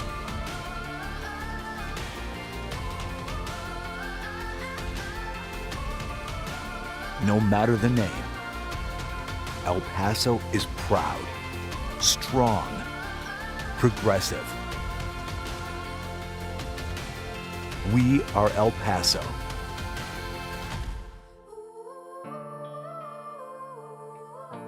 Come see what we can do together.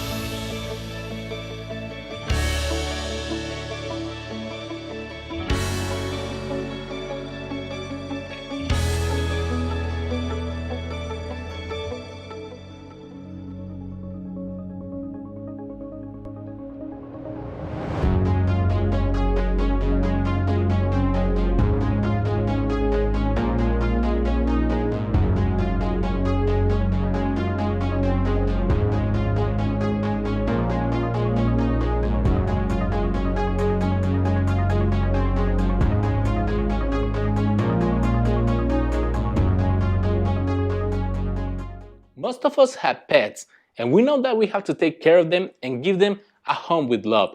But when our resources are not enough, we need to find out a better life for them. Fortunately, here in El Paso, the Animal Welfare Department is here to help.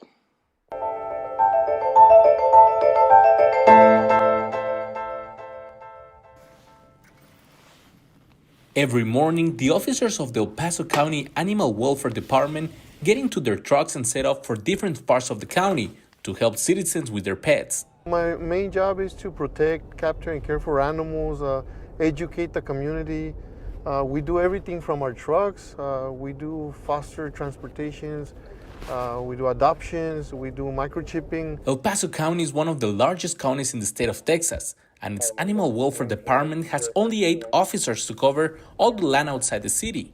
The county is very big in terrain.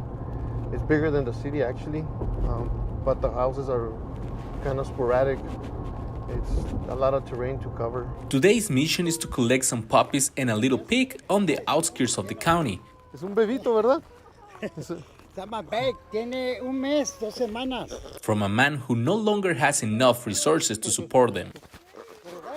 In 2020, the Animal Welfare Department rescued a total of 1,769 animals, of which 231 were returned to their owners and 418 were adopted. After giving the men information about the spayed and neutered services, Heriberto takes the puppies and the little pig to a shelter on the other side of the county, where they will find a family for them. The name of the rescue here is Almost Home, and it's a big foster affiliate of ours. They help us a lot with our transition, so these dogs don't set foot at the shelter, at the animal services. After leaving the animals in good hands, Heriberto drives away to a new mission.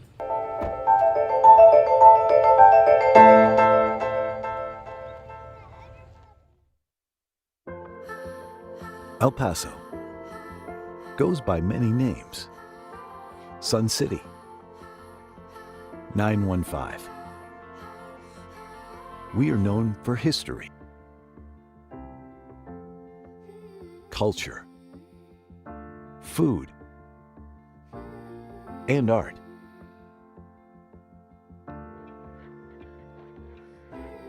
In the early 1900s, development and commerce in El Paso revolved around mining and trade. The nationally recognized mission trails are just one example of the many historic sites that portray our region's rich indigenous and colonial history. Since then, El Paso has evolved, and so has its people. We take great pride in nourishing a skilled and capable workforce, with 72% of our population being bilingual. We stay competitive among other large U.S. cities. The region's border location boasts a major trade port. It allows competitive local manufacturers to produce at maximum capacity. Fleet systems are capable of worldwide distribution of parts and products. Our state-of-the-art higher education systems are nationally recognized. The Texas Tech University Health Sciences Center El Paso, the nation's first comprehensive health sciences institution on the U.S.-Mexico border, provides students the opportunities to become doctors, nurses, and researchers. The University of Texas at El Paso offers 74 bachelor's, 74 master's, and 22 doctoral programs. Local government agencies and other economic development organizations help industries become established and expand in our community. The County of El Paso is great for business, but we also keep true to our southern hospitality with plenty of outdoor recreation options. It's easy to keep active in El Paso.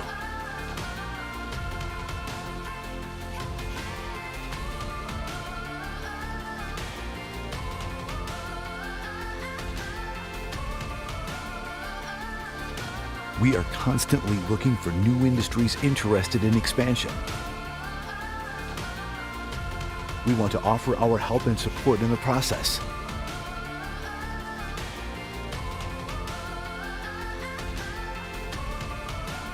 No matter the name, El Paso is proud, strong, progressive,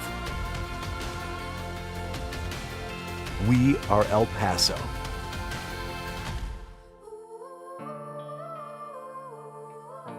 Come see what we can do together.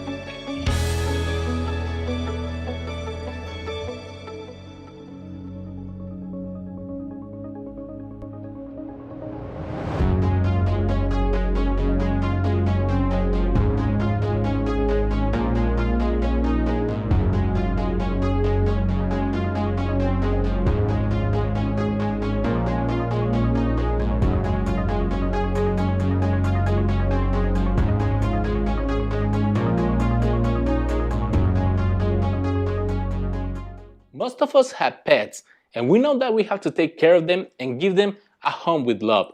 But when our resources are not enough, we need to find out a better life for them.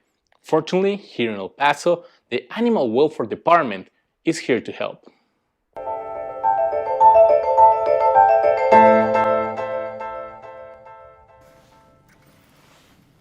Every morning, the officers of the El Paso County Animal Welfare Department get into their trucks and set off for different parts of the county to help citizens with their pets. My main job is to protect, capture, and care for animals, educate the community. We do everything from our trucks. We do foster transportations. We do adoptions. We do microchipping. El Paso County is one of the largest counties in the state of Texas, and its Animal Welfare Department has only 8 officers to cover all the land outside the city. The county is very big in terrain. It's bigger than the city, actually, but the houses are kind of sporadic. It's a lot of terrain to cover. Today's mission is to collect some puppies and a little pig on the outskirts of the county. Es un bebito, ¿verdad? Está más big. Tiene un mes, 2 semanas. From a man who no longer has enough resources to support them. In 2020, the Animal Welfare Department rescued a total of 1,769 animals, of which 231 were returned to their owners and 418 were adopted. After giving the men information about the spay and neuter services, Heriberto takes the puppies and the little pig to a shelter on the other side of the county, where they will find a family for them. The name of the rescue here is Almost Home, and it's a big foster affiliate of ours. They help us a lot with our transition, so these dogs don't set foot at the shelter, at the animal services. After leaving the animals in good hands, Heriberto drives away to a new mission.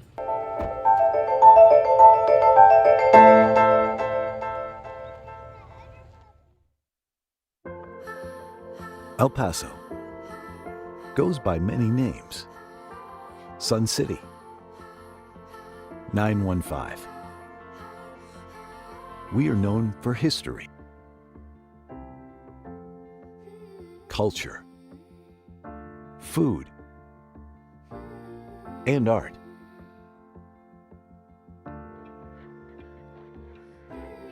In the early 1900s, development and commerce in El Paso revolved around mining and trade.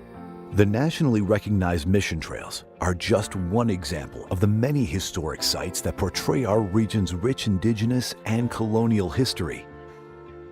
Since then, El Paso has evolved, and so has its people. We take great pride in nourishing a skilled and capable workforce, with 72% of our population being bilingual. We stay competitive among other large U.S. cities. The region's border location boasts a major trade port. It allows competitive local manufacturers to produce at maximum capacity. Fleet systems are capable of worldwide distribution of parts and products. Our state-of-the-art higher education systems are nationally recognized. The Texas Tech University Health Sciences Center El Paso, the nation's first comprehensive health sciences institution on the U.S.-Mexico border, provides students the opportunities to become doctors, nurses, and researchers. The University of Texas at El Paso offers 74 bachelor's, 74 master's, and 22 doctoral programs. Local government agencies and other economic development organizations help industries become established and expand in our community. The County of El Paso is great for business, but we also keep true to our southern hospitality with plenty of outdoor recreation options. It's easy to keep active in El Paso.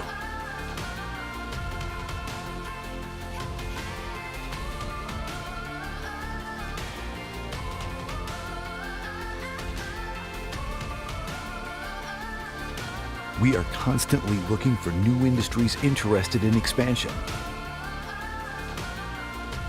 We want to offer our help and support in the process.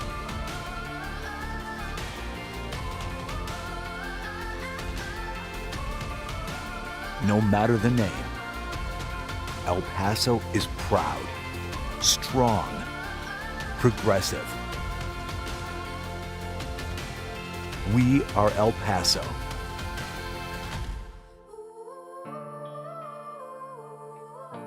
Come see what we can do together.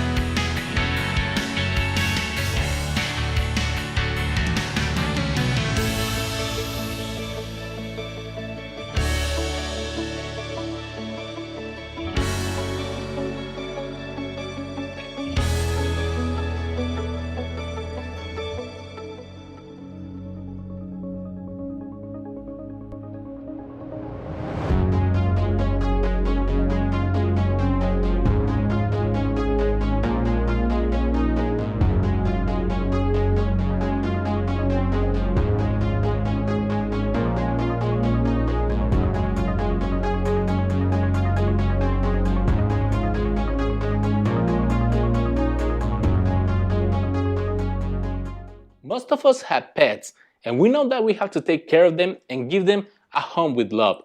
But when our resources are not enough, we need to find out a better life for them. Fortunately, here in El Paso, the Animal Welfare Department is here to help.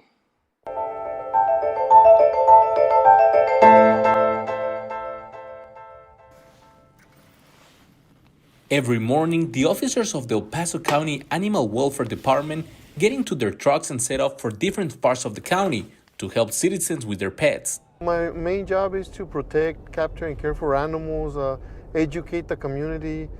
We do everything from our trucks. We do foster transportations.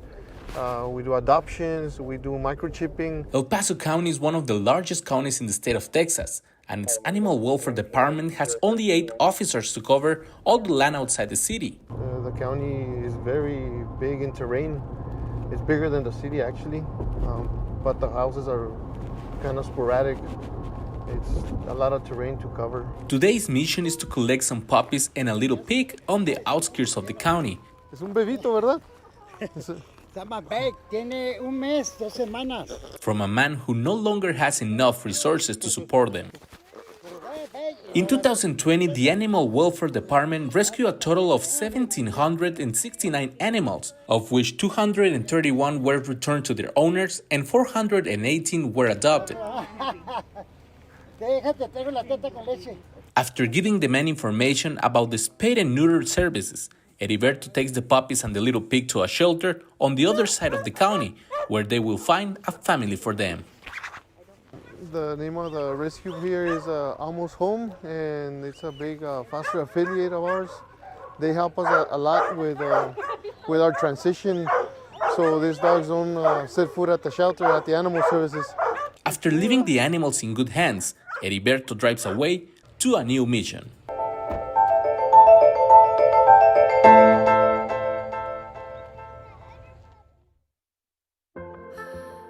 El Paso goes by many names. Sun City, 915.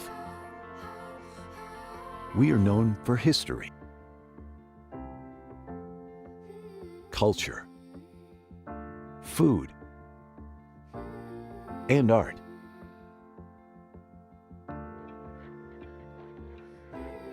In the early 1900s, development and commerce in El Paso revolved around mining and trade. The nationally recognized mission trails are just one example of the many historic sites that portray our region's rich indigenous and colonial history. Since then, El Paso has evolved, and so has its people. We take great pride in nourishing a skilled and capable workforce, with 72% of our population being bilingual. We stay competitive among other large U.S. cities. The region's border location boasts a major trade port. It allows competitive local manufacturers to produce at maximum capacity. Fleet systems are capable of worldwide distribution of parts and products. Our state-of-the-art higher education systems are nationally recognized. The Texas Tech University Health Sciences Center El Paso, the nation's first comprehensive health sciences institution on the U.S.-Mexico border, provides students the opportunities to become doctors, nurses, and researchers. The University of Texas at El Paso offers 74 bachelor's, 74 master's, and 22 doctoral programs. Local government agencies and other economic development organizations help industries become established and expand in our community. The County of El Paso is great for business, but we also keep true to our southern hospitality with plenty of outdoor recreation options. It's easy to keep active in El Paso.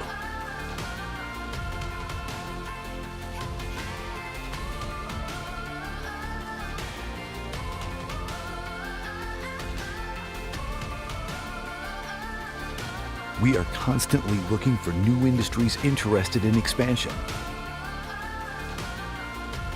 We want to offer our help and support in the process.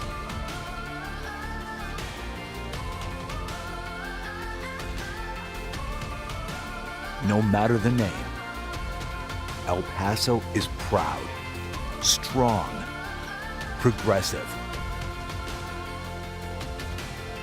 We are El Paso.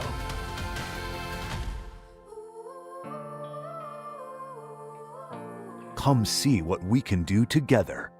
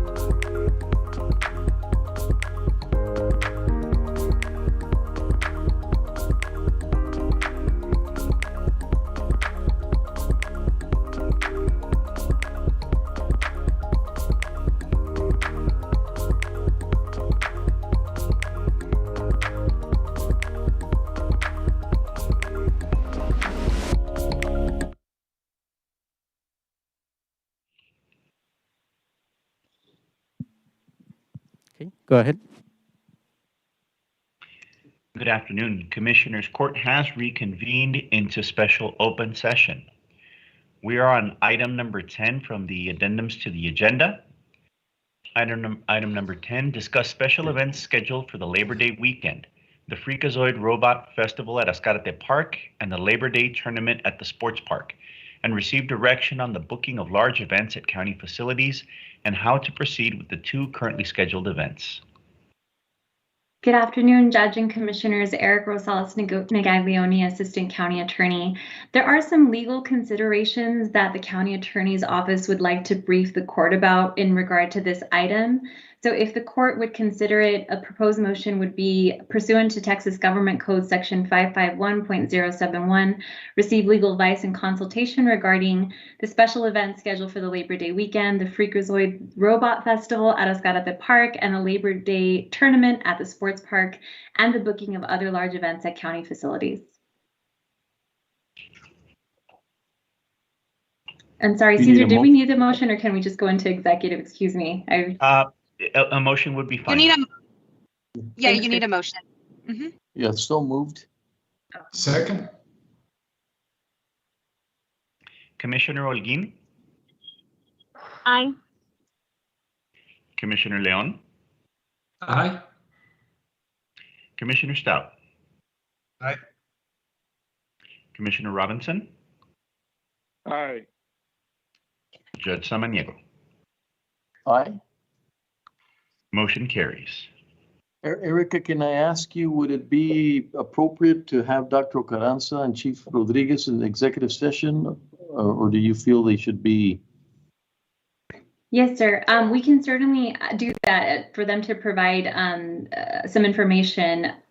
The court will make a finding in executive session if the court thinks it's appropriate to have those members present. Yes, sir. Okay, thank you. Appreciate that.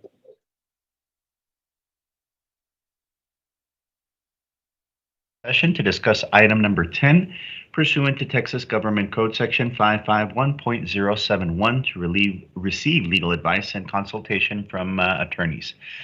Commissioners Court will reconvene to take official action.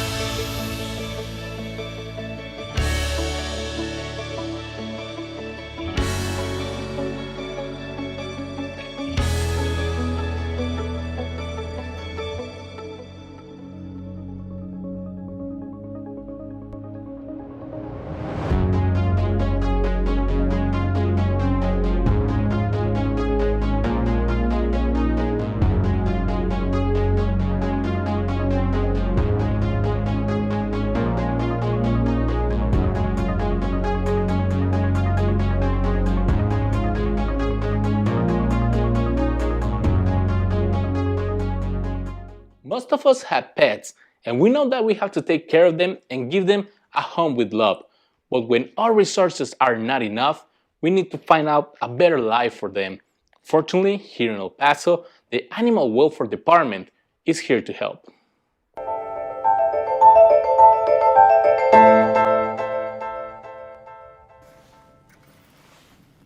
Every morning, the officers of the El Paso County Animal Welfare Department get into their trucks and set off for different parts of the county to help citizens with their pets. My main job is to protect, capture, and care for animals, educate the community.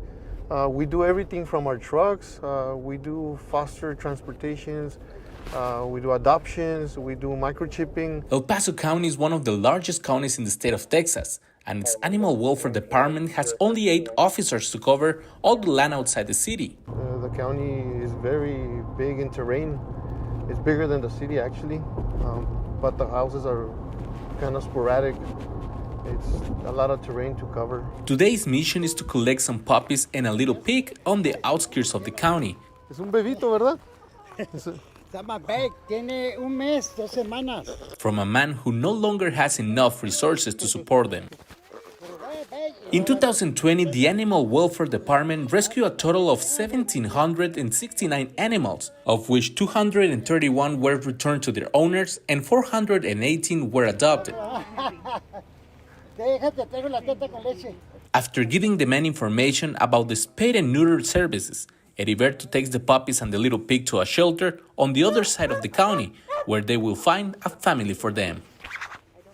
The name of the rescue here is Almost Home, and it's a big foster affiliate of ours. They help us a lot with our transition, so these dogs don't set foot at the shelter, at the animal services. After leaving the animals in good hands, Heriberto drives away to a new mission.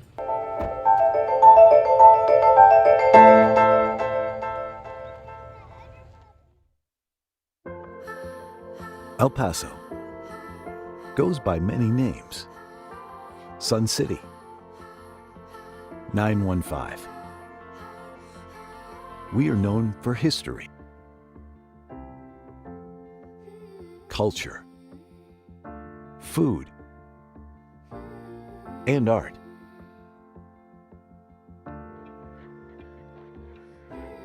In the early 1900s, development and commerce in El Paso revolved around mining and trade. The nationally recognized mission trails are just one example of the many historic sites that portray our region's rich indigenous and colonial history. Since then, El Paso has evolved, and so has its people. We take great pride in nourishing a skilled and capable workforce, with 72% of our population being bilingual. We stay competitive among other large U.S. cities. The region's border location boasts a major trade port. It allows competitive local manufacturers to produce at maximum capacity. Fleet systems are capable of worldwide distribution of parts and products. Our state-of-the-art higher education systems are nationally recognized. The Texas Tech University Health Sciences Center El Paso, the nation's first comprehensive health sciences institution on the U.S.-Mexico border, provides students the opportunities to become doctors, nurses, and researchers. The University of Texas at El Paso offers 74 bachelor's, 74 master's, and 22 doctoral programs. Local government agencies and other economic development organizations help industries become established and expand in our community. The County of El Paso is great for business, but we also keep true to our southern hospitality with plenty of outdoor recreation options. It's easy to keep active in El Paso.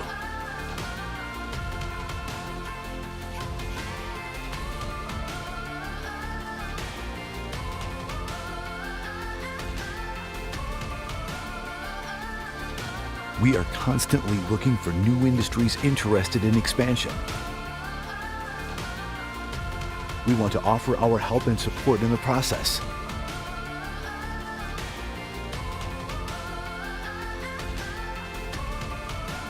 No matter the name, El Paso is proud, strong, progressive, We are El Paso.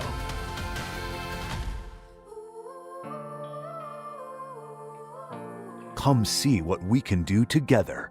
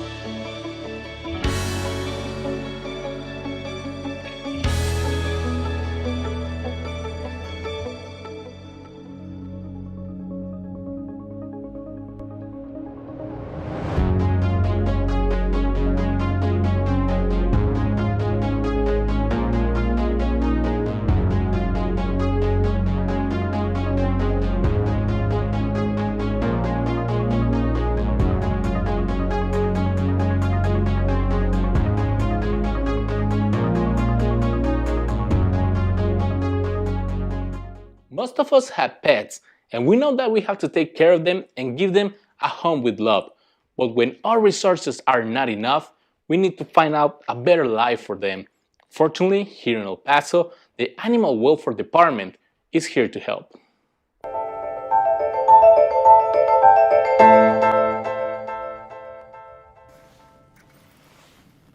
Every morning, the officers of the El Paso County Animal Welfare Department get into their trucks and set off for different parts of the county to help citizens with their pets. My main job is to protect, capture, and care for animals, educate the community.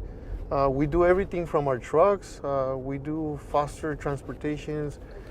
We do adoptions. We do microchipping. El Paso County is one of the largest counties in the state of Texas, and its Animal Welfare Department has only 8 officers to cover all the land outside the city. The county is very big in terrain. It's bigger than the city, actually, but the houses are kind of sporadic. It's a lot of terrain to cover. Today's mission is to collect some puppies and a little pig on the outskirts of the county. Es un bebito, ¿verdad? Está más big, tiene un mes, 2 semanas. From a man who no longer has enough resources to support them.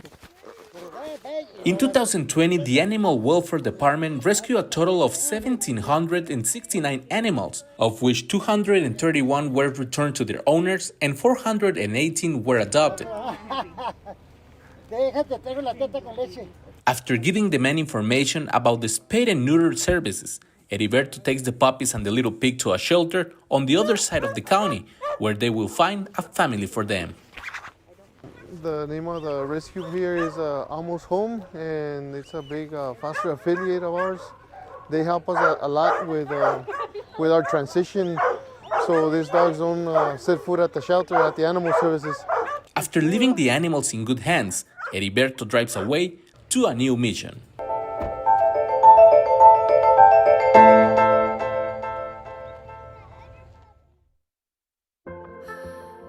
El Paso goes by many names. Sun City, 915. We are known for history, culture, food,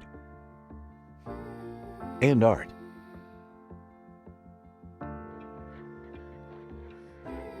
In the early 1900s, development and commerce in El Paso revolved around mining and trade. The nationally recognized mission trails are just one example of the many historic sites that portray our region's rich indigenous and colonial history. Since then, El Paso has evolved, and so has its people. We take great pride in nourishing a skilled and capable workforce, with 72% of our population being bilingual. We stay competitive among other large U.S. cities. The region's border location boasts a major trade port. It allows competitive local manufacturers to produce at maximum capacity. Fleet systems are capable of worldwide distribution of parts and products.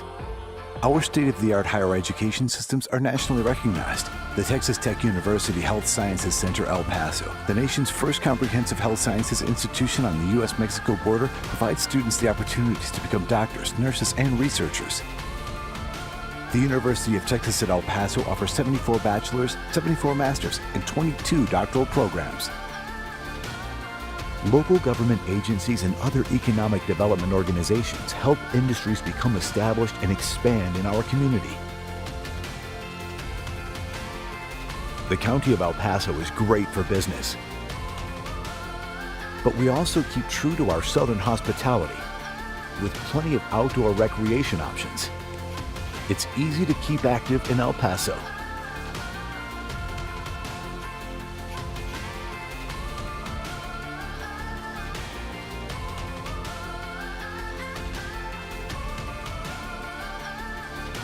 We are constantly looking for new industries interested in expansion. We want to offer our help and support in the process.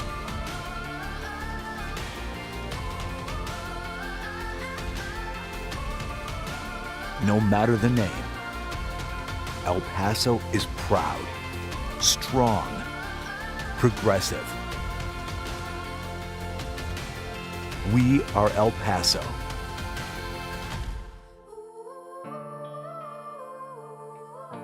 Come see what we can do together.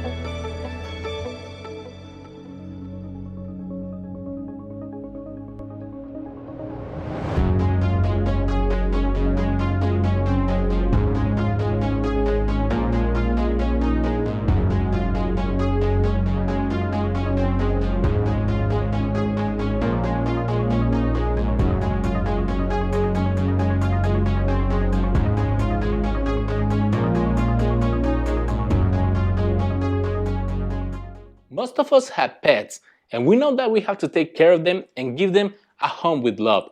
But when our resources are not enough, we need to find out a better life for them. Fortunately, here in El Paso, the Animal Welfare Department is here to help.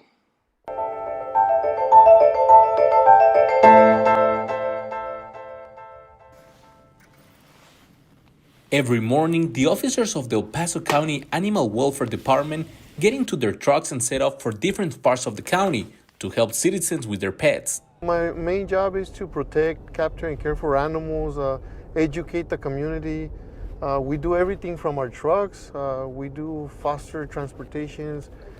We do adoptions. We do microchipping. El Paso County is one of the largest counties in the state of Texas, and its Animal Welfare Department has only 8 officers to cover all the land outside the city. The county is very big in terrain. It's bigger than the city, actually, but the houses are kind of sporadic. It's a lot of terrain to cover. Today's mission is to collect some puppies and a little pig on the outskirts of the county. Es un bebito, ¿verdad? Está más big, tiene un mes, 2 semanas. From a man who no longer has enough resources to support them. In 2020, the Animal Welfare Department rescued a total of 1,769 animals, of which 231 were returned to their owners and 418 were adopted. After giving the men information about the spayed and neutered services, Heriberto takes the puppies and the little pig to a shelter on the other side of the county, where they will find a family for them. The name of the rescue here is Almost Home, and it's a big foster affiliate of ours. They help us a lot with our transition, so these dogs don't set foot at the shelter, at the animal services. After leaving the animals in good hands, Heriberto drives away to a new mission.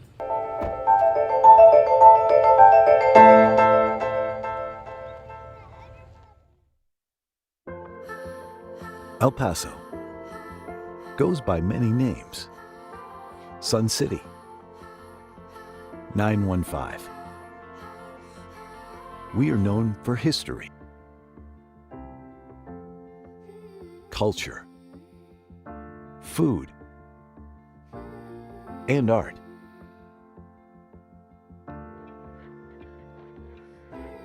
In the early 1900s, development and commerce in El Paso revolved around mining and trade.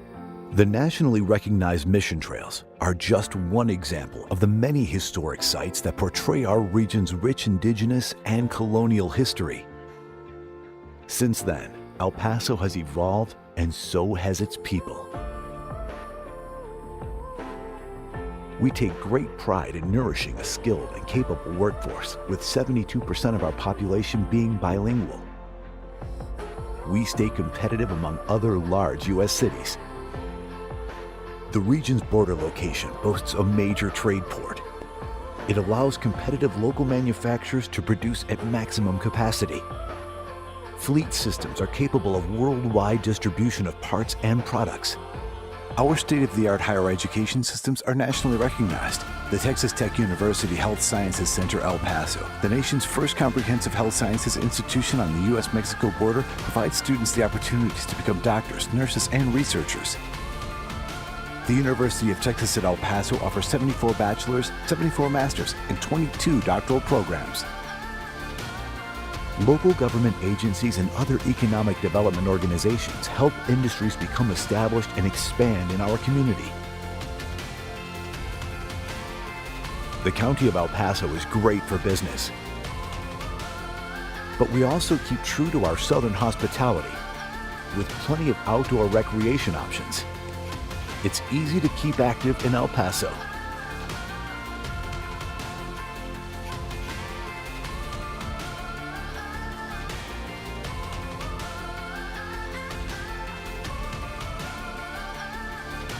We are constantly looking for new industries interested in expansion. We want to offer our help and support in the process.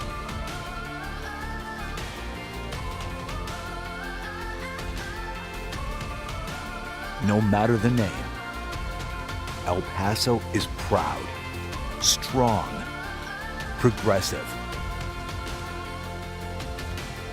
We are El Paso.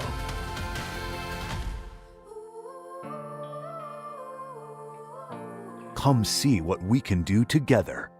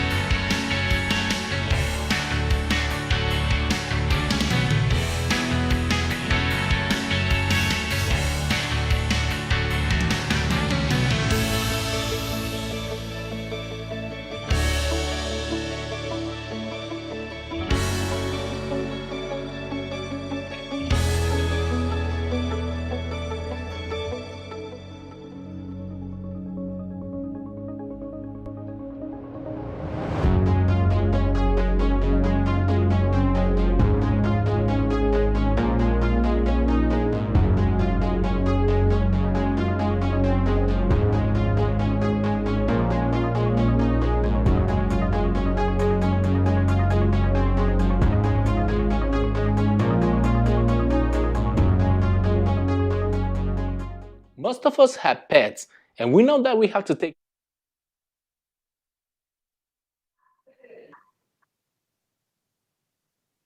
Go ahead. Commissioners, Court has reconvened into special open session. We are on item number 10, the addendum to the agenda.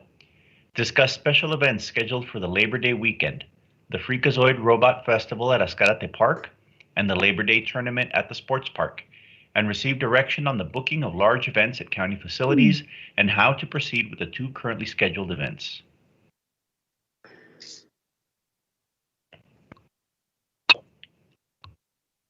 Thank you, Cesar. Veronica, you want to give the public sort of a orientation on this? She got disconnected, Judge. We're calling her back in. Okay, thank you.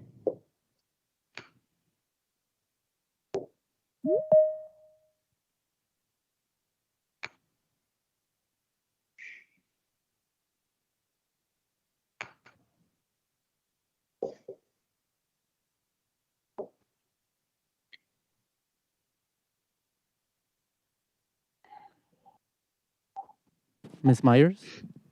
They just read in the Yes. item. Thank you. You're back, Veronica. Thank you, Veronica. I was saying, just go ahead and give us a little orientation on each one of them, and then we'll respond accordingly.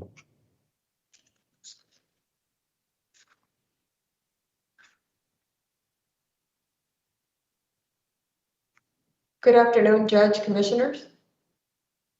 Based on the recommendation of Dr. Ocaranza for the Freakazoid Robots Festival happening Labor Day weekend, September 4th and 5th of 2021, we would like to go ahead and honor Dr. Ocaranza to postpone the festival to a later date. Thank you. Do we need an action on that, Erica or Christina? No, sir. This is good afternoon, Judge, Commissioners. Eric Rosales Negaglione, Assistant County Attorney. No, sir, this isn't posted for action, but to the court is just to give direction to staff on this item. Yes, sir. Thank you. And we'll, Commissioners, we accept that recommendation, right? Yes. Okay, Yes. Thank you. Okay. And then, if you all agree, we will move forward with the Labor Day weekend tournament at the Sports Park happening Friday, September 3rd through Sunday, September the 5th. Again, based on Dr. Ocaranza's recommendation. Veronica, and the comments we'd like to express is that, we know you're very good at sort of making sure that there's a signage, that we do everything possible, work with the organizers to request spectators to use the mask. We also, like I said, any social distancing and anything that you do, because I said you guys do very well. So that if you can just help us to make sure, this is a younger age group. A lot of them will be under the age of 12. And but we feel comfortable that because of the space that we have and the organization, we feel comfortable that we could move forward unless something were to happen in the next few days that would require us to intervene again. But at this time, we feel that it's something that would be acceptable to move forward. Yes, sir.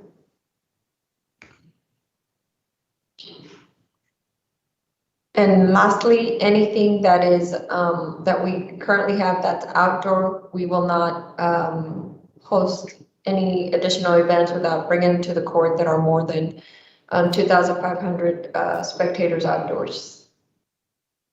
Thank you for that as well. We'll bring those back. Okay, thank you. Thank you Those for are your the three direction. items. Thank you, Veronica. Thank you for all your work and your diligence on trying to make things happen and then trying to respect. It's quite a balance that you have to maintain, trying to get the park moving in the right direction, and then also, understanding the science and the support that we have from Dr. Carranza on these recommendations. So thank you for always that wide scope of considerations that you have to go through. Thank you. Thank you. Have a great day. Thank you. Cesar? That completes all of the items on our agenda today, Judge. Okay, well, thank you. I want to thank everyone that stuck around. I know we had to delay on this one because there was filed a little later, so we took it at 3:40 today. And but want to thank everyone that participated. And I think what we've learned today is that we're still not clear as to what's taking place. We know there's an uptick, but we don't know if it's manageable. So obviously, everybody get vaccinated, and will help us tremendously. And please follow Dr. Carranza's mandate on masking. It's very important at this time, and that's what the order is. And we know we have a community that will do what's right and be prudent. And finally, just thank you to the commissioners, your work and everything you do at each one of your precincts, and we thank you for that. And everyone have a good afternoon, good evening. Thank you. Thank you. Good night. Thank you. Thank you. Good night. This concludes today's meeting at 4:50 p.m.